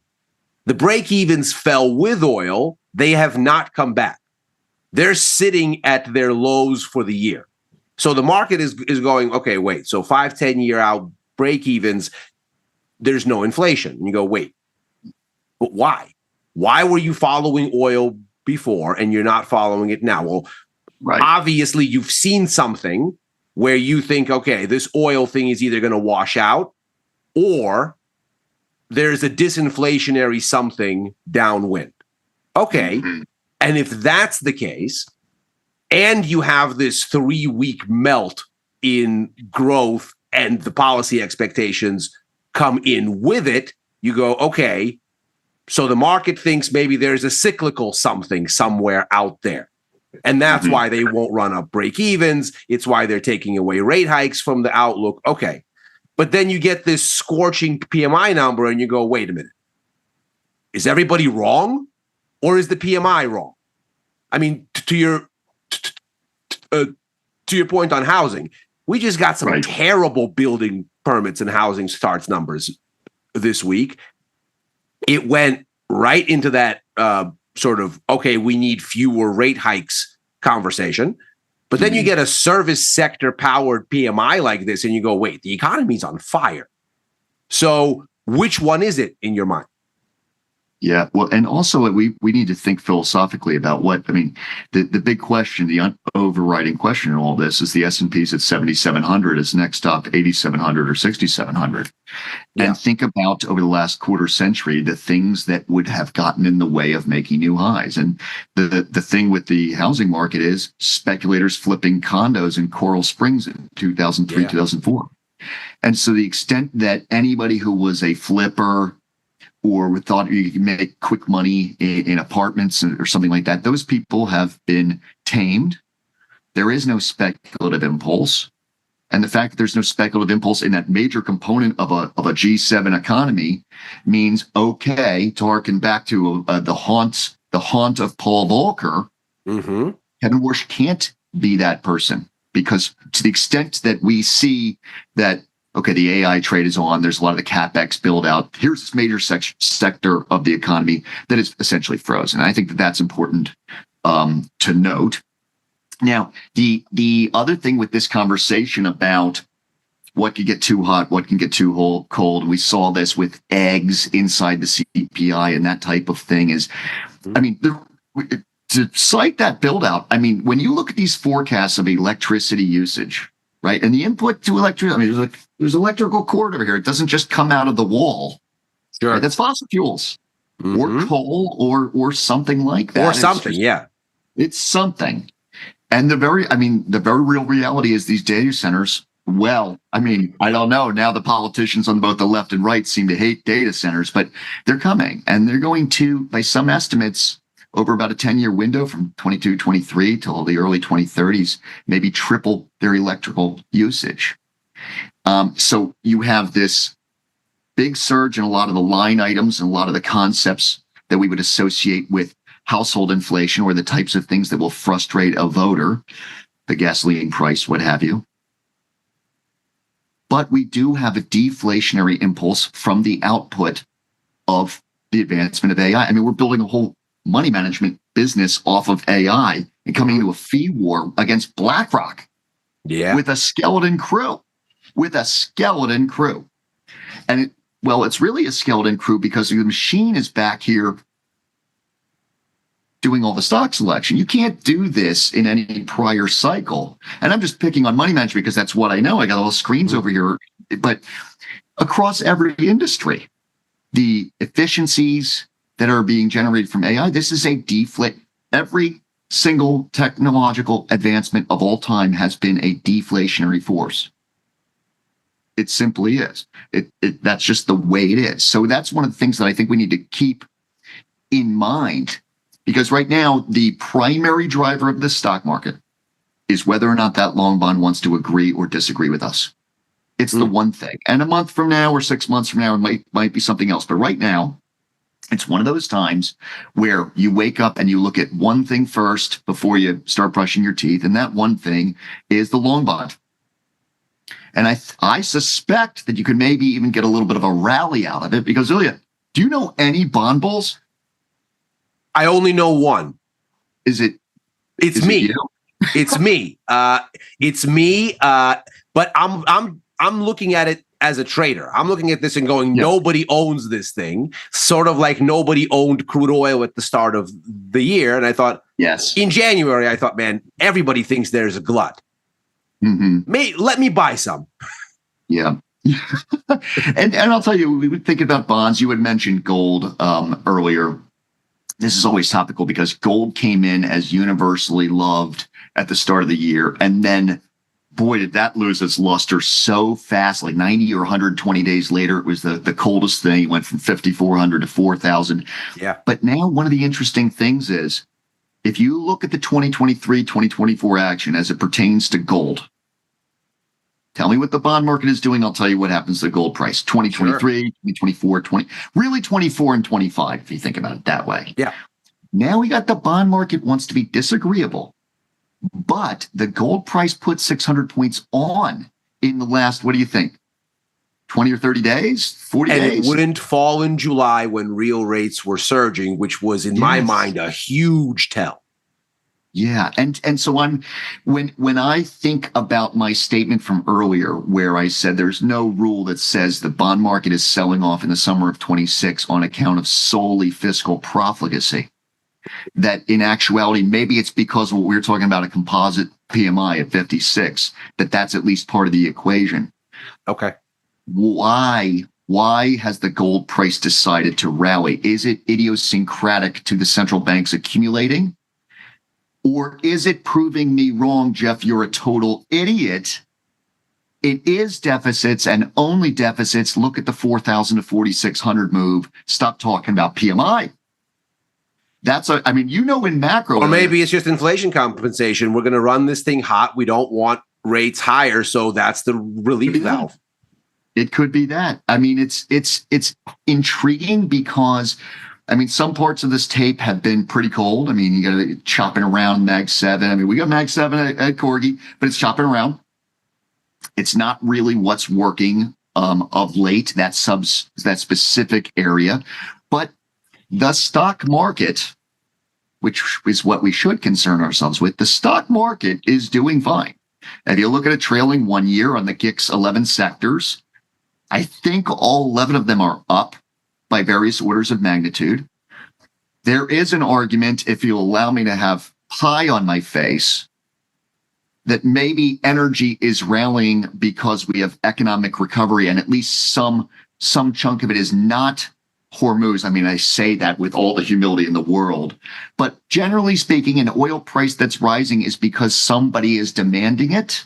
Mm-hmm. Now, that has not been, I mean, you saw the Chinese demand crush in reaction to Hormuz, but yes.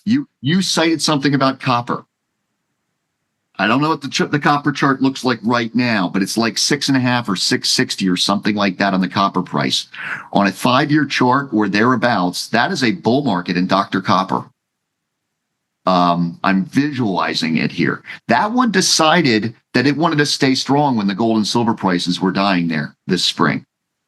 And I don't know if you're pulling the quote over on another screen, but it's like 660. The copper price is telling you something good. And this goes back to old. It's like 6.6 here. Down a little bit from the start of this month, which is again interesting as those Fed rate hike expectations fade, but it's way up going back to June. Mm-hmm.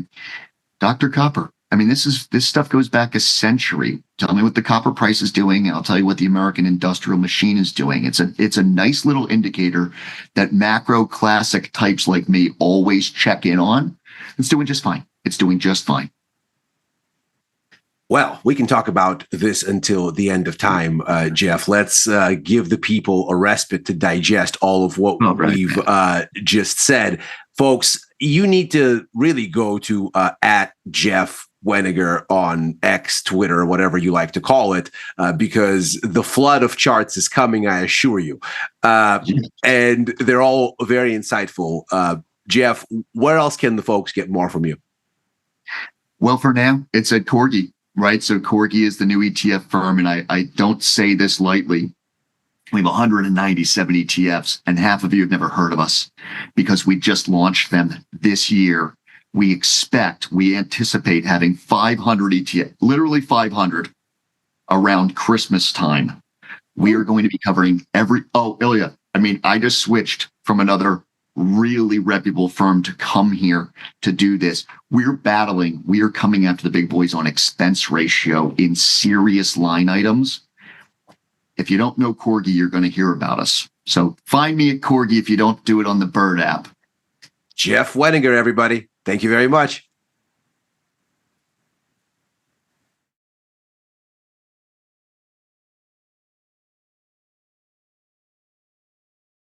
You bring it, we match it. Get a 3% cash match on all qualifying deposits, up to $3,000. You can trade stocks, options, futures, and prediction markets all on one platform. Plus, get advanced tools built for active traders. Visualize potential profit and loss with risk analysis tools. And place trades in a single click. All on the best platform for options trading, according to Investopedia. Tasty Trade. Trade with us. Every time he explains something to me, I ask him the same question. He always asks me the same question. What's the trade? I'm not always sure that's the right question. It's the only question. Retail traders don't have a thesis on in their portfolios. They have positions on. And if you don't know why it's moving, the position is a good guess. And if you never get to the trade, the reason has no meaning. Same market, different question.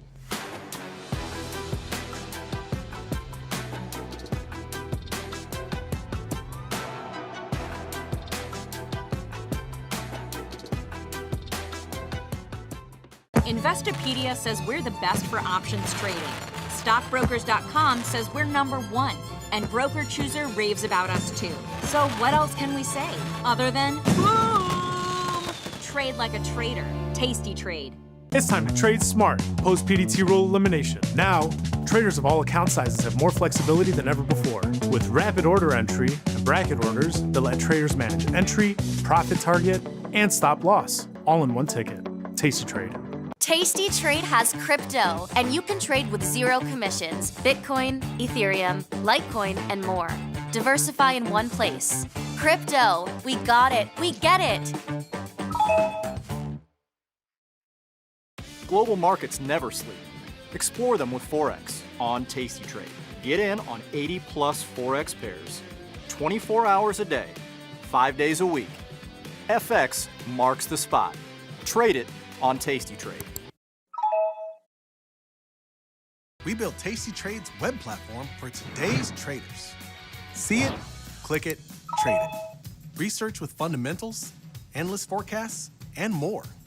Drill into data, find opportunity, and track the action with hundreds of indicators. Track your options profit and loss history over time per symbol. Note your progress and plan your tactics with a trading journal. See probabilities, max profit, and Greeks in one click. Fund your account and start trading right in the app. The tools, the data, the knowledge. See it, click it, trade it. Join the club. Tasty Trade.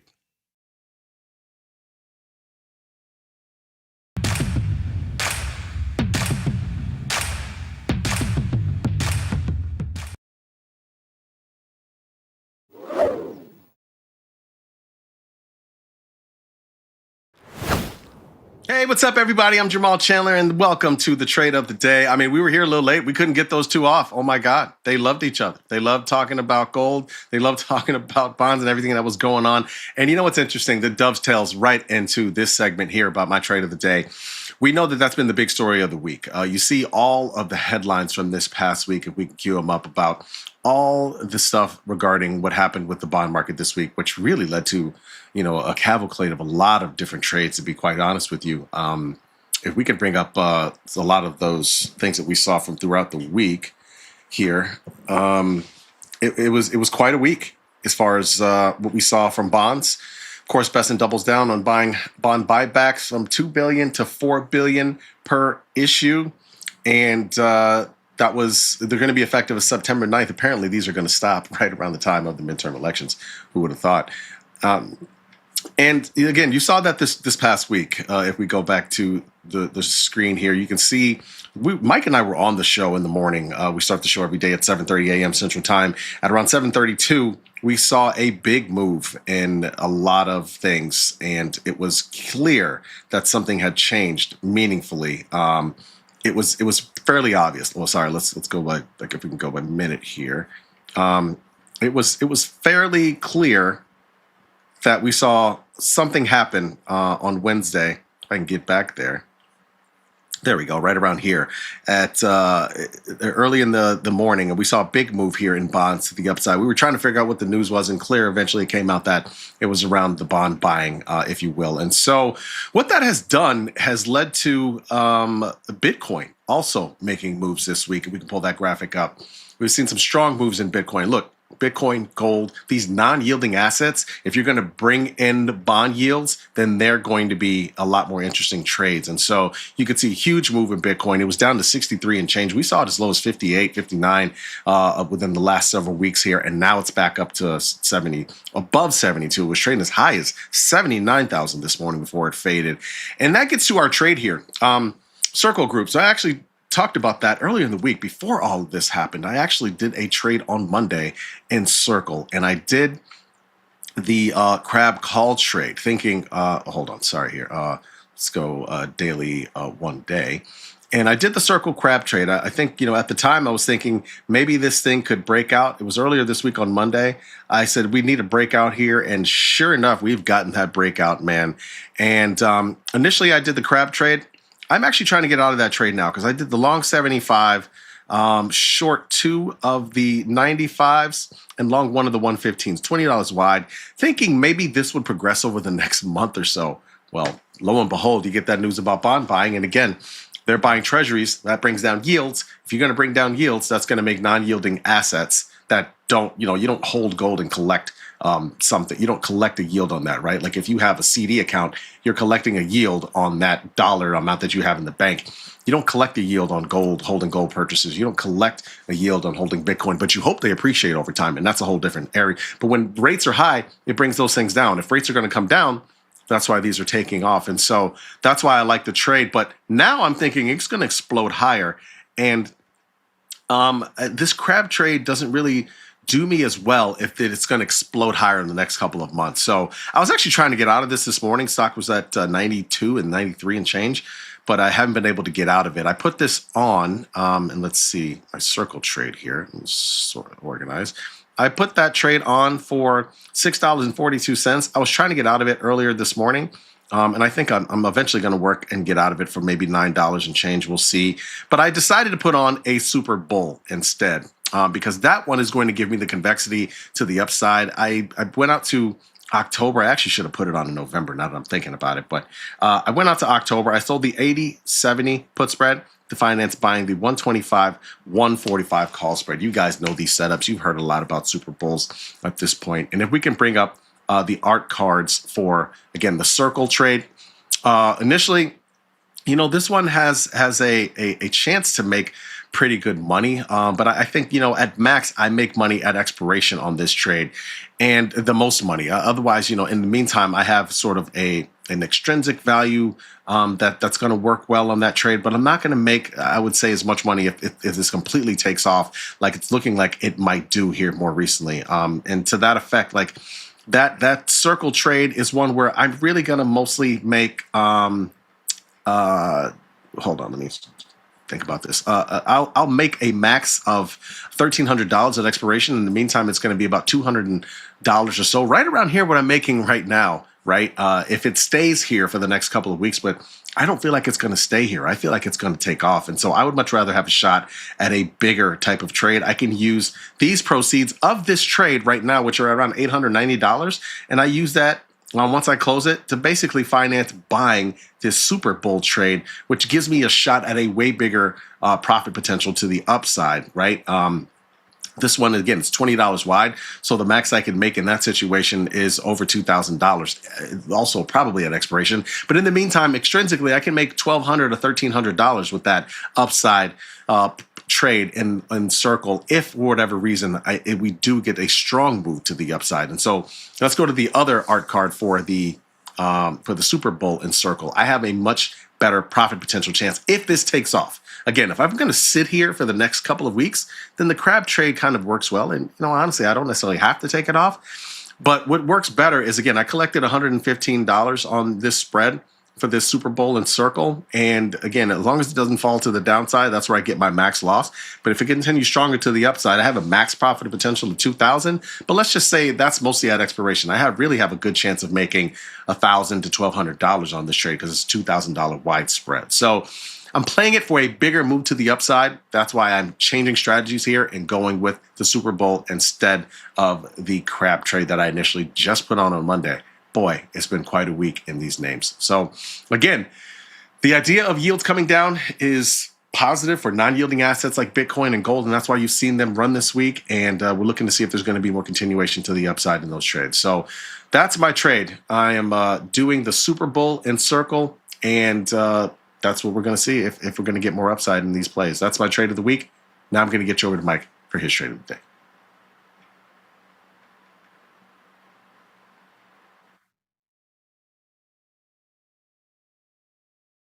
You bring it, we match it. Get a 3% cash match on all qualifying deposits. Up to $3,000. You can trade stocks, options, futures, and prediction markets. Tasty Trade. Trade with us. Grow a strong community with Tasty Trade's referral program. When your friend joins Tasty Trade, you'll both receive $100. As your community grows, you get more bonuses. Only at Tasty Trade. Ready to take your trading skills to the next level? Dive into the world of stocks, options, and futures with Tasty Trade courses. Whether you're a beginner or more advanced trader, our courses can empower you with the knowledge to succeed. Watch as our team in Chicago shows you how to use the Tasty Trade platform and go over the basics of trading. Perhaps you'll learn about a new strategy or a potential product for your portfolio. To find our courses, go to the Manage section of our web platform or head to courses.tastytrade.com. Start taking control of your financial future. Visit our courses today.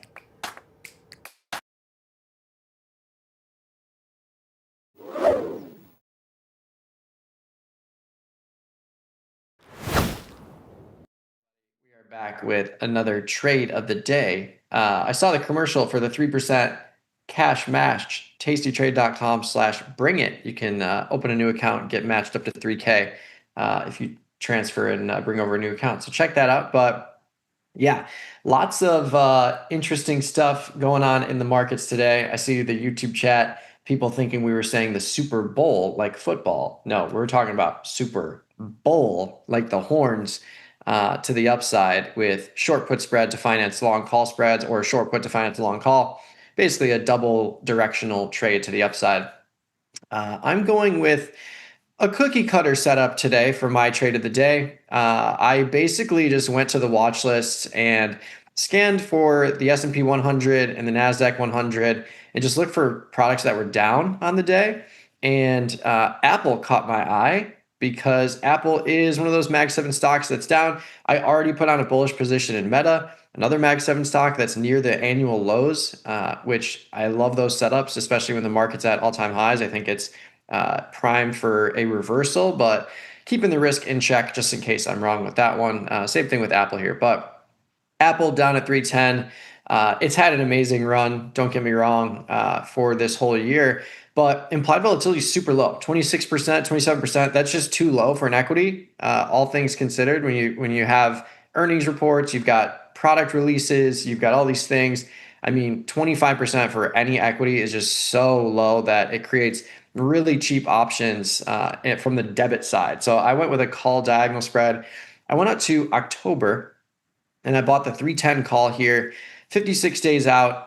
You could go to November too, pay a little bit more, but $500 is enough to just keep me in the October cycle. 56 days is plenty of time still. But if you wanted to make it a little bit more long-term, I think it's totally fine to go to November, December with the implication of, low implied volatility. But you can see that they spiked up implied volatility in November, which is why it's a little more costly, because you're going to have an earnings announcement in that November cycle. So went with October for the long option at the 310 strike.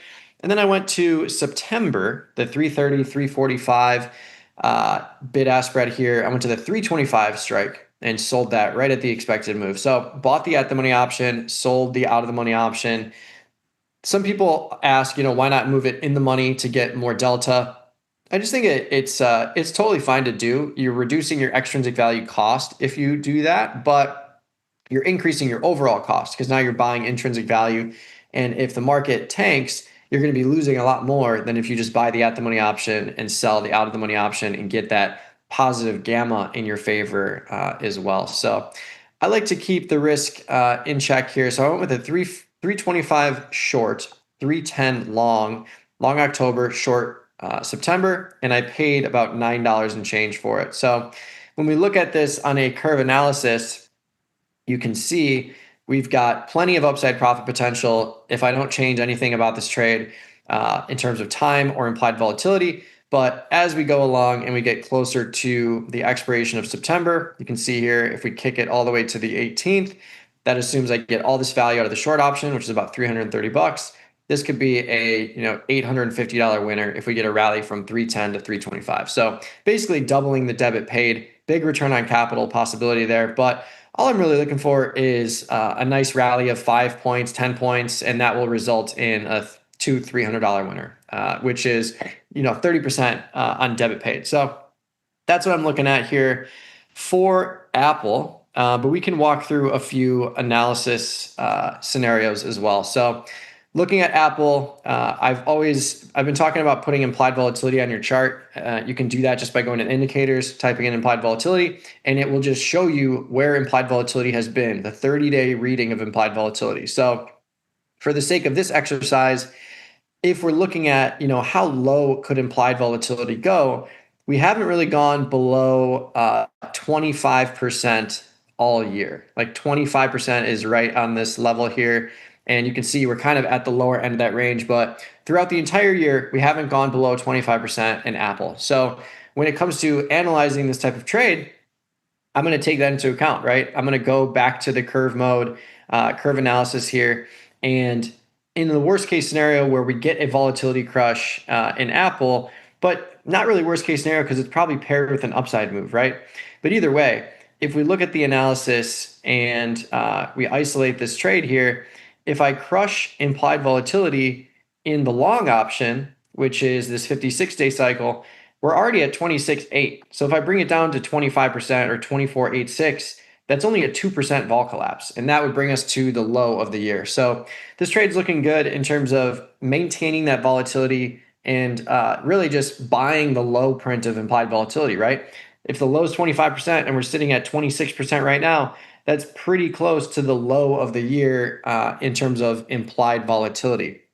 The IV rank is at 42, but that's because in the past year, we've had higher implied volatility and lower implied volatility as well. So if we go on a 1-year time frame, we're looking at a low print of 20% implied volatility, but only a high print of 35. So this range of implied volatility for Apple is really small, only 15 percentage points from the low to the high in terms of IV rank, which is another good sign if you're buying premium in here that you're not going to really be at the mercy of too big of a vol crush. If we look at the absolute low of 19% here in December of 2025, that's only 7 percentage points from here. And even if we analyze that and we look at what that could look like, it's still going to result in a profitable trade. So if we bring this down to 1986 or even 1886, that's an 8 percentage point collapse in Apple. And we still would be at a scratch in that scenario, assuming we're at expiration on the short option. We're still at a scratch on this trade if we get a rally of 4 points from here to the upside. So not worried about vol collapsing, killing this trade. And again, we're kind of at the lows for this year at the very least, if we exclude that 19% print, which is why the IV rank is at a 42. If we didn't have that low print, we'd be sitting at a really low IV rank since Apple currently is at 26%. And again, the whole year, we've only seen 25% as the low. So I like to utilize that for analysis on these trades. And, just giving yourself the benefit of the doubt of like, if we do go down to that level, what is this trade going to look like from a theoretical standpoint? So I'm going to keep it as is. We can, reduce it 1% or whatever, but what can I do if things go wrong and Apple moves to the downside? So this trade is a trade I got into for $9.75. So it's less than $10 in debit paid. And I have a 15-point wide diagonal spread. So that opens the door for defense mechanism number 1, rolling down the 325 to the 320. If I do that right now, I'm going to pick up about $1.50 credit, and that's going to result in reducing my max profit from 15 points wide of intrinsic value to 10 points wide of intrinsic value. But I would pick up $1.50 credit if we assume that the spread is around $1.50.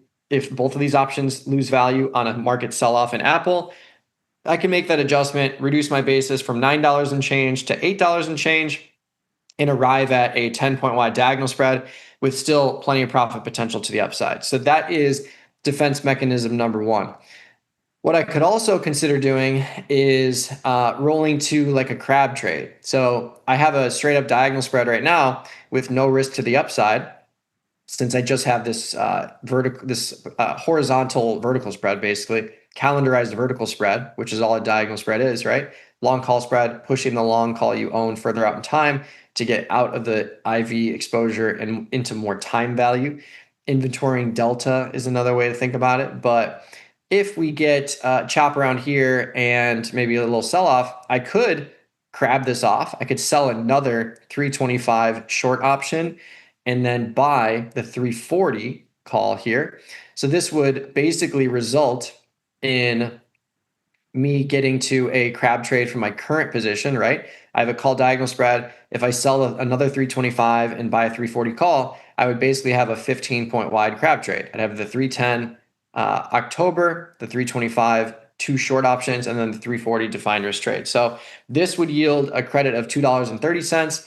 assuming that we get a sell-off and I go into a trade like this, I'd probably still pick up only like $1.50, $1, something like that. So I'm less inclined to do that, but just for your sake, if you're watching this and you're looking at defensive mechanics, like you can certainly do that. But I think for me, because I don't want to have upside risk in Apple, this isn't a binary event trade, so I'm more comfortable with a crab trade in that environment. You don't have the same gap risk as you do with an earnings trade. So I think really, since I have a 15 point wide diagonal spread that I paid $10 for, I think really if I do anything, I would just move it down to the 320, get to a 10 point wide diagonal for a debit of like $8 and change. But worst case scenario, if I really need to, let's say Apple drops 10, 15, 20 points, I can obviously buy back this 325 and roll it to the 310 and get to a calendar spread. So this is going to be my biggest credit received in terms of the movement there. And let's say I pick up $3 for that adjustment into a market sell-off. Right now, I'd pick up $6 because I'm moving right at the money, and that's a huge extrinsic value credit. But assuming we get a 10, 20 point sell-off in Apple, I'm not going to collect $6 for that adjustment. So let's say I collect $2 or $3. That would reduce my basis down to $6 in change if I collect $3, and I'd have a 310 calendar with plenty of upside profit. So that's the trade of the day here in Apple. I'm looking at a call diagonal spread, bought the 310 in October, sold the 325 in September. Again, current implied volatility in Apple is 26.9% in October. The low print of this year has been 25%. So we're basically at the bottom of the barrel in terms of implied volatility. Again, if you want to put that on your chart, you can throw it on by just going to the indicators, typing in implied volatility, and throwing it on there to get your reading for IV. But max profit potential, probably around $400 or $500 if we get a move to 325. But if it goes to the expiration of the short option, we could be looking at a much bigger profit potential because I'd get all that extrinsic value in the short and I'd gain a ton of value in the long option. So that's the trade of the day. And again, if we get a downside move in Apple, I can crab it off by selling another 15 point wide call spread against the position I already have. I can roll down my short call 5 points or 10 points or convert it to a calendar spread. So that's really it in terms of trade manipulation for this Apple trade. But I like to place these types of trades where you have a Mag 7 that's not at highs while the rest of the market is at highs. I think that is a decent setup at the very least if you're trying to find places to park your money and play for a continuation of the upside. If you think that the market's going to keep going up, why not go to a popular name that's not yet at highs? But that's it for me. Have a good weekend, everyone. But these trade of the days are not done yet. We've got Gus coming up on the other side of this break.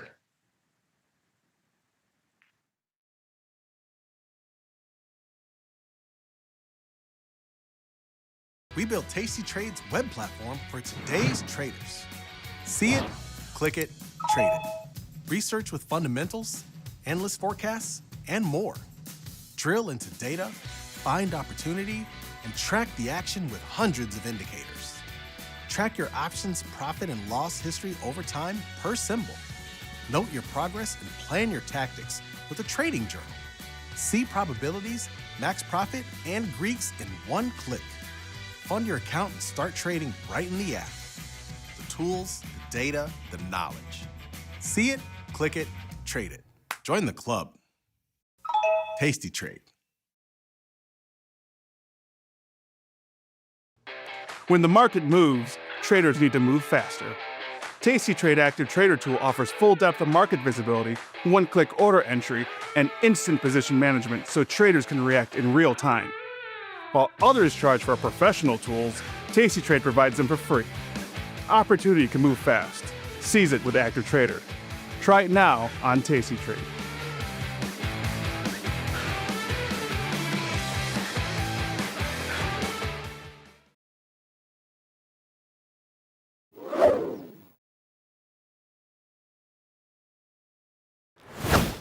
What is going on, everybody? I'm looking a little floofy today. I understand that. All right, I got the shirt. I'm a little under the weather. My hair is a little disheveled, but what is still sharp is my mind, and I have a trade for you all today. This one is a fun one. It's kind of a weird one. To be candid, it's kind of an illiquid one, but I have found a way into Boston Beer Company. That is what I have landed on for today. SAM is the ticker. One of my favorite tickers in all the market, by the way. These beer companies, they got it figured out. Molson Coors also has TAP, which I'm a big fan of. It works. The alcohol and the marijuana companies know how to do a good ticker. But I have landed on a short put vertical in Boston Beer Company here, centered around the 185 strike. I have bought the 180. I have sold the 185. I can show you guys the setup on the options chain here as well. You can obviously see I have the position on already, but here's what we're looking at. I got filled at $2. You can still get filled at $2. That is still the mid price. There was enough liquidity to fill this order for me. Thank you to whoever took the other side of that one. Cost me $300 of buying power, so slightly less attractive risk profile than what I would usually look for. When I do these vertical spreads, I'm generally looking for a 1-to-1 risk profile, or at least pretty close to that. This one obviously being 1.5 to 1 with $200 of max profit for $300 of buying power, but the underlying is sitting at 184.71, so I'm willing to pay that little bit of a premium for how close we already are to the level that we need to attain here. My reasoning behind this trade is fairly robust. First and foremost, they're down 3% today because their CFO announced that he is going to depart the company. Personally, I don't even really react that adversely when CEOs say that they're going to leave a company, much less a CFO. I understand that anybody C-suite is going to be very critical to the operations of any company, and have their hand in a lot of the decisions that the company is making.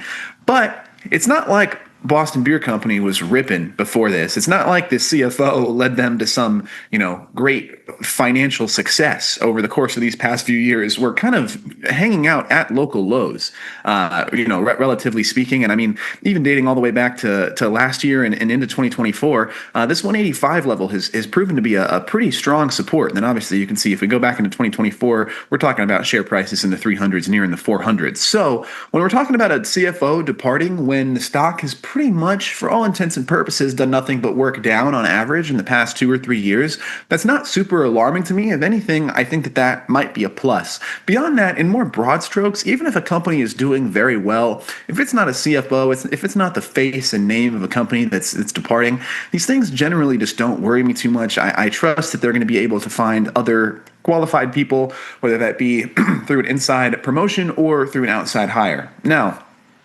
from a technical perspective, as I just said, we've taken a big bounce off this 160 level here, which was actually fairly unprecedented in the last few years. But you can see most of the volume, most of the range that we're talking about here with Boston Beer has been this 175 to 190 sort of ballpark. And as I said, if we scroll back a few years here, we can see we took a bounce right off this 185 level. This was in the summer of last year, in July of 2025.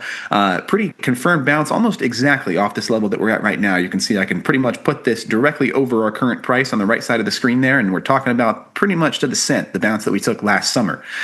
So good historical support level here, and again, very, very low relative to what the performance that we've seen out of Boston Beer over the last couple of years. So all of that said, and also, how unprofessional of me, 28-day expiration cycle is what we're talking about here. I should have obviously detailed that at the beginning. September 18th of this year is the time horizon that we're on for this trade. My apologies for not mentioning that sooner. So I'm basically, in the context of my trade, just looking for a little bounce off. I need the market to just sort of say, do we really care about a CFO that much? I don't know that we do, and take a little bounce upward. That's all that I'm looking for.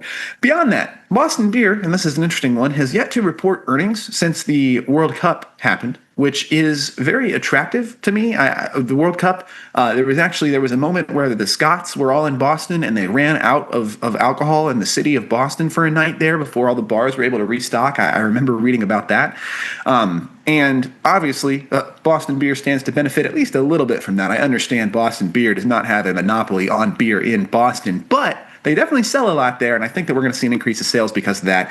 Is that already priced in? Perhaps. I'm not going to sit here and say that that's not priced in. I do believe that the market is having the same thoughts that I'm having, and I'm not expecting some, slam dunk. But I think that at least under the sheath of not having to share their earnings report yet, the fundamentals are probably okay over the last few months. This one, I was happy to be able to get a fill at $2. I was kind of thinking when I initially tried to put this on, the mid price was $2.20. I got slipped down to $2 at the mid, and that's where I got filled. If I had to go below this, I was not going to be looking to, well, I was still going to be looking to put this trade on. I was not going to be looking to present it as my trade of the day at that level. But at this $2 level, I feel that this is pretty fair, and we only need, it's actually come up a few cents since I've started talking here, we only need 17 more cents of upside to put this right on the dance floor. So I feel content at those levels. It is ugly. You know, anytime you're talking about a 640 credit on one side of the spread and a 240 debit on the other side of the spread, that's a pretty ugly position to get involved with. That is not lost on me by any stretch. But when it all shakes out, I get a fill at $2, and I only posted up, or I guess $200 notional, and I only posted up $300 to bring home that $200 notional. So I'm okay with all of that. But yeah, for me, it ultimately just comes down to the fact that I'm not going to sit here and say, I apologize. I'm not going to sit here and say, you know, a CFO isn't important. Obviously, that's not the case. Sidebar here, we're fighting people. Michael Jordan, flu game. It's not to say that a CFO is not important. That's obviously not the case. The CFO matters a great deal. But is the CFO important enough to justify a 3% dip in share price? I don't know, especially when we're not talking about some giant mega cap company. We're talking about Boston Beer Company here. I'm relatively confident that they'll be able to backfill that position and do a good job with it. And like I said at the beginning, especially if we scroll back further and further, Boston Beer, this thing has been a $400 company before in the past, or at least darn close to it, $395.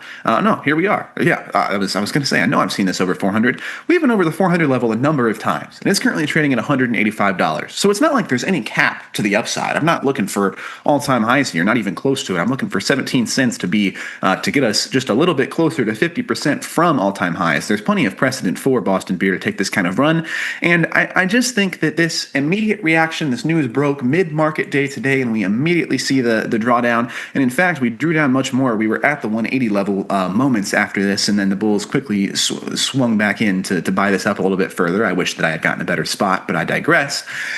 I just don't think that this is as severe as the market is making it out to seem. And I think that we'll pretty quickly see a little bounce upward off of this news. I just think that this 3% down move, it's not fully justified for what we're talking about here, and to me, I see this as a miniature discount. Now, I'm not making a long-term bull case for Boston Beer. I don't really care what it does past 28 days from now. Perhaps the CEO departure will be quite significant, but I just think in the next 28 days, they're not going to have a new CFO hired in the next 28 days. I'll tell you that much for sure. These interview processes take long periods of time. They'll put somebody in for the interim and take 6 months to figure this out, I'm sure. But look at that. We're going to jump up over 185 right as I'm talking here, 185.35, and see if these levels are still valid. In fact, you can get a little better than me if you're able to get a fill at this price. We've moved up to a 210 mid price. That's the beauty of these crazy wide spreads. Is sometimes your price, your cost basis will just improve when things like this happen, even though it really shouldn't. We're seeing a little bit of tightening up there now. So yeah, you can get an even better entry than me now, $5 better for the same buying power effect if you choose to do so. But yeah, I mean, sort of just the market kind of just exemplifying what I'm talking about right here. I think that this is one that pretty quickly the market says, is the CFO that important? Did that CFO even lead us to that much success? Or are we just panicking because we're seeing a C-suite change in leadership? And I think ultimately it is going to be the latter. So yeah, we got a nice little bounce up over 185 now. Suddenly I'm not even talking about needing 17 more cents. We're just on the dance floor before I can even get through talking about the trade of the day. So a swimming start to this one, and I'm feeling pretty confident about our spot on Boston Beer here moving forward. This just feels a little bit exaggerated. It feels reactionary. It feels like, and again, I wouldn't be saying this if it was a CEO. My general rule of thumb, and this is a pure Gus rule, this is a totally baseless claim I'm about to make. I think a CEO is worth like 5%. That's sort of my general thesis. That changes a lot. If Jensen Huang left NVIDIA tomorrow, I think we'd see more than a 5% decrease. Obviously, when you talk about companies of that size or CEOs that are that recognizable, same could be said about Bezos, Zuckerberg, these guys. But when you're talking about not a small cap, but a mid cap, such as Boston Beer, I just don't think that a single CFO departure is going to be that significant. And the market seeming to back that thesis right now as we continue to recover off the lows and erase some of these losses for the day today. So That's where I'm at on Boston Beer. As a quick note for my trade of the day from yesterday, Walmart continues to work against us. Like I said, I have a hard stop loss on this one. Should we break below $100? So that's how I'm monitoring that one there. I still do think that this move is over exaggerated, and we should see some bulls sweep in here pretty soon and prop this up for us a little bit. But yeah, we are. It's not the start that I wanted there. But as it pertains. As it pertains to Boston Beer, I think that this is a good spot for it. I'm seeing it as a little discount, and again, this is a slow, well, not necessarily a slow moving vehicle. We can see the swings that it's taken, but I'm not going to play for one of these big swings. I'm not playing for any bullish sentiment around Boston Beer at all, really. I'm just playing for the fact that I think the market ultimately says, this CEO is probably, or the CFO is probably only worth 2%, not the 4 and 5% that we were seeing earlier today. I think this is a little bit reactionary, and I love to get involved against reactionary moves. You guys know me. When I think I see something overreacting in one direction, I'm more than happy to step in front of that train to try to catch the falling knife, whatever vernacular you want to choose for the situation, and try to take the other side of it. So I'm pretty content with getting long here, being very tentative with it, being very tentative. I will say also, not that it matters to anybody because they're not available, but I would go 14 DTE on this if it were available. That was actually what I wanted initially, was just the quick in and out, get this little dead cat bounce out of the way, get out and keep it pushing. Now, obviously, we're in a slightly different situation because the 14-day strike isn't available. The closest that we have is 28 days. But I think even at 28 days, I'm more than content to do this. Now, this is one that I'm also not going to try to squeeze max profit out of. You guys also know I love to try to squeeze a max profit out of things. As far as management here, I think I'm looking for something like 50% because we're only a week away from getting inside 21 DTE, really letting Theta start to eat away at this and pay us. I mean, I don't mean Theta in a bad context here where we're on credit. And so I think that just as that Theta starts to come into play, I'm not looking to hold this one for very long. Like I said, I don't have any crazy long-term convictions in one way or the other about Boston Beer, but I just think this is a little bit too much of an overreaction. There's the trade on screen for you one last time. Short put spread in Boston Beer, 180, 185 strikes at 28 DTE. So that's going to do it for my trade of the day today. I must admit, it is escaping me who comes up next. Can somebody tell me in my ear who's coming up next, please? Errol. Then we're going to kick it over to Errol for Errol's next trade of the day. He's looking a lot better than me at his setup. Thank you guys so much for hanging out with me today, and I will see you guys bright and early on Monday next week for Morning Movers.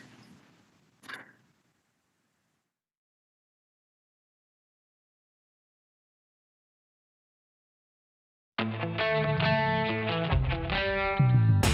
the world of investing, a beast lurks between the numbers.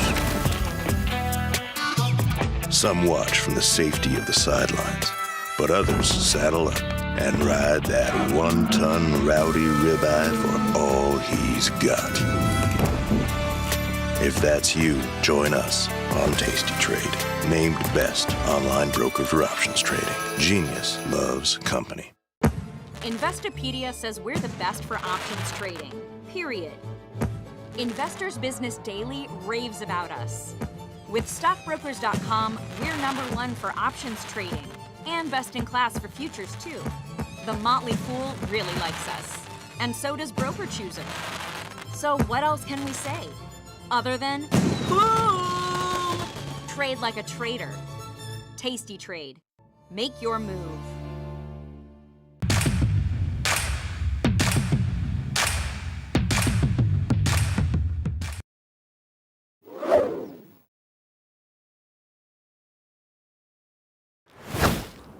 What is going on, guys? Welcome back to another trade idea of the day. I know the portfolio is starting to get pretty beefed up. I know we've seen a lot of volatile assets like IBIT. The crypto market has been getting a little bit more volatile. Oil market is still volatile. We don't have a trade on right now in the oil market, but it is always fun to trade the narrative of oil. But always keep in small positions because you guys know how oil can be. It's extremely volatile and it runs so heavily off of a lot of these headlines that we're getting. And the perception of these headlines. So with that being said, let's jump right into the Tasty platform. Let's check out what we're going to be looking at for the day. And if you are just joining us, we did do a lot of management at the beginning end of this week, but we do still have on the out of the money call spread we sold on Apple. 28 days left to expiration. We'll probably look to manage this one by next Friday. Whenever we put on some trades that have a little bit of a longer duration, I know sometimes I'll put in like a 7-day till expiration, a 15-day till expiration.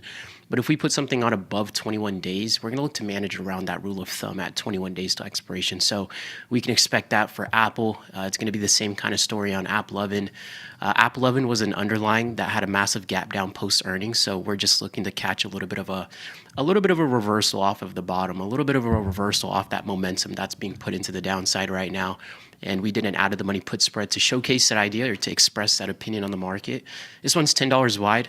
Hasn't really moved too much. It's pretty wide markets as well, so you'll see that P&L fluctuate pretty aggressively there. But there's 28 days left to expiration, $10 wide. We collected $335 on this one, so a little bit more credit received on this trade just because it's a larger width. So we'll keep an eye on it. IBIT is another one, guys. We put on this one a few days ago. And we've been ripping to the upside. And I mean, within 72 hours, that call side's already being tested at 42 on IBIT. And to give you a little bit more of a visual, and I'm curious to see how you guys are kind of framing up on the crypto markets right now. Maybe we're back in business. Maybe this is institutional flows that we're seeing in this market right now. To be able to drive IBIT, from the 35s all the way to 43, when we were stuck in that 37 to 33 range for a couple of months, pretty much all summer for the most part. So it's nice to see more activity in there. We ended up putting on a strangle in that sideways market. So the whole idea here has shifted a bit. So we're really going to need to manage these trades and to manage the strikes. And because the market has already put in such a directional move, we're going to be patient to wait for that pullback. And depending on what happens, when we do that pullback or whenever momentum calms down, it's going to give us more insight on how we might want to manage this IBIT trade. But that call side's being tested. We did roll up that put side a little bit more. If I can bring up this options chain, you can see that we sold this for $1.91. And then this morning we sold that put side up from 34 all the way up to 38. We rolled that up. So just about 4 more strikes, collecting an additional 50 cents of credit. And I was debating on doing this yesterday. I think to roll it up to the 46 or the 36 or 37 strike, I think you were getting about 50, 55 cents to buy that contract.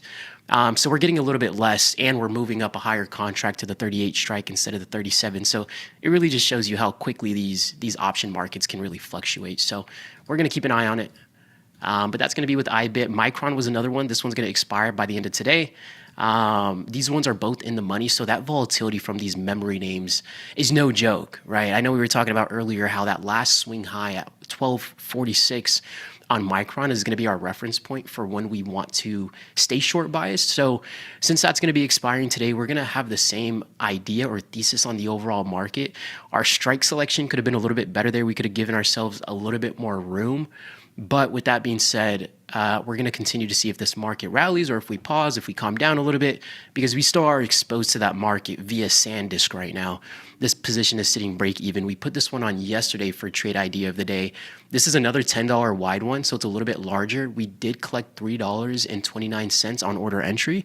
So we'll see what we can squeeze out of that one, right? It's 28 days left to expiration. This is going to be another one where we're not going to hold this one close to expiration because then you got to deal with all that gamma risk, right?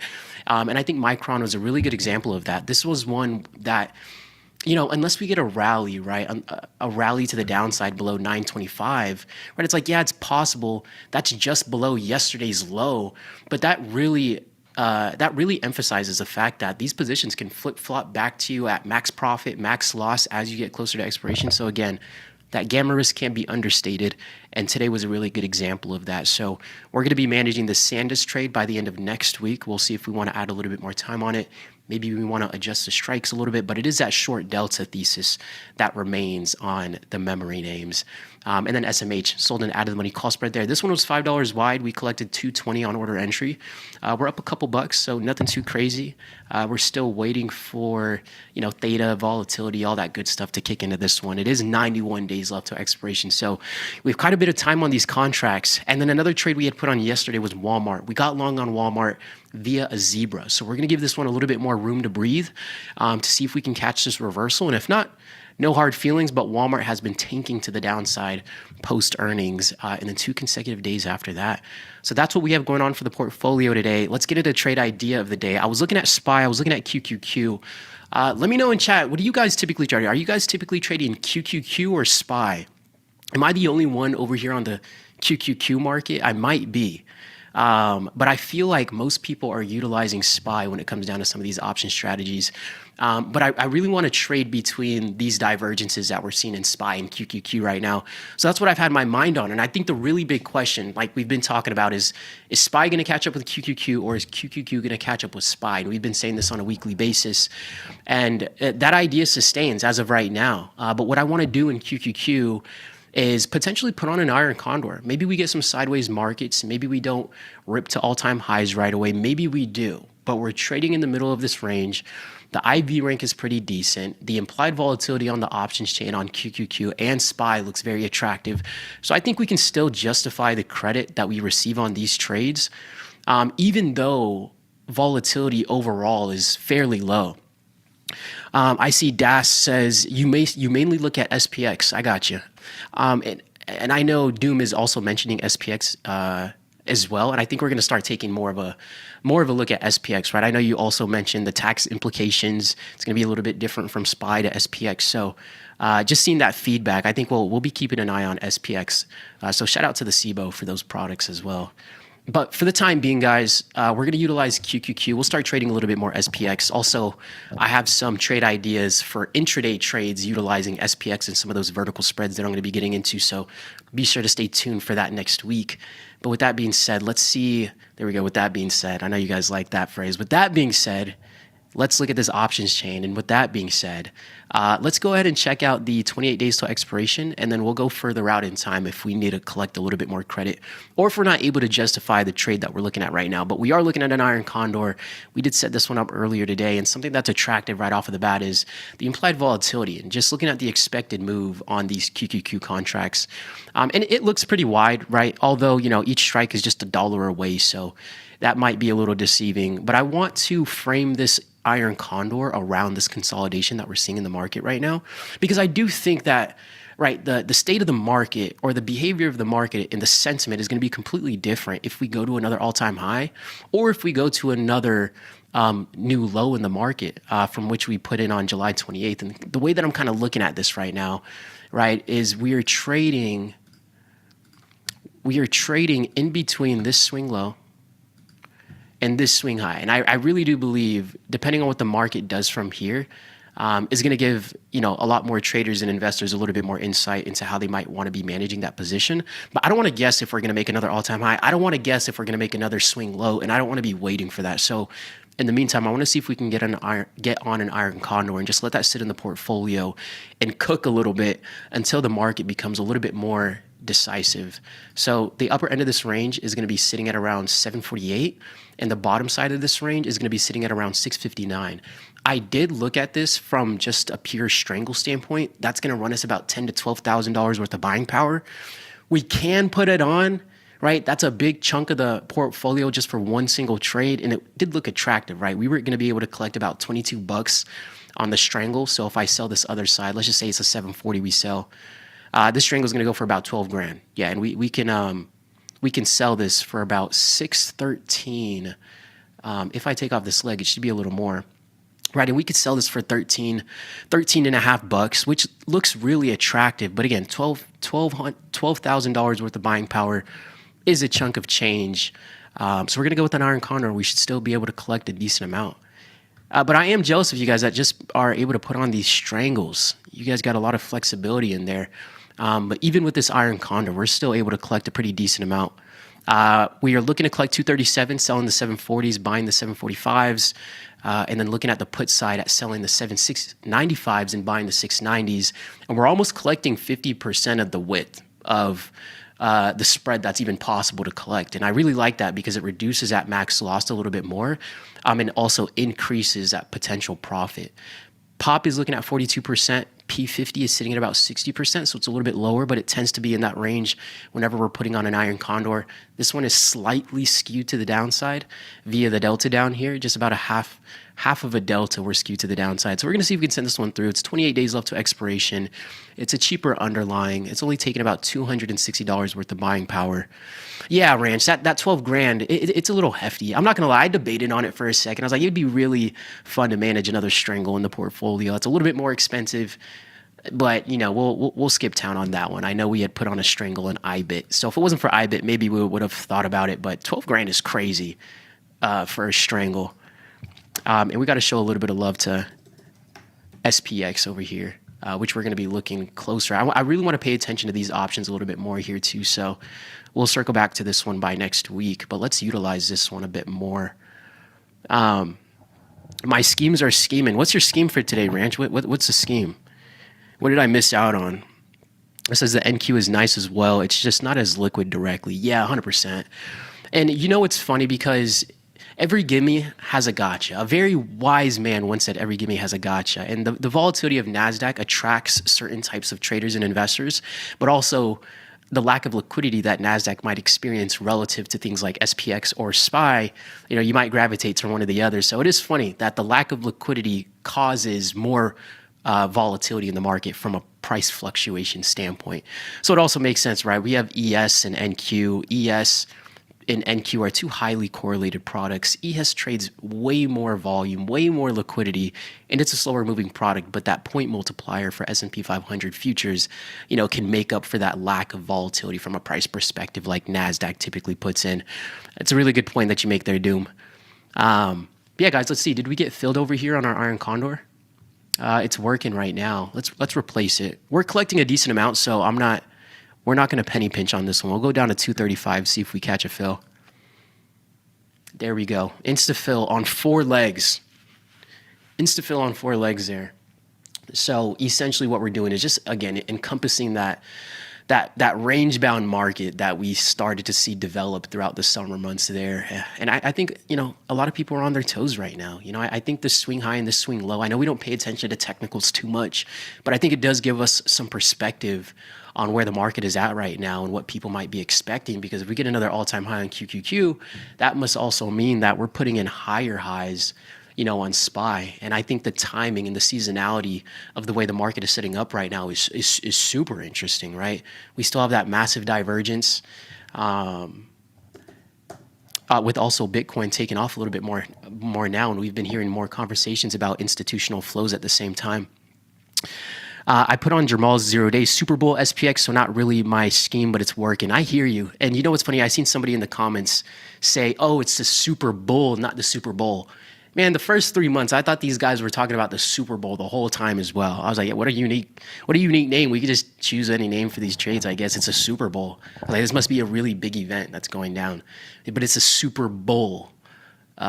So I reminisce, or I can relate to that comment there. Good luck on QQQ trade. Looks nice. I appreciate it, Ryan. We'll see how it pans out. We got a little bit of time on there. We're just looking for a sideways market, taking advantage of time passing a little bit more here. And then if the market is giving us new information, we'll adjust the position and we'll put on some newer positions to express the new ideas that we might have in the overall market. But let's see what happens here, right? Are we going to make lower lows or are we going to put in higher highs? What if we stay sideways for a little bit? So that's what we're going to keep an eye on. Big deal. Good to see you, Ryan. Good to see you guys, Ranch, Doom, everybody else. We are coming to a close here, but if you are just joining us, the trade of the day was an Iron Condor on QQQ. Just checking to see if the market wants to stay range bound just for a little bit longer. I think everybody's always looking kind of for a decisive decision in which side the market is trending on right now. But given these significant swing highs and swing lows, what if we stay sideways for a little bit? Who knows? I wish I had a crystal ball, but we'll manage the position no matter what the market gives us. But with that being said, guys, we are going to be wrapping here on Trade of the Day. I think what's going to be most notable is IBIT, right? I had to roll that put side up. It was a strangle. That call side is getting tested just within 24 to 48 hours of us putting us on. So crypto is going to be a wild ride. The volatility is coming back. I'm excited and looking forward to those things. Oil is still ripping to the upside. Gold is still ripping to the upside. So with that being said, we're going to end it on that note. Shout out to Ilya. I know he's doing really well in his gold position with the extension to the upside that we're seeing today. So that's nice. I'm glad I did get out of the bonds though, right? Whenever we see, as of lately, whenever we see, bonds sliding to the downside, it's like a great day for gold. So glad we didn't overstay the welcome there because it was a zebra that would have expired today and that would have flipped back on us for a max loser. So with that being said, guys, we're going to wrap on the day. Iron Condor and QQQ. We have more trade ideas coming next. We got Chris on the other end of this. So be sure to stay tuned for more amazing ideas coming next. Appreciate you guys taking the time and we'll catch you guys next time. Peace.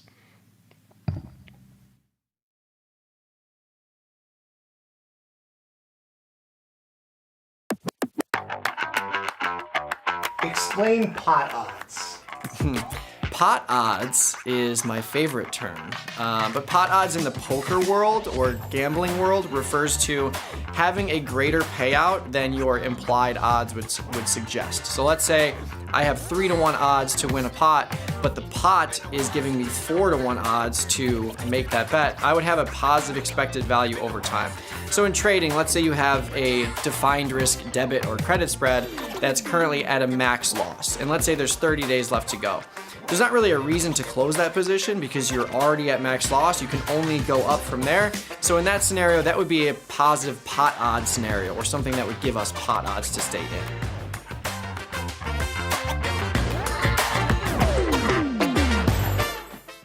Investopedia says we're the best for options trading.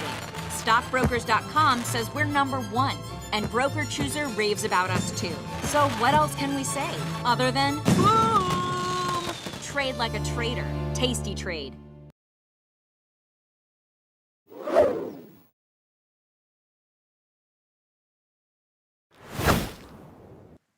Well, gold prices continue to rip higher, and we continue to get the aftermath of the moves that we've been seeing really across the board for the major assets. But the continuation is not uniform. And so that's where things get really interesting here. We can go straight to the charts. We've got the continuous contract here on GC. And of course, we can take a look here and see we're making higher highs. We're up another 2% on the day. And suddenly that $5,000 bogey that we've been talking about for the past several weeks, it's not so far away now. We're looking right over here, the underside of this consolidation here, the top side of it here. So right in here, this is just above the 5,000 level. This is just below it, about 49.20 or so. We're making fast headway there. Now, there is perhaps a little bit of a fading consideration here in the momentum studies, but that need not necessarily be anything until it is. And so, although the market may be showing a little bit of a flattening here, until this starts to actually become a turn, it's just something to keep an eye on. But obviously, RSI divergence or any kind of indicator divergence is not a signal onto itself. And so, the push here continues and doesn't seem to show any sign of backing away for now. Of course, if we take a look at what's going on in Bitcoin here, it's a similar story, similar surge here. And what's perhaps the most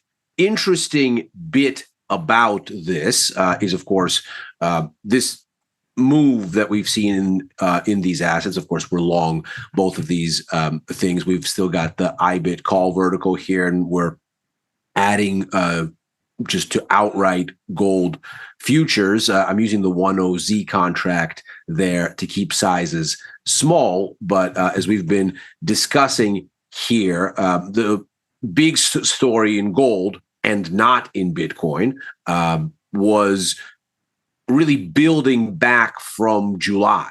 And the main story here, as ever, was, well, if interest rates are surging, and in particular in real terms, how is it that gold is not selling off? And sort of looked at this and said, well, if this is a market that can't sell off when real rates are running higher, and it's an asset that yields nothing, especially in real terms, well, it must be showing incredible resilience. And so were the conditions to get a little bit different, it would rally.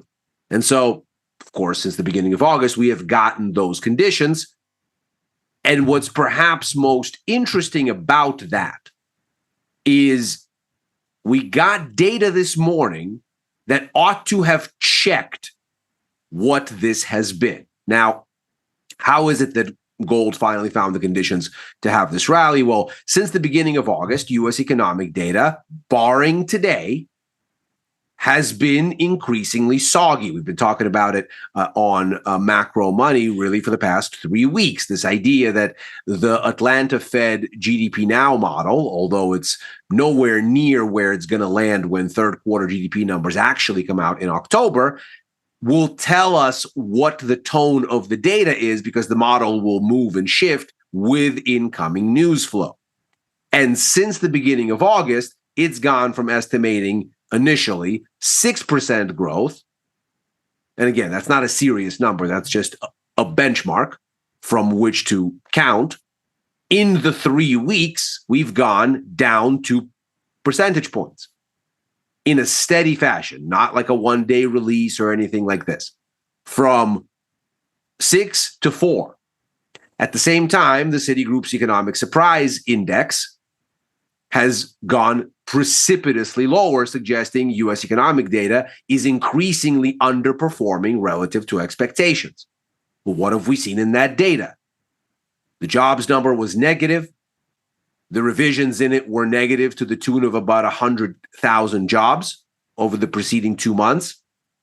The CPI and PPI numbers showed the expected washout of crude oil influence, but also showed weakening in core services, a sign of dampening demand there in the very areas where consumers shop the most. We've seen retail sales numbers that were disappointing. We've seen consumer confidence numbers that were disappointing. We've seen housing numbers that were disappointing. And so, of course, the market over the course of that time started to say, well, maybe we don't need quite so many rate hikes as we thought. And indeed, if we look at our SR3 contract here, and rather than looking at the continuous, we'll just go ahead and look at the one for year end. Here we go. What do we find here? Well, since the beginning of August, the price is going higher, which of course means the implied rate is going down. So this is rate hikes by year end getting reduced. So the market saw the data, saw the direction, and said, right, this is a weakening economy. We do not need quite as many rate hikes as we thought. And now we're kind of teetering on maybe one by year end. So really not surprising then that gold surged against this backdrop, and seems like over the course of July, gold already was starting to figure this out. It's the same story with silver, of course. It's just another reflection of this same narrative. It was quiet through July, but quiet in a very formidable way where it really should have been going down if we were to look at where real rates were going. This is that TIPS ETF that we've been looking at, real rates. We can see here over the course of July, they surged. This is, of course, rising interest rates, falling TIPS prices. And so to see gold and silver perform as impressively as they did is, of course, eye-catching. At the same time, the other kind of pillar of our exposure to this idea has been selling the US dollar. It managed to hold up a little bit near the highs, but again, should have been rallying with the rates so aggressively strong. And yet, not so much. So when we look at then what seems to be going on here in the wake of that Besant announcement this week, just to square our circle here, yes, certainly, Bitcoin surged thanks to that, dollar sold off, gold had a big pop, but all of this has been coming together for quite a few weeks now. But then this morning, we get a scorching hot S&P Global PMI number for the US, and the growth there seems to be fundamentally driven by the service sector. The big thing that popped out in these numbers was that it was the service sector doing the heavy lifting. Huge jump, expected reading of 54. We got up to almost 57, 56.8. To put that in a little bit of context here, that is the strongest that we've seen out of this survey since December 2024. So very, very strong service sector numbers, one would think. The composite, which takes in both manufacturing and the service sector, likewise, strongest since April 2022. So very impressive numbers and very much in conflict with what we're seeing elsewhere. Now, the key thing here is, does the market buy it? Well, the dollar is not rallying. That's something. Gold continues to rip. That's something.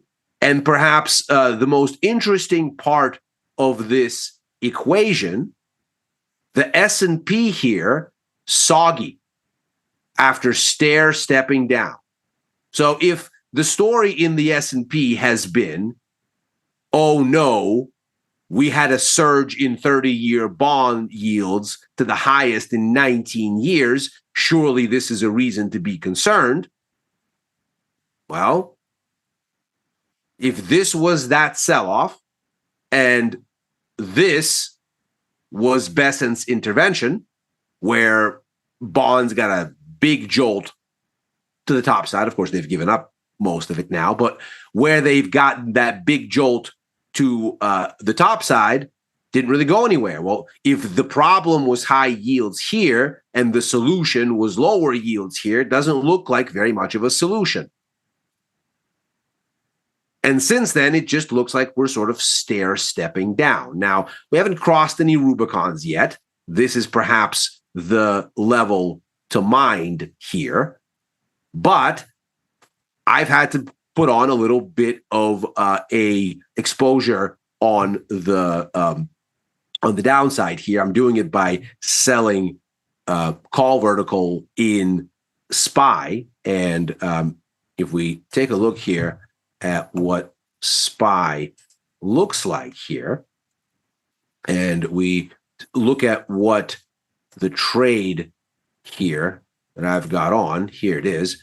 So obviously it's not really going anywhere at this point, but I'm here selling the call, the 763 call, buying back at 767.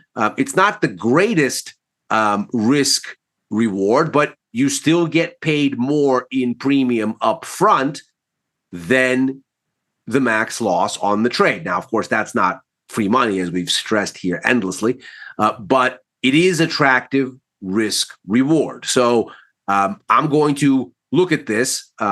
We're pretty far out here, 42 days out.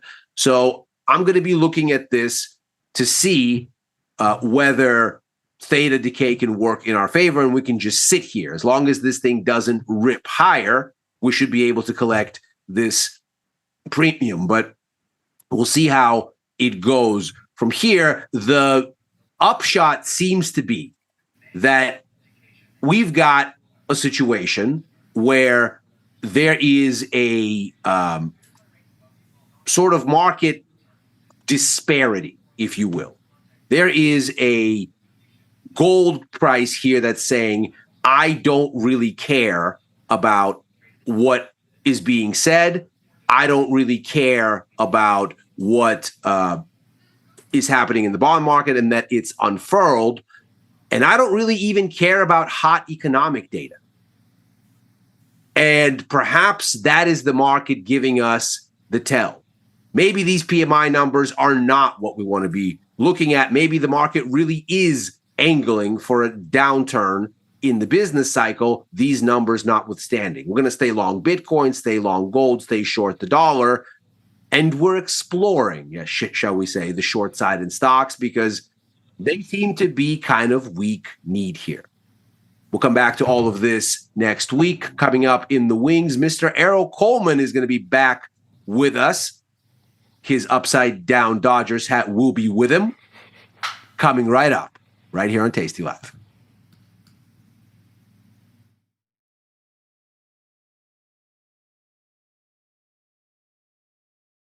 You bring it, we match it. Get a 3% cash match on all qualifying deposits. Up to $3,000. You can trade stocks, options, futures, and prediction markets. Tasty Trade. Trade with us. The market doesn't stop. So why should you? Diversify your portfolio with stocks, options, futures, crypto, and more from Tasty Trade. Focus on the markets that matter to you. See the odds before you trade using curve analysis, IV rank, and more tools.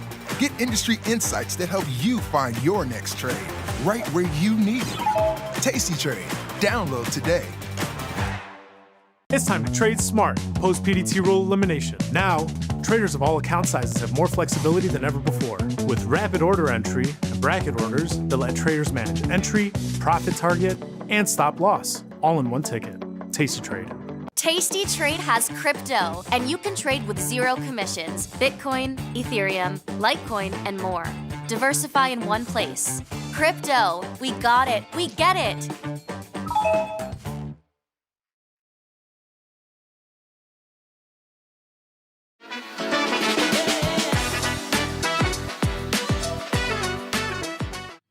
What is going on, guys, and welcome back for This Week in Stocks. We're just going to run through a quick update on everything that went down this week.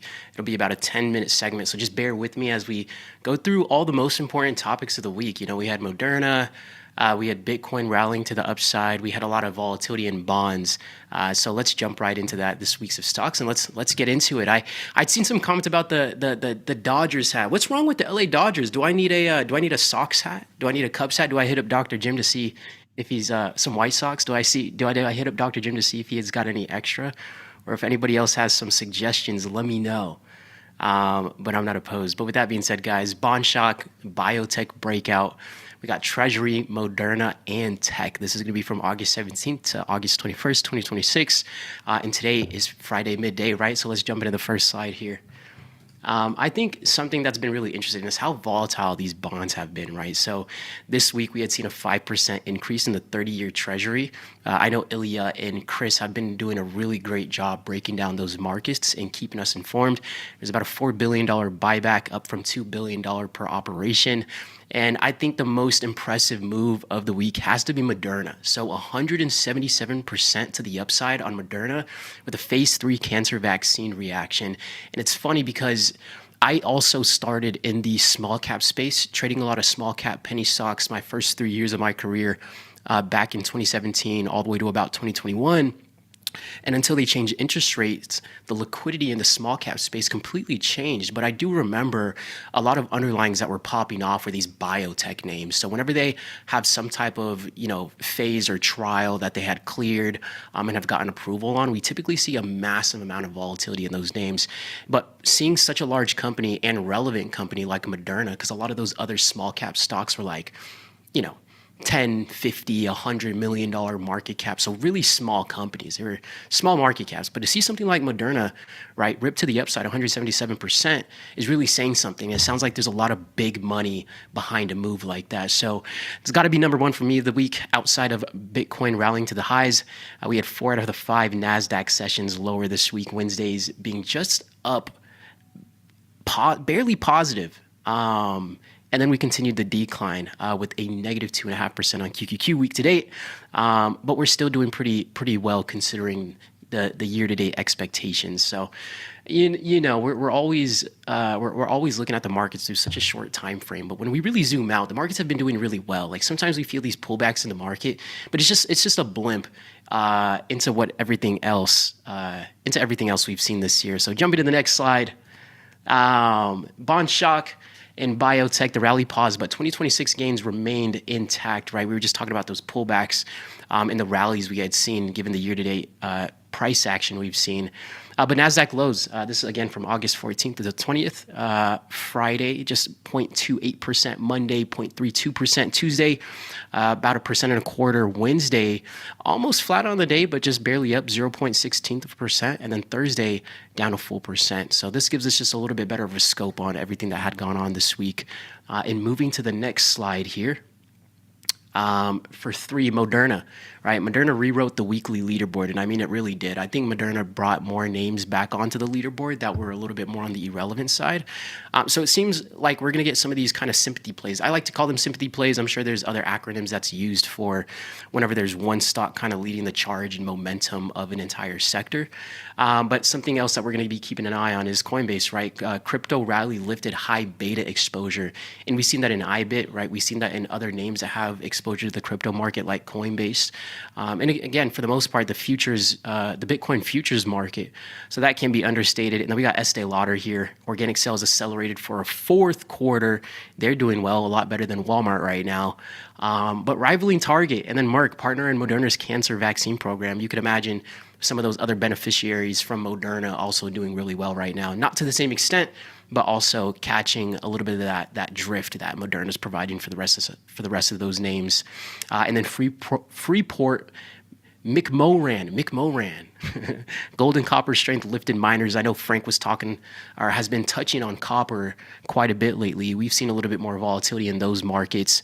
And then the beast has been gold, right? You guys have heard Ilya touch on gold throughout the rest of the weeks, keeping us informed on there, and we're seeing a continued rally to the upside. So gold and copper, these metals markets seem to be having a lot of volatility in them, whether you're trading silver, whether you're trading gold, or even the copper markets. We'll take a closer look at it. I like how the copper markets is a little bit of a cheaper product, so we might put a closer eye on that headed into next week, along with SPX. I know we were talking about looking at SPX and doing more trades on that into next week as well. As we shift to the next slide here, the downside clustered in electronics and high beta. So we have some names like JBill, Flex, Reddit, Seagate, and Keysight. And all these are pretty even right now, right? 4 out of the 5 hardware, electronics, or test names down around 13 to 14%. So a lot of volatility in these names. I know Reddit is another underlying that their options are typically pretty liquid and fun to trade as well. So we'll keep an eye on a lot of these names. But I don't think any of these necessarily surprise me. They're moving pretty close with one another. There's really not one that's too much of a standout. But we can go ahead and jump to the next slide here. What else do we have? Bonds run the world. Well, the people selling them anyways. Yeah, that would be nice. And that's certainly been my takeaway over the last couple of years is bonds certainly rule the world here. But Treasury doubles its bid, right? The bond market still pushed back. Again, a lot of volatility this week. Tuesday, 30 years peaked at 5.34%. Wednesdays, we got the buyback surprise with a $4 billion cap. And then Thursday, yields rebound about 4.69% on the 2-year Treasury yields. So higher long yields pressure expensive tech and financing sensitive stocks. So I know we had gotten out of the TLT position this week. That got way more volatile than I would have anticipated, right? I put on that Zebra trade, didn't expect such a directional move out of the bonds. That's why we chose a Zebra, because we're accumulating synthetically about 100 shares per point move that we get in the stock. So seeing that downside move was a little bit aggressive, but not as aggressive as that gap up and continuation that we had seen on Thursday, which provided us for the window to get out of that Zebra profitably. That was expiring by the end of this week. So we'll continue to keep an eye on bonds. And Moderna, again, gained 177% without a disclosed hazard ratio, right? I know everybody and their mom, for the most part, is going to be paying attention to Moderna getting into next week. Are we going to see a continuation to the upside? Maybe. I know a trade like that's pretty difficult for me to pull the trigger on, at least whenever we made such a large move to the upside. I'm hoping we see a little bit of a stall in momentum there. But the price path here is shown visually almost perfectly here, right? Tuesday trading at 62.96, Wednesday up 177%. Guys, we're talking about Moderna, right? We were trading Moderna very actively. I think what was it, about 2 years ago, we were trading Moderna almost on a weekly basis. So to see that same name come back and jump 177% is wild. Traded at about $174.38 and some change on Wednesday. Then we had a little bit of a pullback, down 23%, back to $133. But I mean, a 24% pullback after the 177% gain the previous day. That's still a pretty massive pullback, right? If we look at the other pullbacks that Moderna had seen, it's nowhere near 24%. But of course, that's going to be relative to the amount that it went up, which was 177% the day before. We're going to keep an eye on it. one of the most interesting stories in the market, in my opinion, right now. And then Friday at 11 o'clock Eastern, we were trading at about $150. So we're seeing a little bit of a recovery, but we haven't reached that Wednesday high that we had seen when that news had came out. So with that being said, we can jump to the next slide there. What do I got here? Yeah, no, let's see. Red Sox, I think, is what Dr. Jim likes. Is it the Red Sox? Okay, go Dodgers, but I don't like the hat. Okay.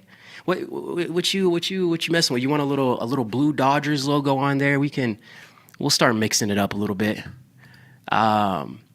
But for the last slide here, guys, next week, Wednesday, is the pressure point.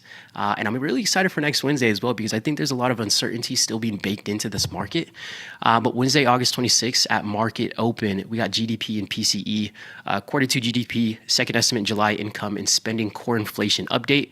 Does inflation validate the move? Higher and long yields, we will see by next week. And then Wednesday, we have NVIDIA after the close, August 26th, about an hour after the bell. We'll keep an eye on that. But can AI demand outpace pressure from margins and funding costs? We'll pay attention to that. I know a lot of the speculation has been on CapEx, but when it comes down to these NVIDIA names, still going to be interesting. And then Jackson Hole, Thursday to Saturday, August 27th to the 29th. We got financial innovation, payment and policy, Fed communication, all the good stuff. Does the Fed validate or resist tighter long end conditions? I know Ilya and Chris are going to be having a lot to say about this. And they've been going back and forth a lot more frequently. So I like hearing the strong opinions. I want to see their perspective on these things, but this is what we have lined up going into next week. We have more than enough content to be covering. So Moderna, we're going to be keeping a look at. I think we've seen a little bit of an over-exaggerated move to the upside. I mean, I don't know. Whenever we have conversations around curing cancer, I guess it could warrant a 200% move to the upside, but we'll see how that pans out. And I'm actually curious to see how this drug that they're working on pans out. Was it just kind of a headline bait, right, to catch a lot of attention, or do they have a lot of motion going on in that sector? Because that'd be pretty cool outside of markets. Errol, is your flight booked to Jackson Hole? It is not booked to Jackson Hole, but if you guys are headed over there, I'm headed over there. Ryan says, NVIDIA, I want to short somehow after NVIDIA earnings, positive vibes. I haven't looked at NVIDIA recently. But I am curious as to what NVIDIA might be up to. Let me double check what their IV rank is right now. I feel like a lot of those other underlyings really took the shine off of NVIDIA for a while, because I think NVIDIA was one of the most paid attention to names for quite some time. And then we had Micron, the SanDisk, being a lot more attractive for investors. But I mean, NVIDIA is still trading near their highs. It's trading at 215.80 right now, with the high being at 236. So this market has been pretty quiet lately, but been steadily putting in some really nice gains. We'll keep an eye on it. Other than that, guys, I know the volatility in bonds has been pretty crazy. With gold, Ilya made a comment the other day saying how he thinks it's odd that there's this inverse correlation with the bonds and gold right now. And that's something that I picked up right off the bat, because I recognize whenever we started gaining more momentum in gold, we've seen the bond markets pulling back. What does that mean for the overall markets? Right, I'm not sure if you guys have a specific way you're interpreting that. Maybe TP can give us a little bit of insight on why we see gold up, bonds down almost on a consistent basis over the last 7 to 14 days, but would love to hear a little bit more insight on that. But yeah, we'll see how these bonds do. We had the zebra on in there. I'm glad we used that gap up into Thursday as an opportunity to take that position off the table. Even though it wasn't a max profit, I think whenever you have a trade going from a max loser near break even, sometimes it's almost better than making money on the trade. So we'll keep an eye on that. But I appreciate your guys' time. We are going to be coming to a close here. But be sure to stay tuned. We got TP coming on next. Let's definitely sit and hear the wisdom that he's going to give us. So with that being said, guys, be sure to stay tuned for more amazing content we have coming on. And we'll catch you guys next time. Peace.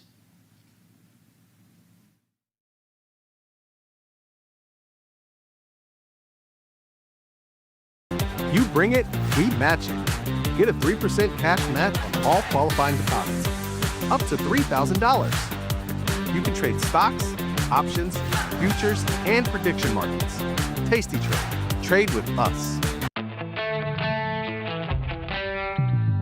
In the world of investing, a beast lurks between the numbers.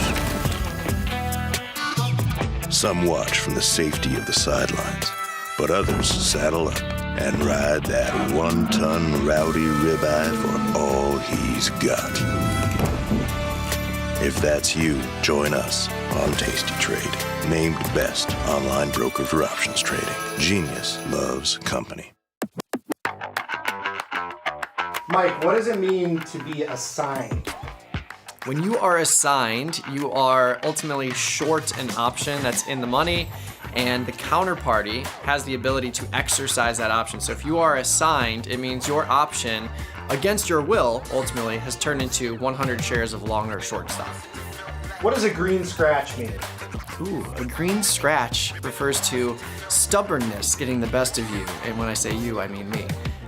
Green scratch refers to rolling a position, defending a position, and instead of just closing it for less than loss that you're seeing, or maybe a $100 loss, $50 loss, a green scratch is when you close it for maybe a 5-cent winner, 10-cent winner, 15-cent winner. Just the ability to see that green number on your screen and get out in a profitable way as opposed to a loss.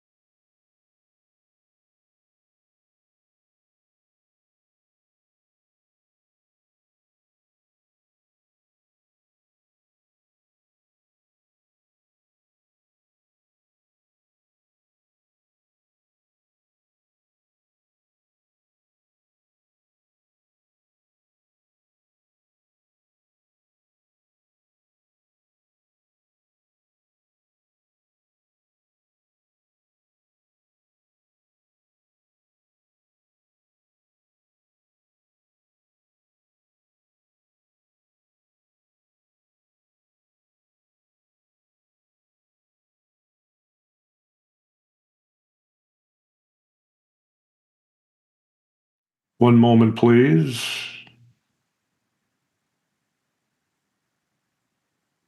Okay, they're coming through with on YouTube. There's no audio.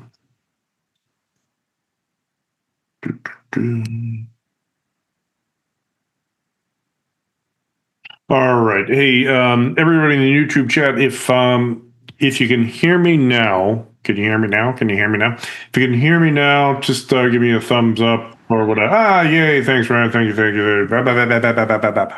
All right. So, yeah, and you missed the first 3 minutes of all that. It's how to actually make money trading options. Sorry if you missed it. Can't repeat it. No, I'm just kidding, folks. Anyways, like I was saying, Flame Shirt Friday, dusted off the old Flame Shirt and for the old tasty tradition. So SPX, and what I wanted to explain is on the follow page, the iron condor that I had sold, I was trading, it was looking bad. It was looking ugly there. Sold it for about, what did I sell it for?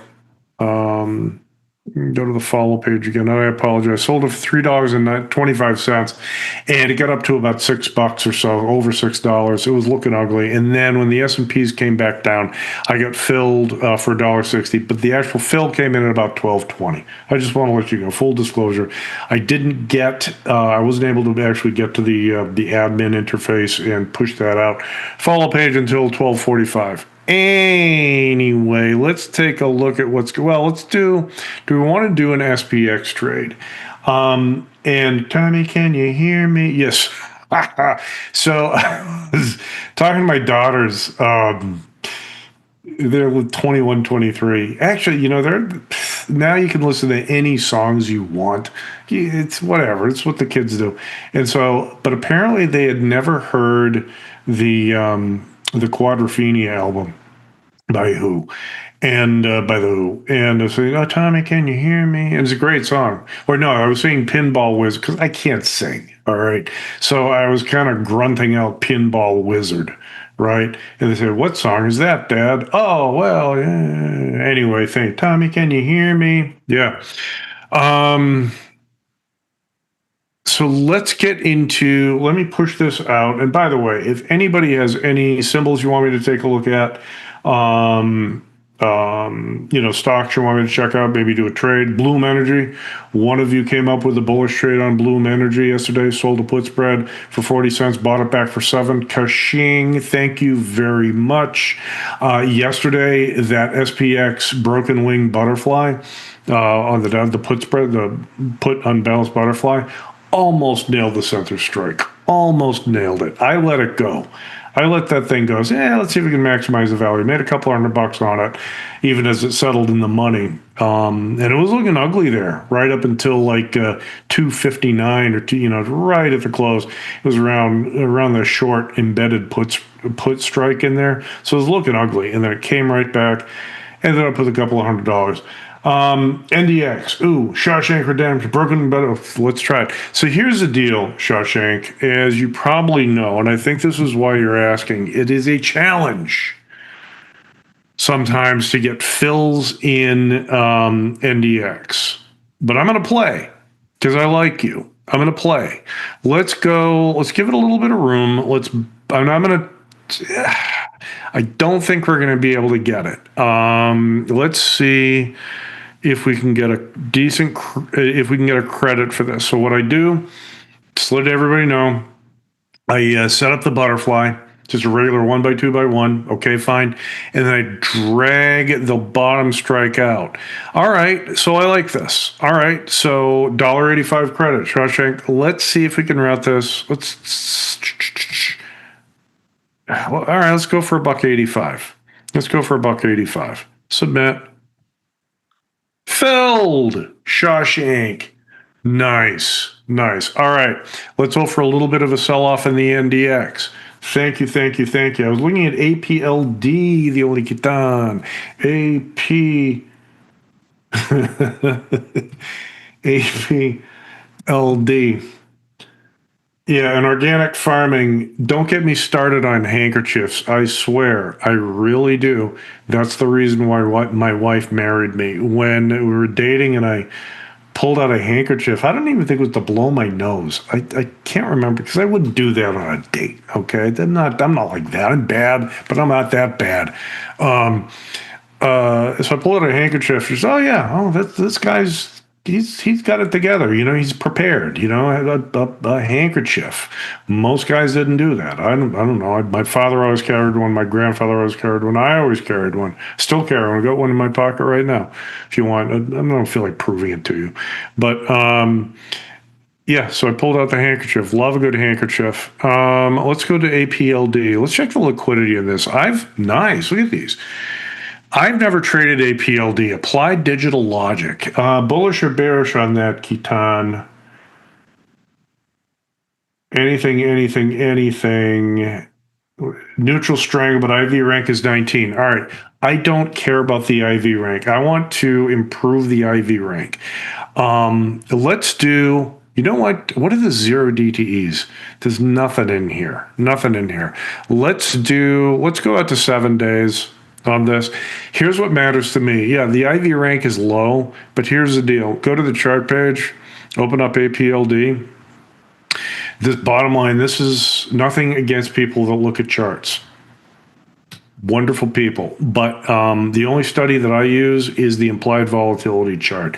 Historical implied volatility down at the bottom. And yeah, I'll look at volume. But right now, the volume, the volatility, this was probably around earnings here because the volatility just tanked right here. But it's 87%. That's what, 6 times higher than the VIX? I don't care what the IV rank says. The IV rank is just a historical number. I mean, it's important, but when you have the volatility of APLD up over 100%, yeah, you're going to get even 87% looks low. But to me, let's just see what the margin requirements are. Let's see what the skews pointed to. 27, 30, so right in between 27 and 27.5. Down, let's say down a buck, up a buck. 26 puts at 73. The 28 half calls at 90. The skews pointed to the upside. But you know what? The crowd wants a neutral trade. We will give the crowd a neutral trade. So 1 point, let's try 2 points. Don't know anything about that. Yeah. Let's do the 1 point because I'm getting a third of the width of the strike for the 1 point. Let's try this for 36 cents. Why am I doing this trade? 36 cents, $3.19 of positive theta. Keaton likes likes it as a neutral trade. Got it. 57% P50. It's a little low. Let's ship it. See if it gets filled. Working for it, and we'll see what happens in a week. All right, so ASTS, says Crystal, ASTS. And I want to take a look at Walmart, if anybody has any opinions on Walmart. Yeah, thank you, Crystal. AST Space Mobile. I like the sound of that. Again, here's an exact same situation as, what was it, APLD, where the IV rank at 10, but the volatility is actually 80%. This is the number that I look at. These prices, and remember, folks, I pay the bills in dollars, not percents. I don't care what the volatility is. If I'm not generating enough credit to take the risk, I don't do the trade. But let's get on this. Crystal, bullish, bearish on let's see. Bear on ASTS. Fine.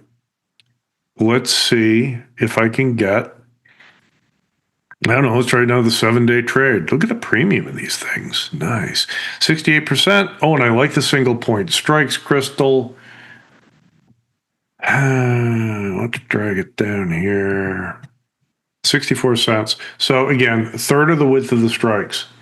Okay, that's all I'm looking for.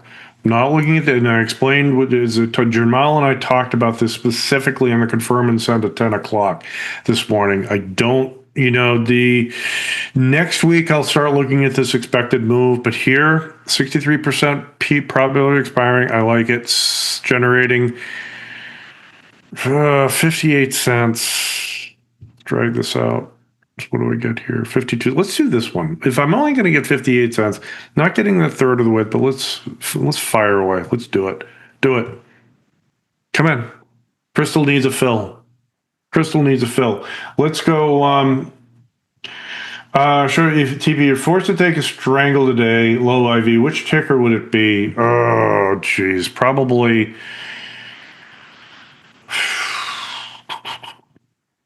something like Nvidia or Microsoft or Meta. One of those stocks.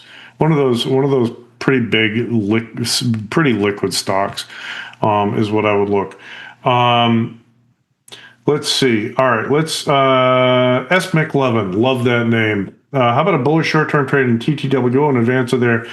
Oh yeah, TTWA. What's that? Oh, that's Take Two. TTWO. Come in, Take Two Interactive. And McLovin is looking for a short-term bullish trade coming out on 8/27. I like it. Let's do this one. 50%. So how about, The nice thing about this is it's a $243 stock. The prices are actually high enough. So, yeah. Here's the way I look at this. Let's check the skew just to play at home. 252.5 to 245. I'm going to use those strikes. Price of the stock's right in between there. Down $5, up $5. The 237.5 puts are at 450. The 250 calls are at 460. Yeah, they're a little bit bullish on this. So I'm going to go with you, McLovin, on this. I like this. A third of the width of, let me make sure I get my math correct here. And this is how you do it. When in doubt, you pull up the calendar. All I'm looking for, the difference between 232 half and 235 is 2.5. Divide by 3 is equal to 83 cents. So that's the third of the width of the strikes. Okay, that's what I try to get. So I'm not quite getting it with this one at 75. It's not bad. The markets are a little wide. I'm getting it this one. Let's do this one. So this one I like, yeah, why not? I'm selling this 2.5 point put spread in TTWO, 90 cents, a little over the third of the width of the strikes, generating $3.14 of theta per day versus 160 max risk. What's not to love? The other metric that I look at, folks, is theta return on capital. So if I'm generating $3.14 of theta per day and I'm putting up $160 of capital divided by 160 is equal to 0.019. So basically almost 2%. Almost 2% of theta return on capital. I'm going to route this at 90 cents. Might not get it. Come on. All right. Let's see. NDX. All right. Let's go back in and look at what's on my watch list. So I was trying to get a fill. Yesterday I put out a cherry bomb on a put spread in AMD. Not able to get filled in that yet. Let's take a look at it now. And here's my rationale for AMD.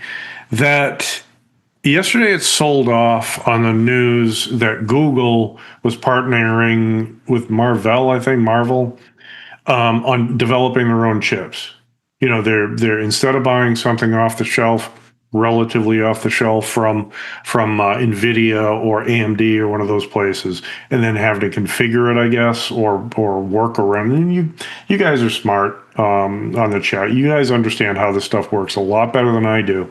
But Google will buy the chips and configure them the way they want to, and they don't want to do that. They want to just build them in-house. So they want the chips custom made to the particular need they have. I get that.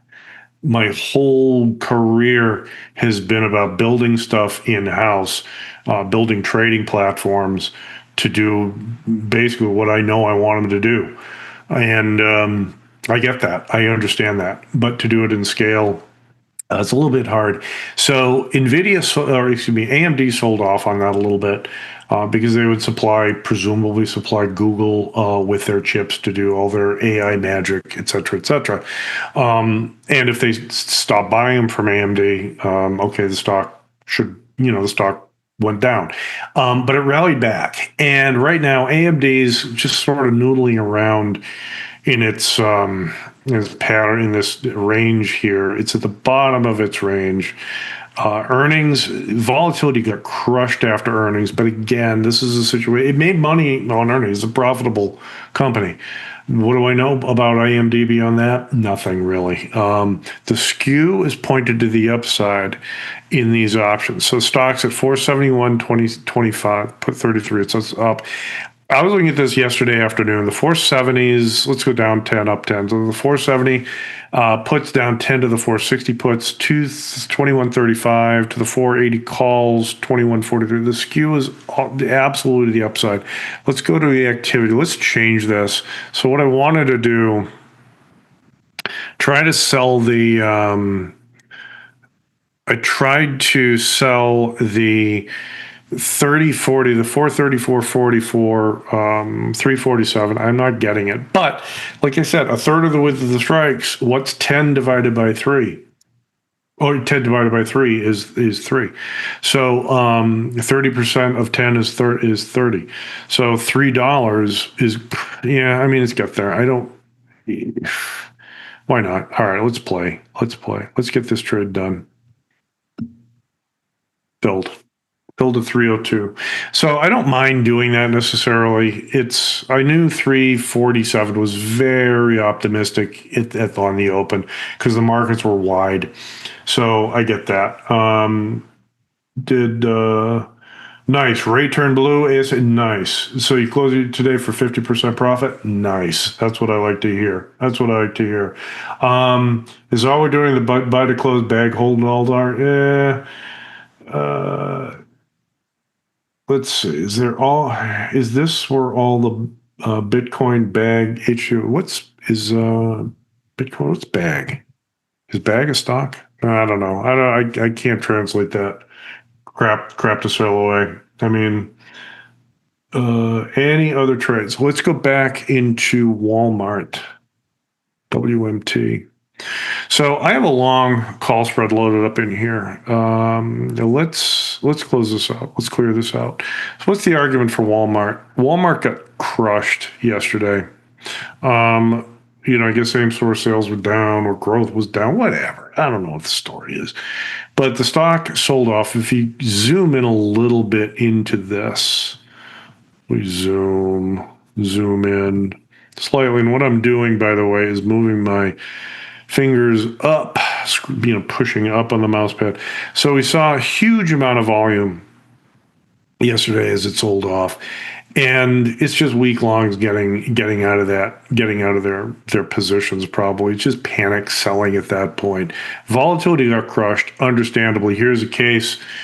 Volatility dropping as the stock drops. Oh, and Errol had a question about gold being up with bonds being down. So I'll address that in a second for what I know, for what I understand it to be. So do I think Walmart could bounce from here? Yeah, maybe. It's one of those things where if the economy does stink and if interest rates are high, people aren't going to stop shopping.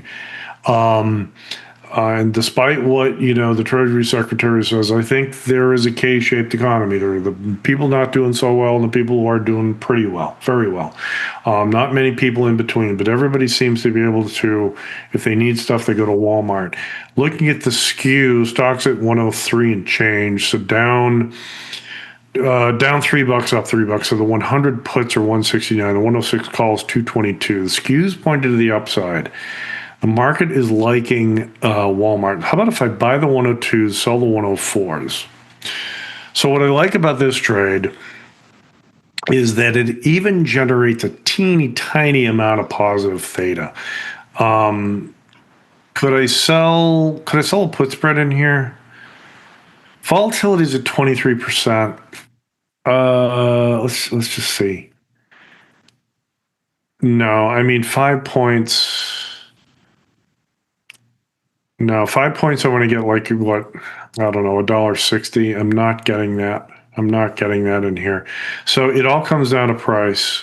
I'm going to buy this spread for $1.02, generating penny of theta. And the way I look at this is as long as the debit is less than the intrinsic value of the long call, that's when I do it. So I'm going to do a contrarian bullish trade in Walmart filled. I am long Walmart officially. Let's see. Thoughts on Echo. Let's see. Echo. I don't know. I've never traded Echo, but that hasn't stopped me before. Let's check the markets. Lots of open interest, so they're playing in here for something. Echo Star, what is it? So is it a competitor to Starlink? So I like the high open interest. 5 points between stars. Let's go to 7 days.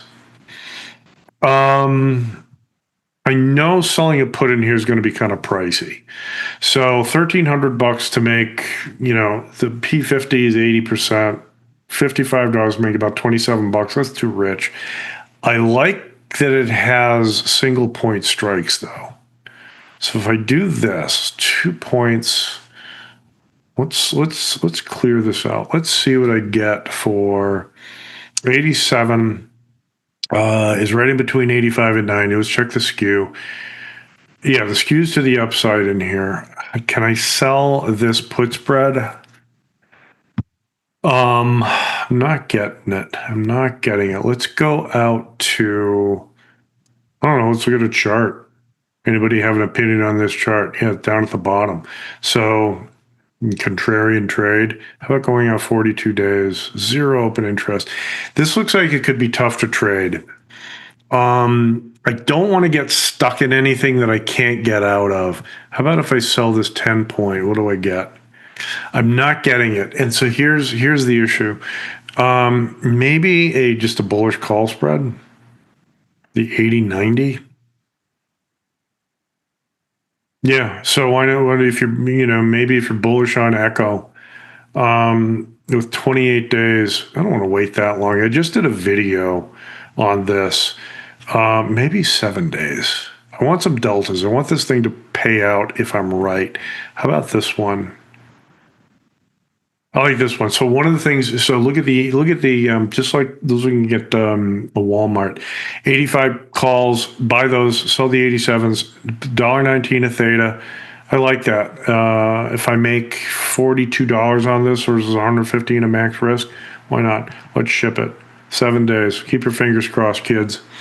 Let's see. Any other trades coming through from the chats or any questions? Let's go into watch list. So as I was talking about yesterday is a neutral trade in crude oil, and I like trading crude oil futures. The problem is it's such a big product, $1,000 a point. So what I have loaded up here is an iron condor in USO. USO is decent activity, not great. Let's drag this out. So I'm doing a 2 point spread. 2 point spread. Let's do this. Looking for 60 cents. Here's my 60 cents. Here's my 60 cents, kids. Here's what it is. So 2 point iron condor, collecting a third of the width of the strikes. That's what I'm looking for. Let's ship it. Boom. Come on, somebody film me. So that's my neutral. SC1 placed an iron con fly on SPX 50 GTC. Good. Since NVIDIA wait till Tuesday. Yeah, I would wait until Monday. I wouldn't trade in NVIDIA right now. And I have a position in NVIDIA already. I put on a couple of weeks ago, but I would wait until right before the number for that, Ryan. All right, I got to hop. Here's what we did, just real quick, folks. Did a Walmart fill, AMD fill, ASTS filled, NDX filled. Love that trade. Working a bunch of other stuff. With that, folks, have a good weekend. Stay tuned for some more great content at Tasty. I will see you on Monday. Good luck trading, and any questions or problems, just email me at tp@tastylive.com. Thanks, folks.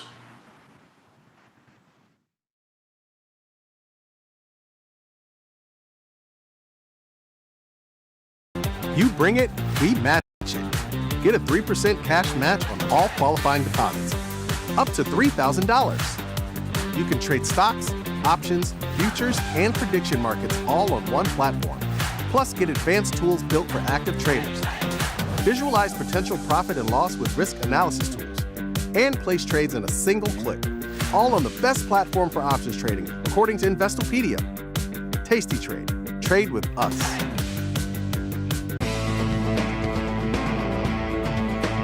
Coming up on Bad Money with Jim Blamer. Blamer's hot stock tip of the day. Trade ideas? Trade ideas? You're coming to me for trade ideas? I'll give you a trade idea. Trade me for tastytrade.com. Those guys are great. I love those guys. We built Tasty Trade's web platform for today's traders. See it, click it, trade it. Research with fundamentals, endless forecasts, and more. drill into data, find opportunity, and track the action with hundreds of indicators. Track your options profit and loss history over time per symbol. Note your progress and plan your tactics with a trading journal. See probabilities, max profit, and Greeks in one click. Fund your account and start trading right in the app. The tools, the data, the knowledge. See it, click it, trade it. Join the club. Tasty Trade.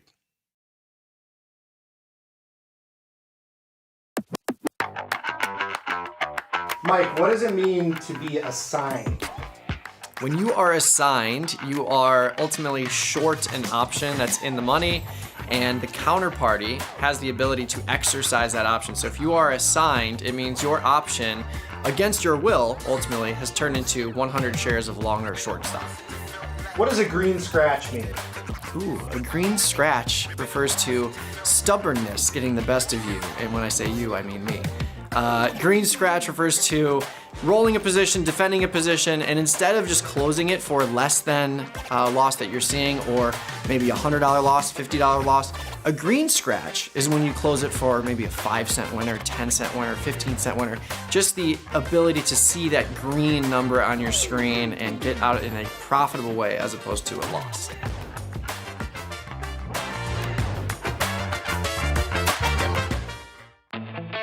There's a beast in the financial world,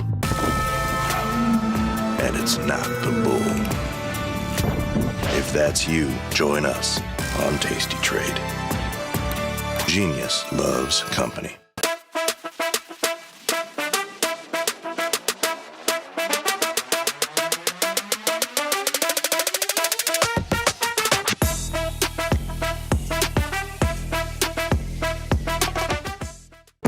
Investopedia says we're the best for options trading, period. Investors Business Daily raves about us. With stockbrokers.com, we're #1 for options trading and best in class for futures too. The Motley Fool really likes us, and so does Broker Chooser. So what else can we say other than boom? Trade like a trader. Tasty Trade. Make your move. We built Tasty Trade's web platform for today's traders. See it, click it, trade it. Drill into data, find opportunity, and track the action with hundreds of indicators. Track your options profit and loss history over time per symbol. Note your progress and plan your tactics with a trading journal. Fund your account and start trading right in the app. The tools, the data, the knowledge. See it, click it, trade it. Join the club. Tasty Trade. We built Tasty Trade's web platform for today's traders. See it, click it, trade it. Research with fundamentals, endless forecasts, and more. Drill into data, find opportunity, and track the action with hundreds of indicators. Track your options profit and loss history over time per symbol. Note your progress and plan your tactics with a trading journal. See probabilities, max profit, and Greeks in one click. Fund your account and start trading right in the app. The tools, the data, the knowledge. See it, click it, trade it. Join the club. Tasty Trade.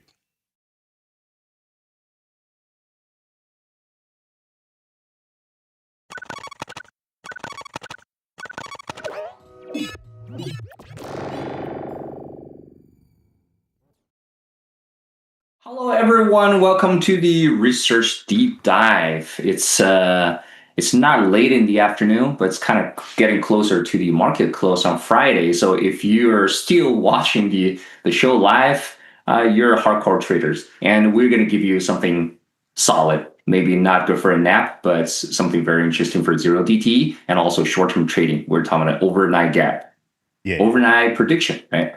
Yeah, so thank you, Kai. Right here in the studio is too cold, and in Chicago right now is kind of cold. I don't know everybody where there is, but in Chicago it's cold right now. I don't know why it's cold in the summer. I don't have no idea. So yeah, it's only 75 degrees, which is perfect, I would say. Yeah, as we were saying, we're gonna do two amazing studies right now. A deep real dive about like zero DT, how delta changes zero DT risk, and also how the overnight gaps can change your directions, or statistical behind overnight gaps, if they can change directions, if they give you some edge on when the markets open, how to trade or how to manage your positions as well. So I think that's what we're going to talk about right now. So it's about Kai. Let's go. Yeah.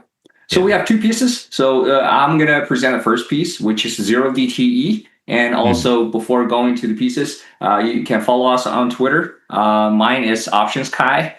We post almost on a daily basis with the solid data, with earnings, with some of the studies, or any important news. We're not only reporting news, but we're putting the stats to back up those kind of news information. And GADS is Gadlytics.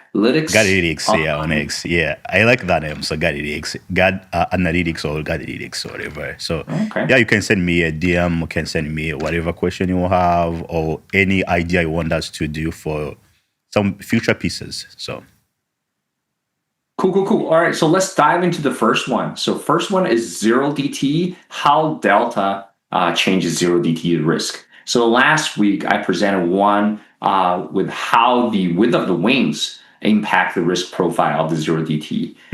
And so there are two main ways to change the risk profile of the 0DTE. One is the move the width of the wings. You can make it tighter, you can make it wider, really depends on your risk profile or risk tolerance level. But in general, most of the traders, especially the entry-level traders, probably they're afraid of using wider wings, iron condors or push spreads. For SPX, definitely you cannot trade naked for 99% of the people. So for the width of the wings, most people tend to use tighter wings because they actually limit your risk in a very controllable size. But in our analysis, we actually show somewhere beyond $5 or $10 wide might be the better spot for you because there are a lot of different risks associated with the very small delta, very tight wings.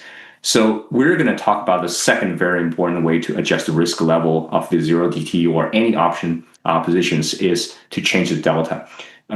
So specifically for the short delta. So in this analysis, we're going to fix the width of the wings at $20, but we're going to change the short delta from 5 delta all the way up to 50 delta. So 50 delta pretty much is an iron fly, and 5 delta is almost touching 2 standard deviation. It's 2 standard deviation on one side, right? But total is about like a 10 delta probability.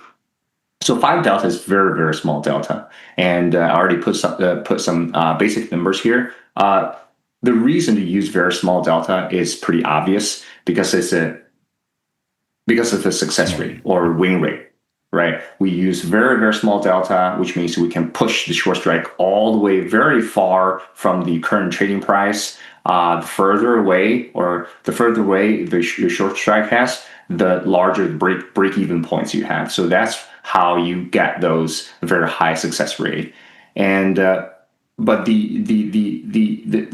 downside of having very small delta is you actually don't collect too much premium, right? So this is always a combat between the delta and the premium. So for 5 delta and $20 wide iron condor, you can only collect $86, which means in premium, option premium is only $0.086 in the premium, which is very, very small. Looking at the SPX, SPX is $7,000 stock index, and you can only collect less than $1 premium, which is very, very small. But looking at the 50 delta, you actually can collect $15 premium. In dollar terms, you can collect $1,500. So this is extremely rich. And for $20 wide, if you can collect $1,500 premium, which means you only have $400 for the max risk.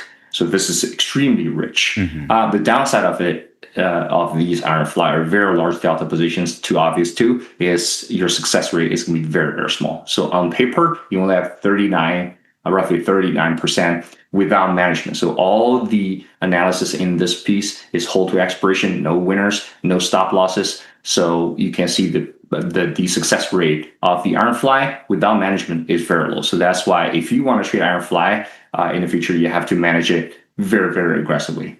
So the discussion, yeah. So I was about to ask you if like the same logic is applying to any spread, like put spreads.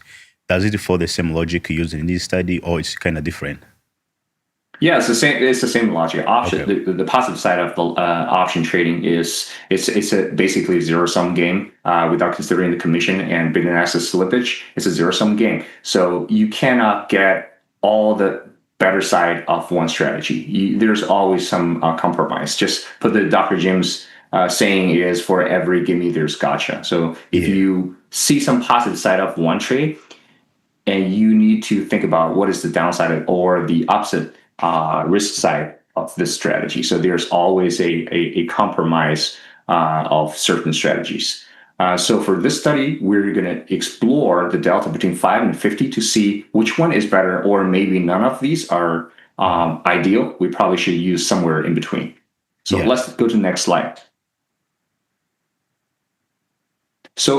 So here is, I put the average credit and also the average buying power. And because we fixed the wing at $20, the buying power, the method of calculating buying power is very simple. It's just use $2,000 minus credit.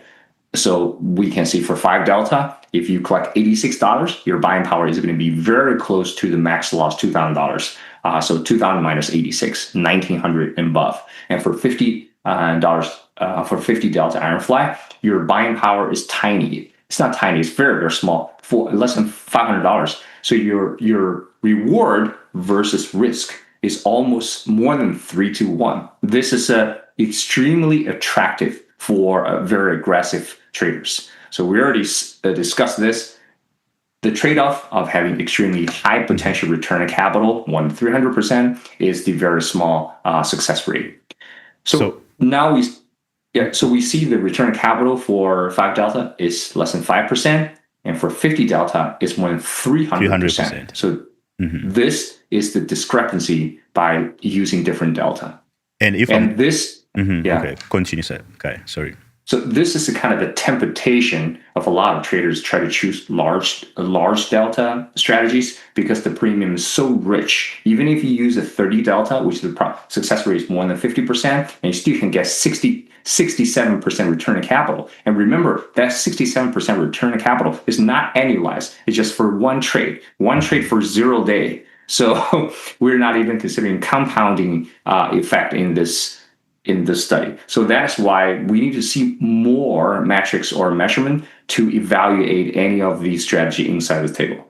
Yeah, I was about to say, if you're going to choose the optimal delta right here, you can choose between 15 and 20. According to my understanding, according to the graph, to this table you are describing right here, is where you can offset kind of down risk you have, because you'll be correcting almost 336 credits for 15 delta, and for 20 delta, you'll be correcting almost $500. So that's kind of, according to me, you can tell me, Kai, that's kind of like the optimal delta you can choose, and also you can offset some risk on downside by using this kind of delta. Yeah, I cannot say which one is optimal right now because we haven't looked through different aspects yet. But 20 delta and the $20 white iron condor was the one that I post the majority of our study. Yeah. Because I kind of think 20 delta and $20 white is kind of more balanced in compared to a lot of those different strategies. It doesn't mean 20 delta is better than 16 or better than 25 delta, but it's a great baseline or anchor point we want to analyze. So if you understand one strategy from all different aspects, the performance, the profit target, stop loss, CVAR, Sharpe ratio, Cali, if you understand all of these metrics from one strategy, then you can compare, you can expand your understanding to different delta and different width of the wings. So so that's why I used 20 delta in previous study. It's not as the optimal, but it's pretty good. Yeah. All right, so let's go to... That's a great presentation for delta, actually. So let's go to the next slide. Yeah, so next slide is the temptation of looking for or chasing the extremely high return on capital. It's kind of a barrier. It's the nature of all traders. Why we trade? We want a higher profit. We want the high return on capital. As long as I can make more money, I probably don't care about the rest of things. But in reality, that number is on paper, so theoretically. So if you hit 100% success rate, you probably can get 300% return capital for an iron fly. But in reality, you don't have that success rate. I don't have the success rate here. I don't even remember, probably. Oh, I already posted probably 30 whatever percentage without management. So because you lose a lot of trades, so that's why the realized return on capital or profit looks very different from the one on paper. So for the Ironfly, you can see theoretically we have 310 potential max return on capital, but realistically we only have less than 6%. Look at the 5 delta one.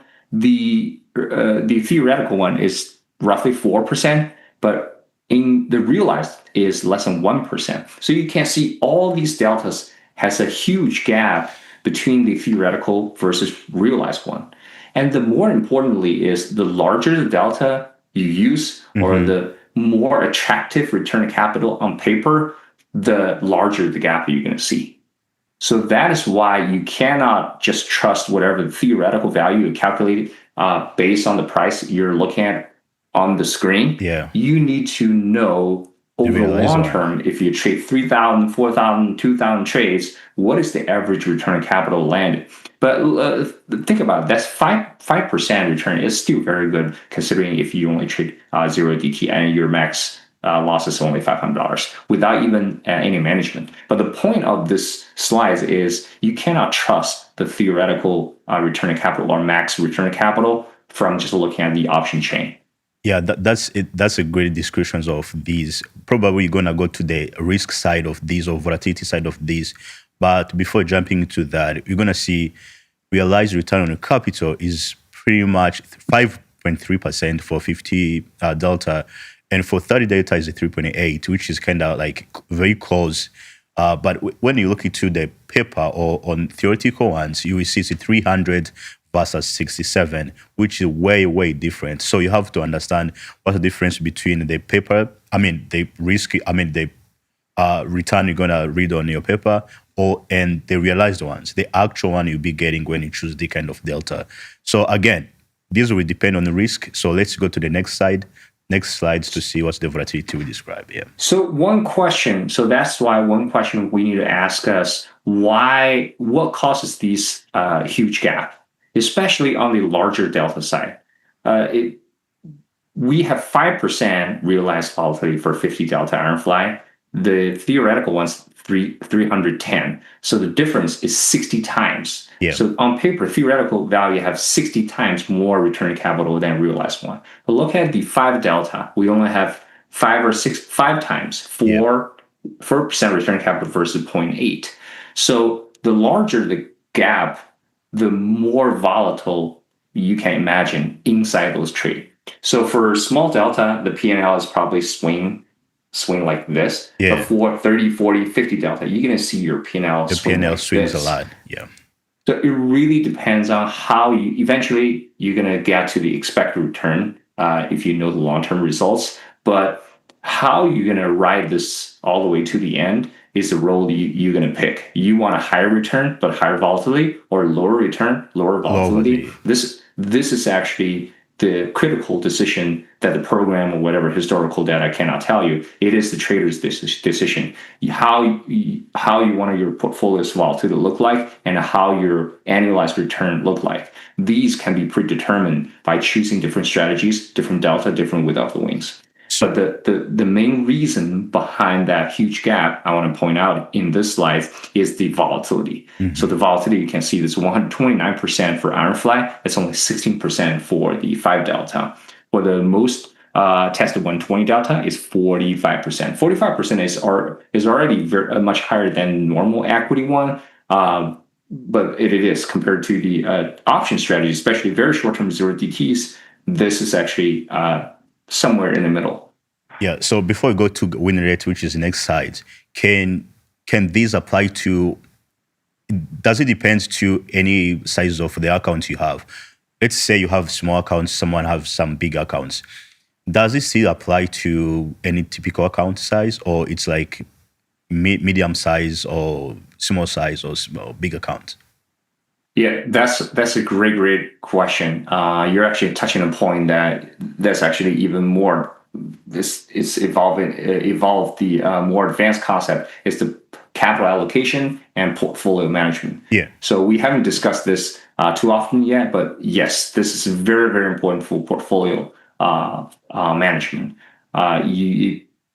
If you have $1 million, this for small account traders, if you only have $25,000 account, this probably means less to you because you need higher volatility to lead you to a higher potential, higher return, so you can accumulate your capital. But for a lot of traders who have 7-digit account, you probably don't need that 50% return annualized. You don't even need 45% annualized return. All you need is beat the SPX 20% annualized return. If SPX long term is somewhere between 8 to 12 before 2020, and after that is actually 12 to 15%. If you only want to beat that, you don't need that volatility. So you probably only need to control your volatility somewhere between 20%, somewhere near 20%. So this is another critical question that traders or portfolio managers need to decide what kind of volatility you want to get to that 20 or 30% annualized return. Yeah, thank you. Let's go to the next slide. Yeah, so we talk more about the downside of looking for high return, right? So which comes from the larger delta side, 30, 40, 50 people chasing for those high return capital, and we talk about the downside of the large delta. The last slide, I want to emphasize some of the less obvious reasons why the small delta positions can hurt you too. So after a lot of analysis, people probably tend to choose very small delta because the success rate is so high, 93% for this 5 delta iron condor without even management. If you manage at 50% max profit or 75% max profit, your success rate is going to be 96, 97%. 97%. The problem is high success rate is not a guarantee of high profit over the long term. Although the volatility could be smaller, but the biggest downside or killer is 1 or 2 big losses can wipe out probably a couple of months your accumulated P&L. So this is the very important downside of using extremely small delta or extremely high success rate trade. This applies to all different kinds of option strategies for 7 days, weeklies, 30 days, 45 days. It always keep the truth. If you want a success rate, you're going to deal with the downside. So that is why. Let's go to the last slide. The takeaways. I personally don't think using extremely large delta is a very smooth way you want to take, but chasing for extremely high success rate also can bring you a lot of risks. Let's go to the next slide. Yeah, definitely. Before we move to the next slides, when you look into these slides, you understand why many people avoid trading to the extremes. It's better to avoid the extremes when you're touching this 0DT stuff, and also paying attention to the delta 5 or 51. So this is a good presentation of how much you can lose according to how much you corrected.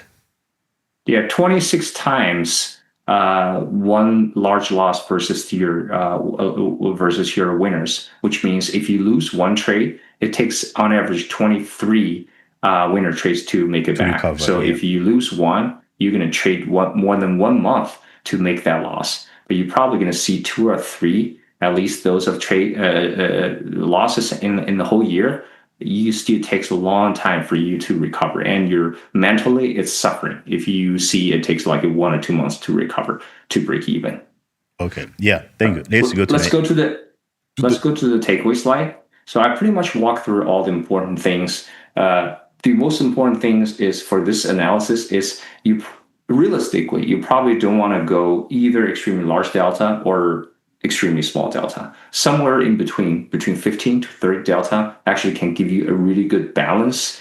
You're not looking for extremely high return on capital, and also you're not looking for extremely high win rate. So the benefits of being somewhere in between is you have mediocre return in 0DT, but over the long term, it still give you great return. And you don't have huge volatility like 50 delta iron flag, and you don't have huge tail risk like the very small delta. So eventually, you're going to choose somewhere in between. If you want to choose on the both extreme sides, you need to come up with a very good management to control some of these risks.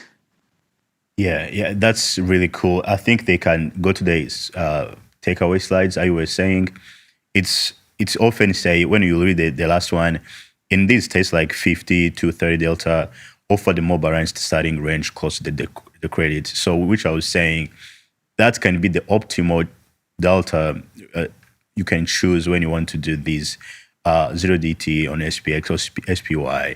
So which kind of set or which kind of balance between what you're going to correct, credits you're going to correct, or the losses you're going to offset as well. So, I mean, it's a great takeaway. It's a great study. I like it. And my question was like, if people like me have smaller accounts and people who have bigger accounts, if they can apply these, as you said, it's pretty much the same, but it depends on the portfolio management and the end goal of portfolio as well. Yeah. Cool. Yeah. So I think this is the first piece, and we don't have too much time, so let's jump right into the second piece that you created. Yeah, let's go to the next slide. Next study, which is in his one. So we'll discuss this study this week. So it's do overnight gaps have any kind of direction matrix, or do they have any kind of math behind? So pretty much as you said, people trade 0DT trade every day, every time. And some people trade long terms, but we often ask ourselves, if we have any overnight gaps, do we really have these overnight gaps? How much are they? How big are they? Do they have some edge according to the next day trading directions? Or do we have do we call a fill to the next day or not? Or also if we connect to volatility, so does volatility change the answer to the call if they close the green to the next day, or the size of the gap, or the size of the move, or the direction to the day? So we have the math behind of this gap, how we calculated. So we're gonna jump into the slides and see the gap we took. There's difference between, remember, there's difference between the overnight gap and the day gap. So in a day gap, so if the market's open before between markets open and the market close, there's a lot of gaps in between. That's wide range of the gap, but overnight gap is pretty small. So most of the time we are in between -1 or +1% of moving average of these overnight. But that's gaps. SPY, right? Not equity, just SPY. This is SPY, the overall SPY. So this is like a good representation how often do we have these overnight gaps and how much it is. So as I was saying, this move happens most of the time between -1 and -1%, and it's surprisingly it's only happened one day in tens, and beyond 1%, 1.5% happens only in 9 days a year, which is really not a great signal if you're gonna consider these overnight gaps. If you go beyond 1, you're gonna say there's no much data to correct. So, and another interesting data we have right here, 44% open sits between 0.5% of the yesterday close, which is kind of 90% of those moves lands inside 1 and -1%. So, which means we don't really have that huge gap. Remember, this data set from 2017 up to right now. So we don't have really that huge gaps or overnight gaps, which makes sense. And also, when we consider these overnight gaps, remember 44% runs between 0.25. We're going to go into these to understand more what that means. And also 90% runs between 1 and -1, as I said. So when you go to the next slides, you're going to see, does the gap predict the directions? So if we have -1 as overnight gap, or +1, or any kind of in between those percentage, does it mean anything in terms of directions? So the study or the statistic shows it's coin flip, it's 50-50%. So we don't have really the edge, but mostly when it's in between 0.5%, so where in 0.5%, where 70% of all the sessions in last 10 years has been in. So we saw it's between 49 to 57. So there is no actual statistical usage of the edge in that between. So which means we don't have really a strong edge or a strong the statistical directions according to the overnight gaps, which you can use to trade the next day. So bigger gaps looks higher, which is like 60%, but far fewer days. It happens a lot of fewer days. So small gaps bounce in touch 56%. So in general, we don't have any statistical edge which can determine the directions of the next day when you consider the overnight gaps. So when you go to the next slide, so this is actually a cool statistic or cool graph. I like it. So what the gap actually tells you. So, and which gaps can we really understand? As we said in previous slides, we don't have any statistical measure of a gap which can show directions. But also we have some moves, overnight gaps. So which ones can we pay attention on? So there's 85% to 81%, we have those small gaps. That's where we have kind of like small gaps which we can fill. So if you really want to use these overnight gaps, you can really use this small takeaway. This a great takeaway from these slides. The small the gap is, the greater percentage or the high probability it's going to fill to the same day. Which means if we have from yesterday close, if you have 90% or 80% of the gaps, which is like negative 25% and to plus 25%, those kind of the range where we have most probability of the next day you're going to be filled to the moves. So the bigger the gap, the less it fills.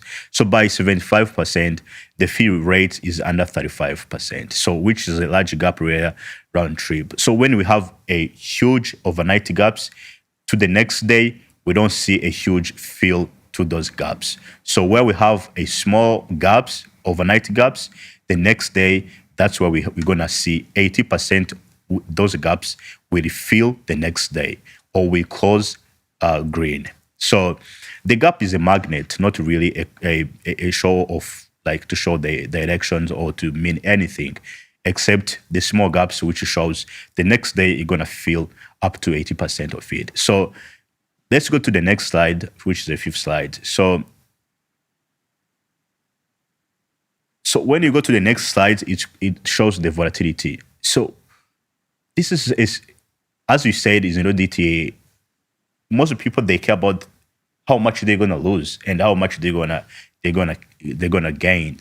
So this volatility means it's like how often do we have this kind of movement? So when you tag this volatility, where you have a cow market, elevated market, we're gonna see where can we apply these moves and how this volatility can really help to understand these moves. So when we IV is elevated, the intraday range triple, which is a strange number. So the price tag yesterday closed far more often, which means if the IV is elevated, the intraday range or today's price, according to the yesterday close, it fills more often. So same gap that put the fills. A moderate gap between 0.5 to 1% gap fill just 35% in the cow market. When the volatility is small, when there is no much movement in the market, a small gap just doesn't fill that often. Even if we saw the small gaps fill in the general market 85%. But when we separate high IV and low IV, also we see low these gaps, which is moderate, so they don't fill that often. But 67% of them once IV is elevated. So when IV is elevated, that's why we see most of the gap they fill the next day.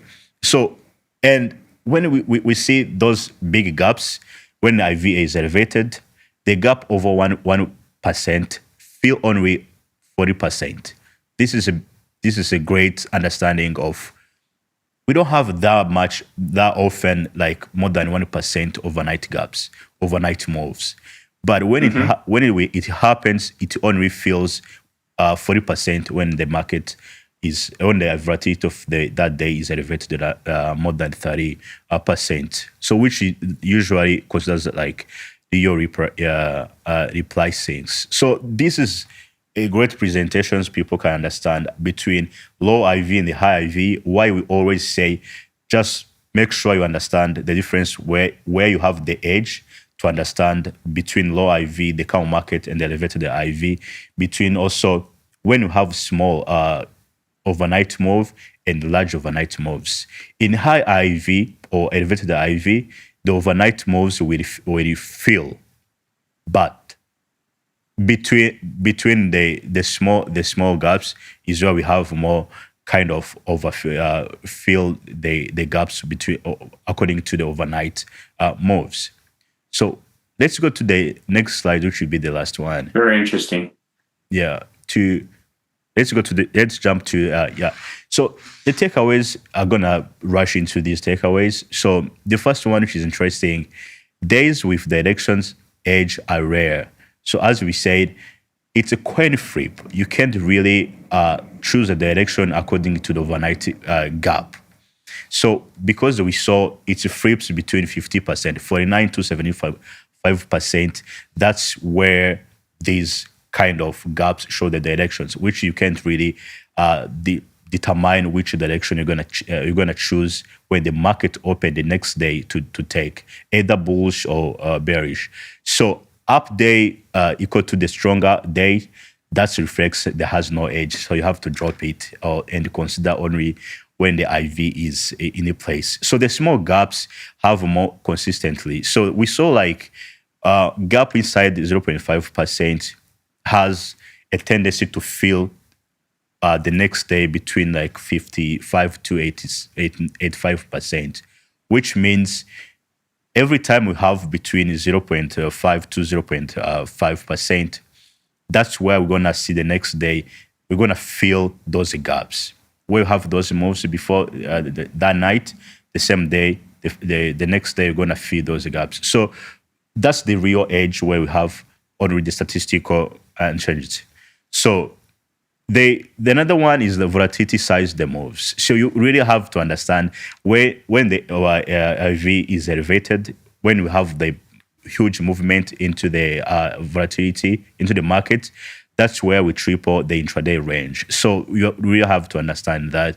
So the gap is a fill signal, not the forecast. So the big takeaway from this study, the gap is not the signal for directions, is the fill signal. It's not really signal or the forecast of the directions. So Fed small opens towards yesterday close. So respect the rare big ones as a new level and let the volatility set how far it travels back. Yeah, that's interesting study. Great piece. We're already running out of time. So thank you everyone watching it, and I hope everyone enjoy your weekend. I'll see you next week. Thank you, Kai. Thank you, everyone.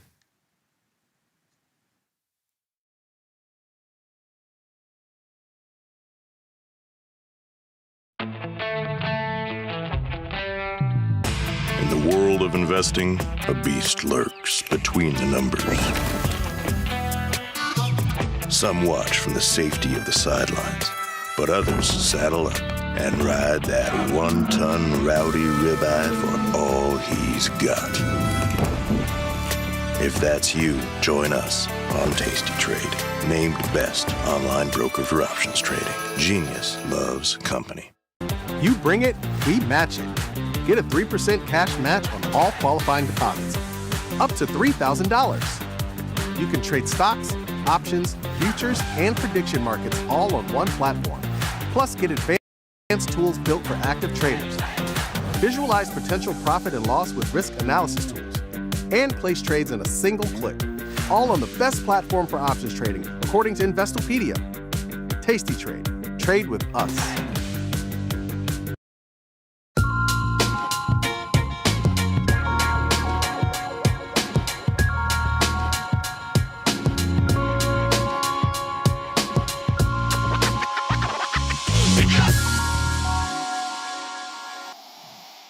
Hello, everybody. Happy Friday tonight. And we had the prior segment run a little bit long, so I'm going to pick up the pace a little bit today and try to get through these symbols in a more moderate amount of time. So let's just dive right in, because we better make the most of our time we do have. We're going to start off with the diamonds. This is a rather green day. It's been a really wobbly week, one of those toggling weeks, which is up, down, up, down, up, down.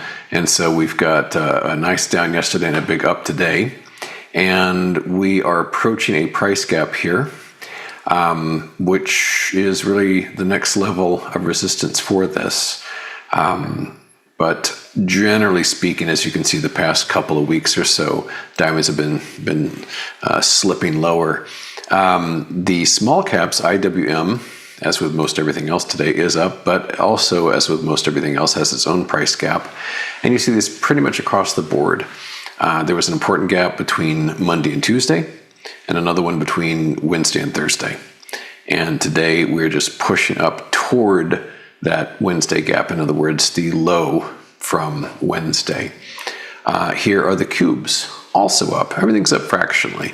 Not a huge day in either direction. It's just basically up modestly. This one's far, far away from its own price gap. I don't think / hope it won't get all the way back up there, because that was a big one. It was a really dramatic drop between Monday and Tuesday.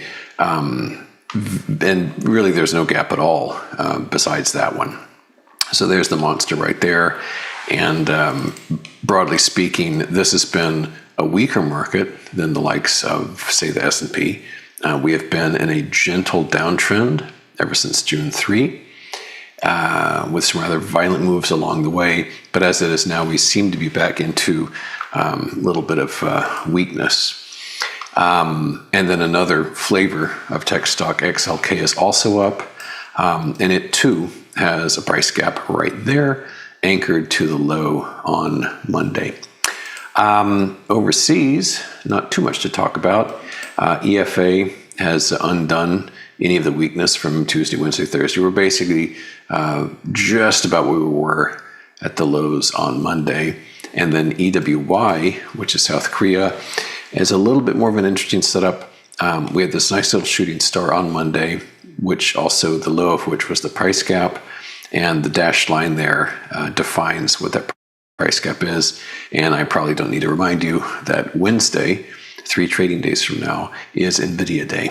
And although their chart is an absolute inscrutable mess, it is a very important release. And in this data desert that we've got right now, with very little in the way of economic reports, very little in the way of interesting earnings reports, it's kind of the only game in town. So that'll be the highlight of next week, I imagine. Now, one last country one while we're on our overseas journey here is China. This is green today, and it just about perfectly sealed its own price gap. This is the gap I've been watching right up here.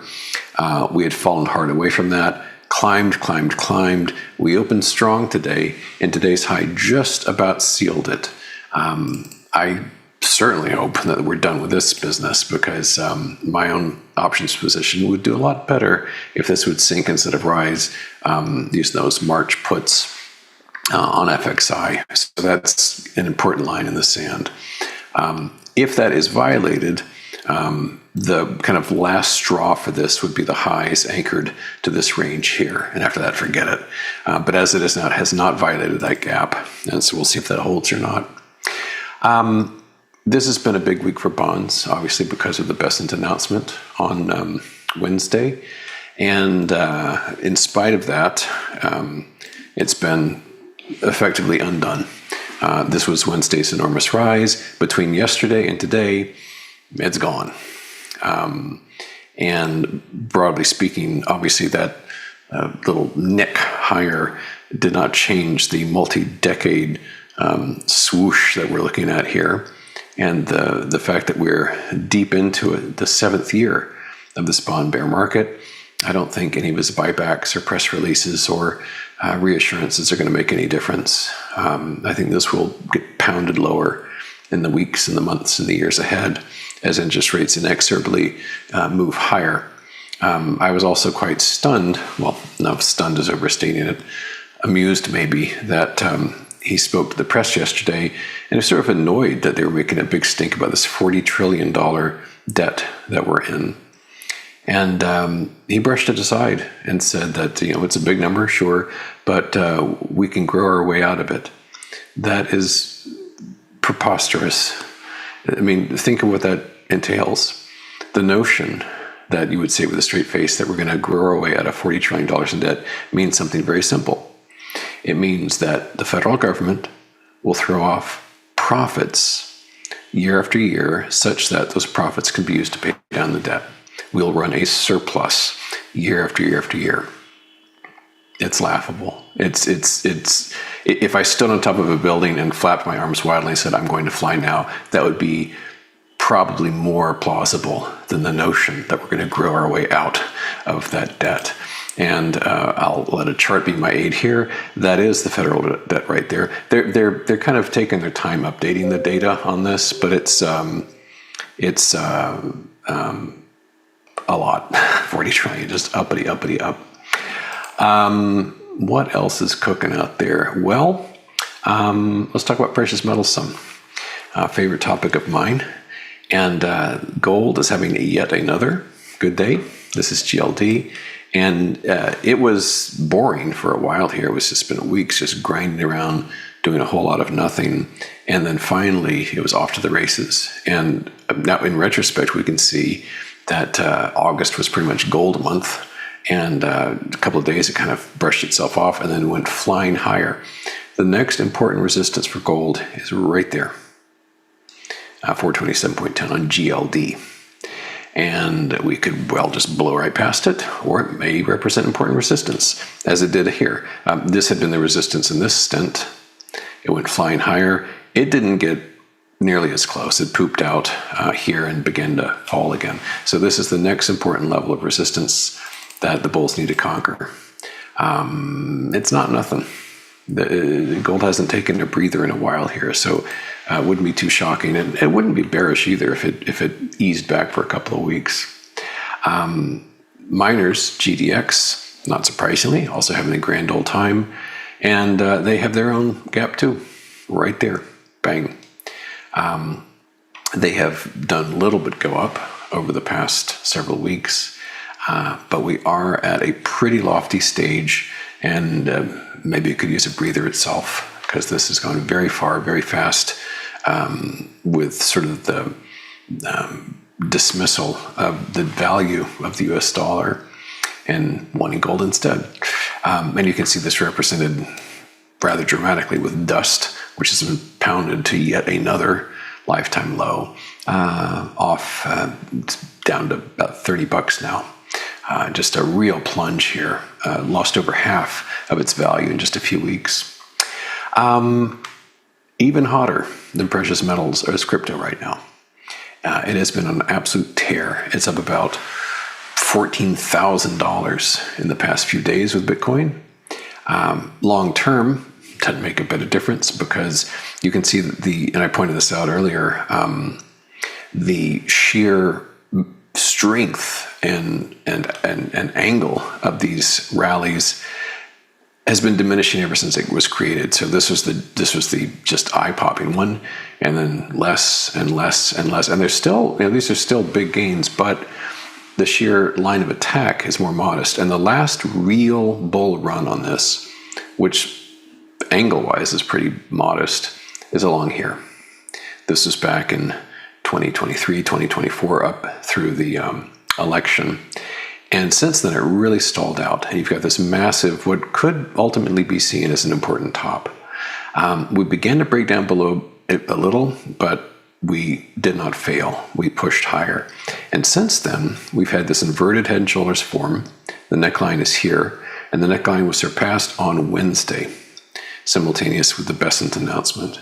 And so, as I said, this week has been solid up. We've gone from about 62,000 to around 76,000, just very, very swiftly. I would say the closer we get to the bottom of this trend line, the more hazardous it becomes, and the more dangerous it would be to hold on to any shorter term trades. It's been quite the run, but that line represents the next level of resistance. And it also historically, if you look at past year and a half or so, these rallies don't tend to get past their prior tops, like here and here and here. So we're in the thick of that top now, but I imagine it's going to exhaust itself somewhere below 80,000. Attendant with that, though, of course, has been a complete obliteration of BITI, just absolutely plunged. This is the inverse fund. And then in sympathy, or I guess because all crypto's rising, Ethereum has had a great week too. But its own shape, its own pattern is a little different flavor. In this instance, we're getting close to the top of this prior pattern in pink, and that's probably going to be about it for that rally. MSTR, Michael Saylor's strategy, has also had a tremendous recovery, but it's got an enormous amount of overhead supply. I would also point out that at this level, we're up against much, much more of that supply than before. In other words, this drop here was very swift, and likewise, the ascent was very swift.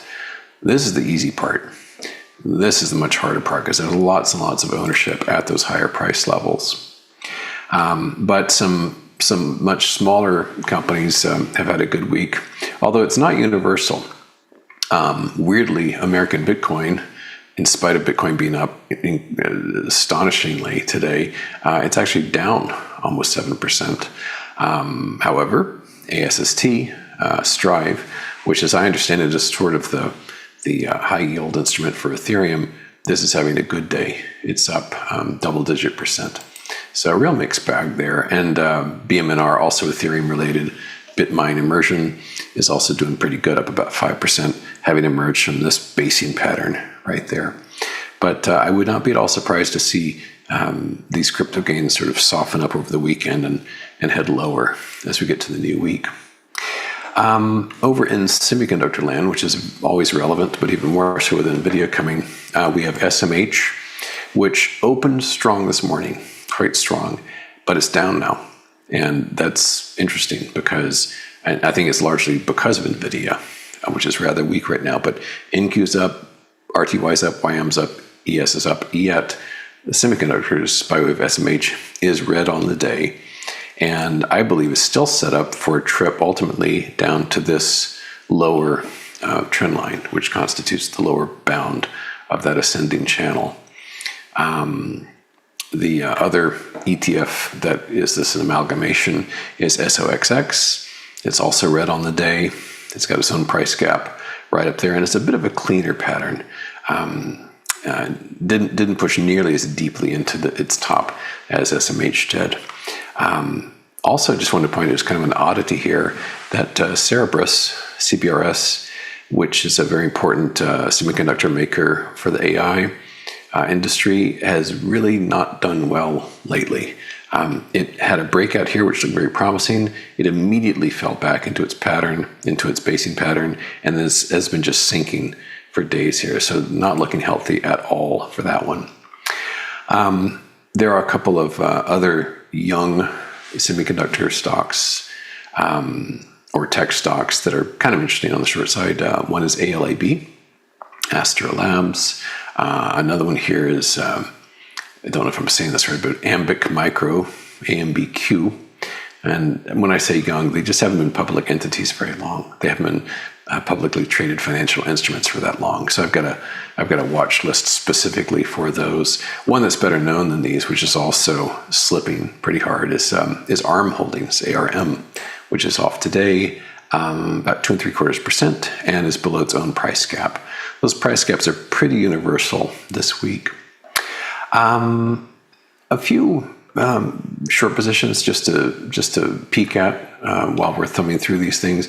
Bloom Energy continues to be weak, not as nicely as yesterday, but we're off a little bit, about 0.4%, and we'll see if this top can produce anything meaningful. These prior two tops did not, but this one has broken down rather sloppily, and I'm just tightening up the stop day by day on that. Carvana is also behaving itself. This is down about 2.5%. We got right close to what I see as sort of the midpoint of this enormous topping pattern here, but we've reversed away from that for Carvana. And another big semi company worth watching is Micron, MU, which is down fractionally right now and is just below its own island reversal gap right there, which is, I guess that would be Friday, Monday, Tuesday, which are the components of that gap. Couple of stocks that are also kind of young, but actually have bullish setups. They aren't particularly big, but I wanted to share those. One of them appropriately is called Webull, whose symbol is bull. And it has had a pretty dreadful time for a long time, but it has in recent months hammered out a pretty nice looking pattern here. And it's also had a pretty good jump in volume lately, which is always a good sign. And so this looks like worth a look on the long side. Another one, which is a kind of small news organization, Newsmax, has also just gotten wiped out here from its own peaks, but over the past number of months here has brushed itself off and is starting to emerge from that base on pretty decent volume on the breakout. So just a couple of items on the long side to consider on those charts. Another item today, which is vastly bigger than those, is SpaceX. Still very range bound. We have spent the past 10 days really not going much of anywhere. Maybe not exactly 10, but this whole zone right here is pretty much 135 to 150. And makes sense because there's not any impetus for it to move, although it is a little encouraging, I suppose, that the lockups continue to move apace. Today was another, I think, 7% release of shares, but it isn't really hurting the stock. But it's almost certainly going to be until like next report in October, November, that would give it a reason to vault above that range if it manages to do so. But its resilience from that bottom has, as I supposed, helped out the firms which whose purpose is to get people into pre-IPO companies. One example being XXI, 21 Capital. This has gotten just wiped out and bottomed. But I think because of the Anthropic enthusiasm and SpaceX's own recovery, that people are bidding these things up again. Okay, well, we've got a couple of minutes left here. Just wrap up with a few odds and ends. Very basic, just looking at the spider before you close the week out. Here's the SPY, and over the course of the week, we hammered out 2 clean price gaps. Here's the first one, right there, between Monday and Tuesday, and here's the second one, between Wednesday and Thursday. And it's interesting that yesterday's high and today's high did not pierce that gap. It's been very, very clean. So the lifetime high on the spider intraday remains back here, which would, I guess, be on Thursday. And since then, we've had this very gentle, subtle, cascade's not the right word, but diminishment in price. But next week, I think it's going to be, geopolitical news notwithstanding, all about NVIDIA. It's a mess of a chart. We've got like 6 red bars in a row here, but it's just kind of hanging out in this relatively tight zone. It isn't nearly as easy to read, has a lot of other things going, and I'm not going to try to do so. I'm just going to be watching with great interest what happens on that Wednesday afternoon. But I would point out a couple of semi-related things as we close is the leveraged South Korea instrument here, this ETF, which I point out from time to time. This has its own price gap, which is worth noting, and it's still rather bearishly configured, and it would probably reverse hard if NVIDIA does sell off. And a little bit of a different flavor here. This is SOXS. This is the leveraged bearish against semiconductors fund, and it has a higher low here, and it's not doing much of anything right now. But if NVIDIA does disappoint, we could see the makings here of a nice little base for a rally. But too hot for my blood. I'm not going to touch it. It's just worth noting. Okay, well, we're heading to the bottom of the hour here. So all in all, not a very decisive week. A lot of smoke, very little in the way of fire. But hopefully we'll get some clarity with the NVIDIA report on Wednesday. So have a good weekend. Thanks for stopping by, and I'll see you again on Monday. Bye-bye.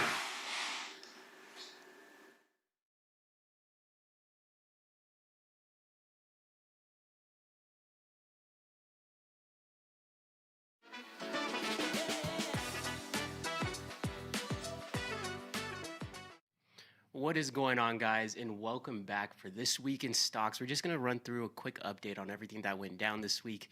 It'll be about a 10-minute segment, so just bear with me as we go through all the most important topics of the week. You know, we had Moderna, we had Bitcoin rallying to the upside, we had a lot of volatility in bonds. So let's jump right into that this week's of stocks, and let's get into it. I'd seen some comments about the Dodgers hat. What's wrong with the LA Dodgers? Do I need a Sox hat? Do I need a Cubs hat? Do I hit up Dr. Jim to see if he's some White Sox? Do I hit up Dr. Jim to see if he has got any extra, or if anybody else has some suggestions? Let me know. But I'm not opposed. But with that being said, guys, bond shock, biotech breakout. We got Treasury, Moderna, and tech. This is going to be from August 17th to August 21st, 2026. And today is Friday midday, right? So let's jump into the first slide here. I think something that's been really interesting is how volatile these bonds have been, right? So this week we had seen a 5% increase in the 30-year Treasury. I know Ilya and Chris have been doing a really great job breaking down those markets and keeping us informed. There's about a $4 billion buyback, up from $2 billion per. Ready to take your trading skills to the next level? Dive into the world of stocks, options, and futures with Tasty Trade courses. Whether you're a beginner or more advanced trader, our courses can empower you with the knowledge to succeed. Watch as our team in Chicago shows you how to use the Tasty Trade platform and go over the basics of trading. Perhaps you'll learn about a new strategy or a potential product for your portfolio. To find our courses, go to the Manage section of our web platform or head to courses.tastytrade.com. Start taking control of your financial future. Visit our courses today. Every time he explains something to me, I ask him the same question. He always asks me the same question. What's the trade? I'm not always sure that's the right question. It's the only question. Retail traders don't have a thesis on in their portfolios. They have positions on. And if you don't know why it's moving, the position is a good guess. And if you never get to the trade, the reason has no meaning. Same market. Different question.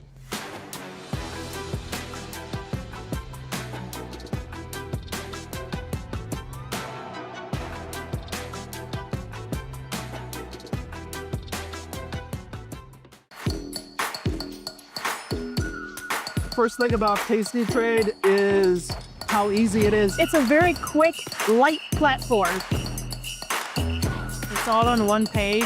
And with 1 or 2 clicks, you can be anywhere on the platform. Being able to see graphically where your profit and loss zones are. Whether it's a pool, a puddle, or a sea, you can navigate your way out of it with the Tasty platform. So I love that.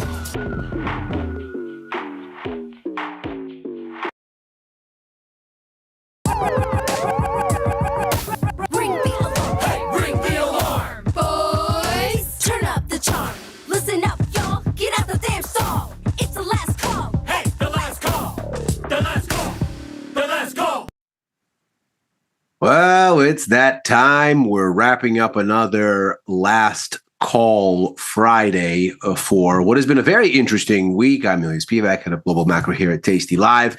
You get me for about 15 minutes here, and then I'm going to have a very special guest. Daniel Newman, the CEO of Futurum Group, is going to be with us. I think I'm pronouncing that correctly. I'm going to ask him if I am or not. So don't go anywhere. We're going to have all kinds of questions for him about all things AI. And we're not going to be general. We're going to talk about the specifics and what insights their AI-powered platform can show us that equity research in the olden days couldn't do. We'll see if that sounds compelling. But for now, let's take a look at how these markets are closing up shop here. Let's go straight to the charts. And it's a very light day, as we can see here. We haven't even crossed 1 million contracts yet on ES. So very, very quiet at the headline index. And maybe the most interesting part here is we got some hot heat out of economic data in the morning. The PMI numbers from S&P Global were scorching hot, and the market can't be bothered. That's very interesting for those of us that like to look at the price action and say, yeah, news, but what's the price action telling us about what the macro story actually is? And so I want to just take a quick look at this data here, and what we see. This is going to be the composite numbers here for the PMIs. And of course, what they do is they capture both the service sector and the manufacturing sector. So they bring them together. And here's that chart right here. We can see, August, scorching hot. If we go back 3 years here, this is the strongest pace of growth, and these numbers are, as ever, around a center line of 50. So 50 is neutral, above 50 is growth. Obviously, we can see there's no numbers here below 50, so all of it is growth recently. This is the hottest that we've seen U.S. economic activity growth since April, of 2022. And we can see here, manufacturing actually slowed a bit. So it's tempting to say that there's, the AI build out, blah, blah, blah. But that's not what's going on here, it would seem, because at least on the manufacturing side, where we were kind of in this melt up, where people were attempting to get ready for the great and powerful CapEx-driven AI build out and packing in inventories and getting their stuff together, that has actually been cooling since May. But the big hotness here is the service sector. Just to look at what the service sector has done here, July and August, it is absolutely off the charts.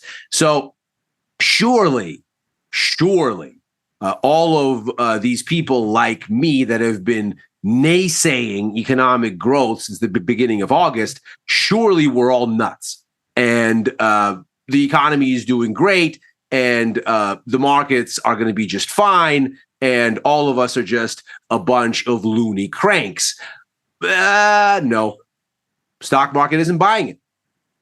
Very, very, very quiet here. And if we take a look, perhaps most interestingly, at what this means for Fed policy expectations, where are we? This is the SR3 contract, 3-month SOFR. Consider it just a slight deviation from what Fed funds futures would show us. And we're a tiny little bit higher on rates. But what has been the story? Here's the end of July. Here's the beginning of August. What's been the story? Rate hike expectations coming down. Why are they coming down? Well, we've been talking about this to no end on Macro Money, the show where we look at these things. But we don't have to go far. We can actually look at the Fed funds futures themselves, and we can see very clearly what has been going on here. And I'll share this visual here with you all. This is directly from the CME group. And what you see here, so this is the probability here as implied in Fed funds futures of one hike by December. Notice it is diminishing. Notice the probability of 2 is diminishing. Notice the probability of 3 is diminishing. Now, why is this going on? Well, let's take a look at the Atlanta Fed GDP Now model, which has been our guide post here. Notice how this model has evolved since the beginning of August. What do we learn here? The U.S. economic data going into this model is weakening because it's pulling the model lower. Now, it doesn't really matter what the levels of the model are. We're not going to get third quarter GDP numbers until October. This is really just about the tone. So what in the world is going on here that the markets are saying, you know what, we need fewer rate hikes here? Well, ostensibly, because it all lines up exactly with where the data starts to deteriorate, this is because there is some sort of cyclical concern that's suddenly emerged on the market's radar. Well, okay, so if that's the case, then where do we get these incredible PMI numbers? Interesting that CEOs are this optimistic, surely. But if we look at what the stock market is actually doing with them, it's really not very much. So we're backing into, it seems like, this range top that we saw and kind of slipping through it. It's not really something that you can say, oh, well, this is definitively a break of some kind. There's still this range top right around here that we're still kind of flirting with, and maybe we're not quite ready to crack yet. But it is very interesting that on a day like today, where we get this explosive economic data, this explosive news saying, oh, the economy is doing great, everything is fine, we're kind of meandering. Now, you might say, oh, well, this is all the fault of bond yields. And of course, the biggest story for this week on that score was the intervention from one Scott Bessent, who told us, oh, the Treasury is going to go into an obscure corner of the long-dated, off-the-run Treasury market, and the purchases that it was doing at $2 billion a clip is going to do it $4 billion a clip. Wow, big numbers.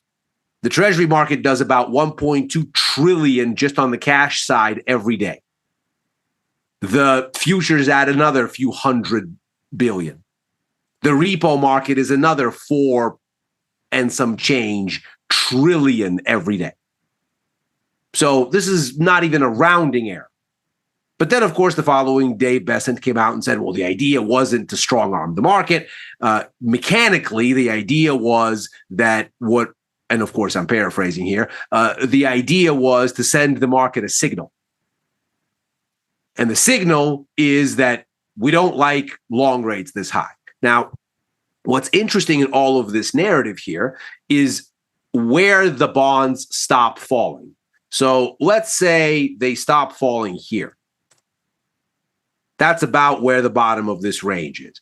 And right here, where we jump to see that 30 of course, this is the bond, and we'll talk yields. That was the thing that spooked everybody. That's the inverse of this. This was the moment where we hit the highest in 19 years. 07 was the reference point here. So obviously everybody freaked out. Oh my God, long rates, they're so high. But the bottoming in these bonds, because again, notice we popped there, but we couldn't even hold a single day there. And then the next day, the market wanted to hear what Bessent had to say. But the bottoming was right here. Now, what do we know about why this is happening? Well, just put in your mind that this right here is the 31st of July. Just have that idea in your mind. And when we look at where the intervention is into the yen, well, what do you know? So this is the first shot across the bow that the Treasury and the BOJ did together. Bessent this week was another one. The upshot seems to be gold continues to surge. Silver continues to surge.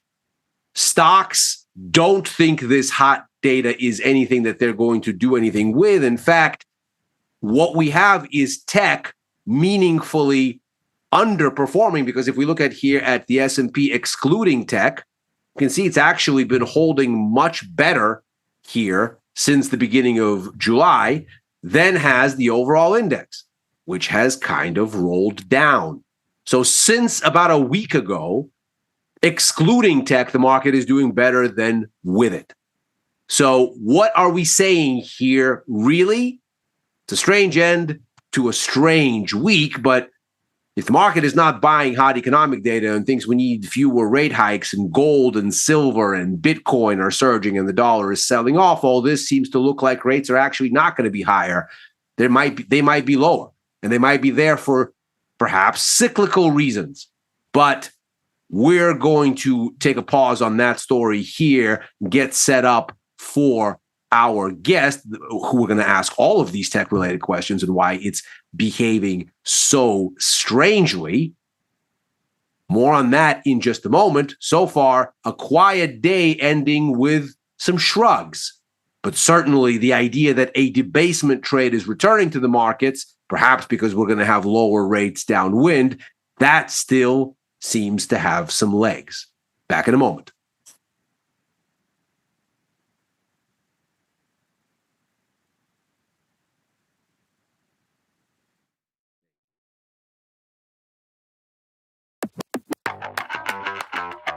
Mike, what does it mean to be assigned?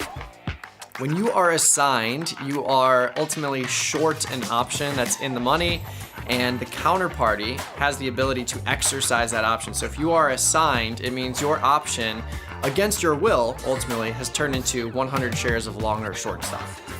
What does a green scratch mean? Ooh, a green scratch refers to stubbornness getting the best of you. And when I say you, I mean me. Green scratch refers to rolling a position, defending a position, and instead of just closing it for less than loss that you're seeing, or maybe a $100 loss, $50 loss, a green scratch is when you close it for maybe a 5-cent winner, 10-cent winner, 15-cent winner. Just the ability to see that green number on your screen and get out in a profitable way as opposed to a loss.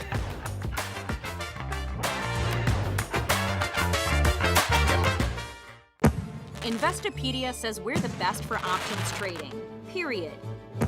Investors Business Daily raves about us. With stockbrokers.com, we're #1 for options trading and best in class for futures too. The Motley Fool really likes us, and so does Broker Chooser. So what else can we say other than boom? Trade like a trader. Tasty Trade. Make your move. There's a beast in the financial world, and it's not the bull. If that's you, join us on Tasty Trade. Genius loves company. You bring it, we match it. Get a 3% cash match on all qualifying deposits, up to $3,000. You can trade stocks, options, futures, and prediction markets. Tasty Trade. Trade with us.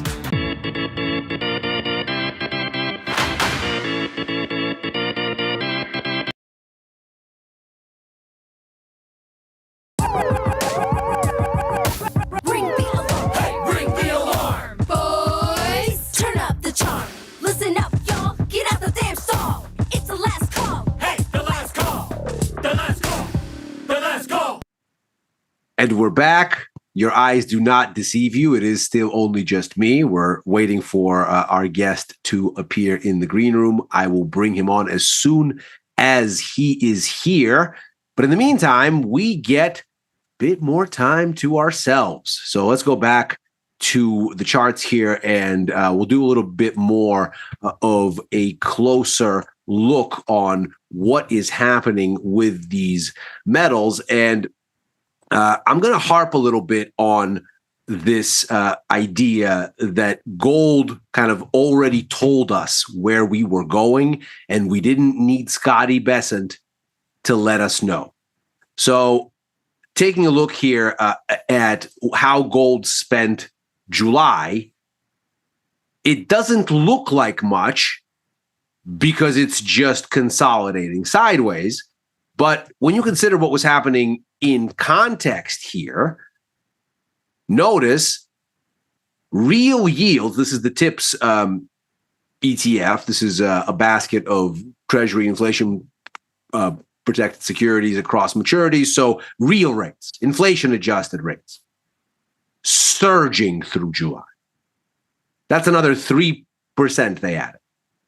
Notice what they're doing today. Again, hot heat from the PMI numbers. They're not giving back this Besant move from earlier in the week. Nominal rates, maybe, right? As we just saw with ZB, and we can really look across the spectrum here. So ZB is a little bit lower, so rates are a touch higher here. This was the Besant move. It looks like we've erased almost all of it.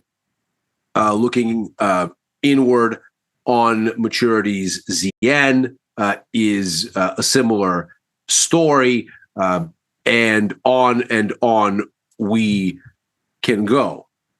So maybe that's just a nominal rates situation. Here's ZT. This is the 2-year, and this is perhaps the closest to Fed policy expectations. And you can see, yeah, okay, a little bit more hawkish after the data this morning, but the trajectory is unmistakable. The market thinks we need fewer hikes. And at the nominal rates, okay, yeah. But when we look at how this looks in tips, here's the Besant shock. It's holding. And what this seems to be telling us is that the market is not prepared to say that we are going to have meaningfully higher rates. Maybe the inflation situation, when we look at the way that nominal yields are constructed, will ultimately give us a little bit more of a sort of near-term froth. Maybe the reason that we're seeing higher rates there is a little bit more inflation compensation going into the thing. When we decompose it, it might even be a little bit more term premium because, of course, the Treasury's actions has introduced at least some degree of uncertainty extra into Treasury's pricing. Who would be surprised if after these 2 shots across the bow, which talked about, first the yen intervention, then the situation this week, who doesn't sort of logically think, okay, yeah, they might do something else if what they've done so far doesn't seem to hold. But the actual real rates, they're holding. And of course, this is what makes the gold move so remarkable. While in July, real rates were surging, gold was not falling, which is frankly an incredible feat for an asset that yields absolutely nothing. As though it knew, as though there was already a sense in the gold market, look, we're not in the process of building rates higher. We're in the process of rates maybe getting to something like a peak. The dollar is a similar story. Here's the dollar index here. How did it do in July when the story was, oh, we've got these raging hot rates that are hitting the market here, and in real terms. So the real return on owning dollars is improving. Dollar meanders and then finishes July with a large sell-off. This is not the behavior of an asset whose return profile has improved. Gold is not the behavior of a asset whose relative perspective has diminished ostensibly if real rates are going up, and this is an asset that yields nothing. And yet, that's not what the price action is. And that's why I think you've got to watch what that price action is saying. That has to be the barometer. And if that is the barometer, then we're in a situation where the market is very clearly looking at the situation and saying, no, lower rates. And from what we just saw in the way that the market is responding to growth numbers, there's a very interesting dichotomy here again. They want to react to the growth numbers when they're lower. They're not reacting to the growth numbers like this morning when they're hot. Why? Why is that going on? What is the market trying to say? Forget this interpretation or that interpretation. Forget my interpretation. The price action seems unmistakable. The market is doing all the explaining itself. There's nothing really to interpret when the price action itself is telling you good news, I'm not here for it. Bad news, okay. And everything that I'm going to respond to is going to be lower rates downwind. Now, maybe I am just an old Soviet at heart, but what they taught us when I was a kid, growing up in Moscow, was a very simple idea. The government always has one round in the chamber extra. And so betting against a buyer like the U.S. Treasury Department is probably not the thing. Now, that doesn't mean that they're right. It doesn't even mean that they're capable of doing what they're saying. But just consider, if what we're looking at from the Treasury is setting the groundwork for some sort of yield curve control, something or other. If the Treasury is going to try to manhandle the bond market ultimately, if not yet, shouldn't the market be recognizing that, or at least giving them the credit for that potential? Well, the market is trying to fight them and failing. Okay, so if the market is going to test them, see what they can do, and the Treasury is going to have to start to scale this up and defend the position that they've backed themselves into now, we're probably going to have quite a bit more back and forth here. But at least for some amount of time, because of the magnitude of what we're dealing with, the U.S. Treasury is obviously with a lot of firepower here to influence markets, at least in the short term, then we might be looking at the bonds bottoming here. How do you approach that? Well, for me, the stuff I have on, I am doing through TLT because, of course, attempting to pick the bottom in the bond market has been a widowmaker all year. But when you go into a major high like that on the 30-year yield, you can't hold it intraday, and then the Treasury comes in and tells you, we're going to push the other way.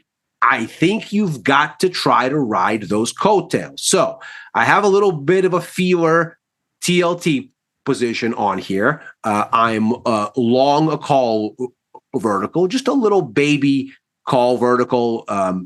It's a little bit out here, 56 days. So I'm giving myself plenty of time. I'm diluting my delta exposure so that I don't have too much on the line here. I want to give myself plenty of time for this to meander. Certainly, Bitcoin benefited from something like that. I sat in a Bitcoin call vertical when it was doing something like this for 44 days before it decided that it was time to make a move. So here's a chart of IBIT. I sat through this entire thing essentially around the same logic. It stopped falling and everybody hated it, which to my mind meant, okay, there's probably something to do on the other side of everybody's skewed consensus.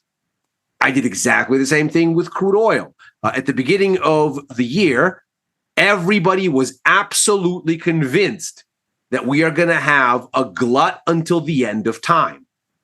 So when this started to break out a little bit, I started buying USO calls. Again, with tons of duration in them. The idea being not that I somehow foresaw the war. Nobody can do that from the vantage point of a desk in a residential neighborhood of San Francisco. No, the idea was just everybody is on one side. The trade is completely skewed, and if the slightest inkling happens on the other side, this thing is going to run away. Well, the runaway it did. And it was the same thing with gold. Probably my best trade other than buying oil in January was selling gold when the war occurred, because the market clearly read the war as inflation. And so when this started to break down, I started to pile in, and there's the last call, I started to pile in to short 1OZ futures and just adding on the same way that I'm now going the other way. Because again, everybody was convinced that gold should be an asset that rallies on geopolitical risk. It was completely one-sided. So it's the same story in my mind now emerging in the bonds. Everybody thinks that rates are going to the moon. But the Treasury Department is clearly starting to signal something else. It's clearly something other, because the price action is telling us that. And so, to my mind, it makes sense to look at this and say, okay, if everybody is on one side of this thing, let me be the contrarian. The market is going to pay me here risk reward approaching 3-to-1 to be long TLT through a risk defined call vertical. Why not? What's the worst that can happen? We'll lose a little bit of money. That's fine. And so we'll take a look at this then and consider, all right, if this is how we are going to approach this, and obviously we're wrapping up the day here, but my thought process for next week is going to be, we spiked lower, it didn't hold, the Treasury intervened, and as the week closed, hot economic data did not take us all the way back into the frontier. Stocks did not buy that hot economic data. We can see here a pretty soggy close. That's the S&P. That's the NASDAQ, even soggier. Surely we should all be very happy that the economy is scorching hot in this space, but not so much. For next week, we've got some really interesting economic data on the horizon, but probably the most interesting thing of all is going to be the Jackson Hole Symposium that the Fed is going to hold, and what is going to get said there. This will be the first outing for one Kevin Warsh giving the keynote speech. The Fed usually uses this as a kind of annual lens tuning exercise. And what they'll tell us is, are they in fact in a hurry to hike rates or not? Now, of course, they're not going to say it in those terms. Warsh hates forward guidance, yada, yada, yada. But what's going to be really interesting is how the market reads the tea leaves. It's not even really about what Warsh says. It's about how the market takes what he says. That Jackson Hole Symposium is going to start on Wednesday, and we're just going to be looking at the headlines. Warsh should be speaking Friday if the usual scheduling for these things holds up. We're going to get the PCE inflation data on Wednesday. We're going to get a bunch of sort of secondary economic data along the way, but waiting for Warsh to speak on Friday, that's what we're waiting for. How the markets position into that should be a big tell. Thank you, everybody, for watching. It looks like we're going to have to get to our guest next week. And we've got the questions for him locked and loaded. Hope you had a exciting week. Hope you were on the right side of these moves. We will see you all for First Call on Sunday. I'll be there. Chris will be there, so that you don't have to hear me droning on and on by myself about macro this and macro that. Have a great, restful weekend. Tasty Live will return.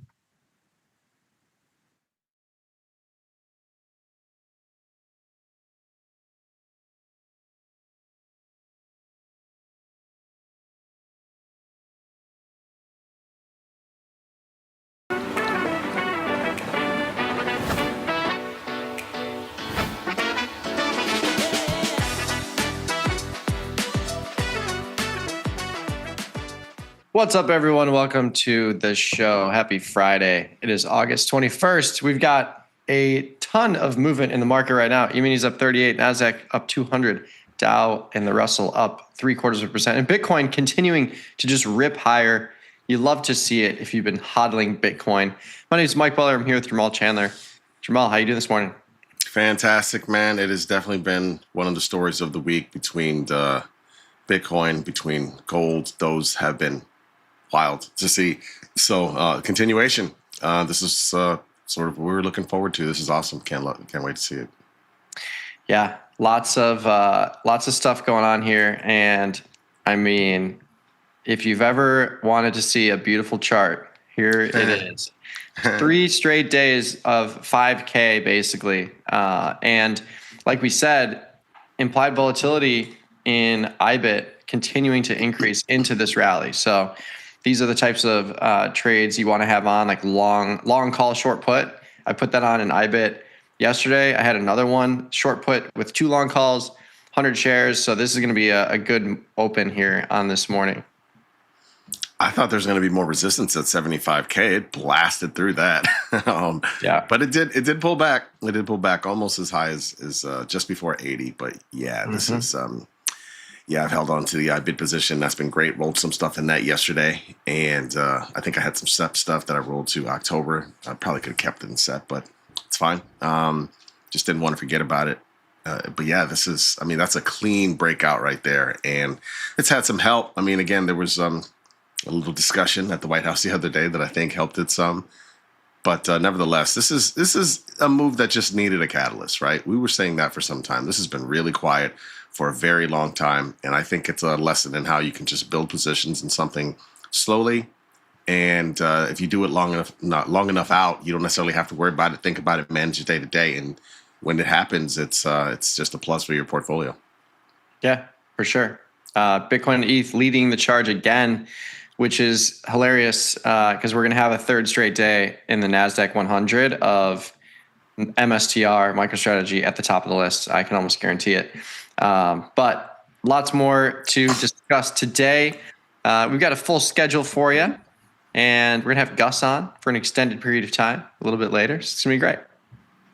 It is, man. Yeah, we got some morning movers with Gus. We'll have the opening bell at 8:30, of course. We got live trades with TP at 8:45 a.m. Trading charts, of course, with Tim Knight at 9:20 a.m. These are all Central Times, of course. You guys know that. We roll out in Chicago. Tasty Said Research at 9:30 a.m. Central Time with Julia Spina. Confirm and Send with me and TP today. Risk and Reward with Errol and Gus. And then we have Trade Ideas today kicking off at 11:30 with myself batting lead off. You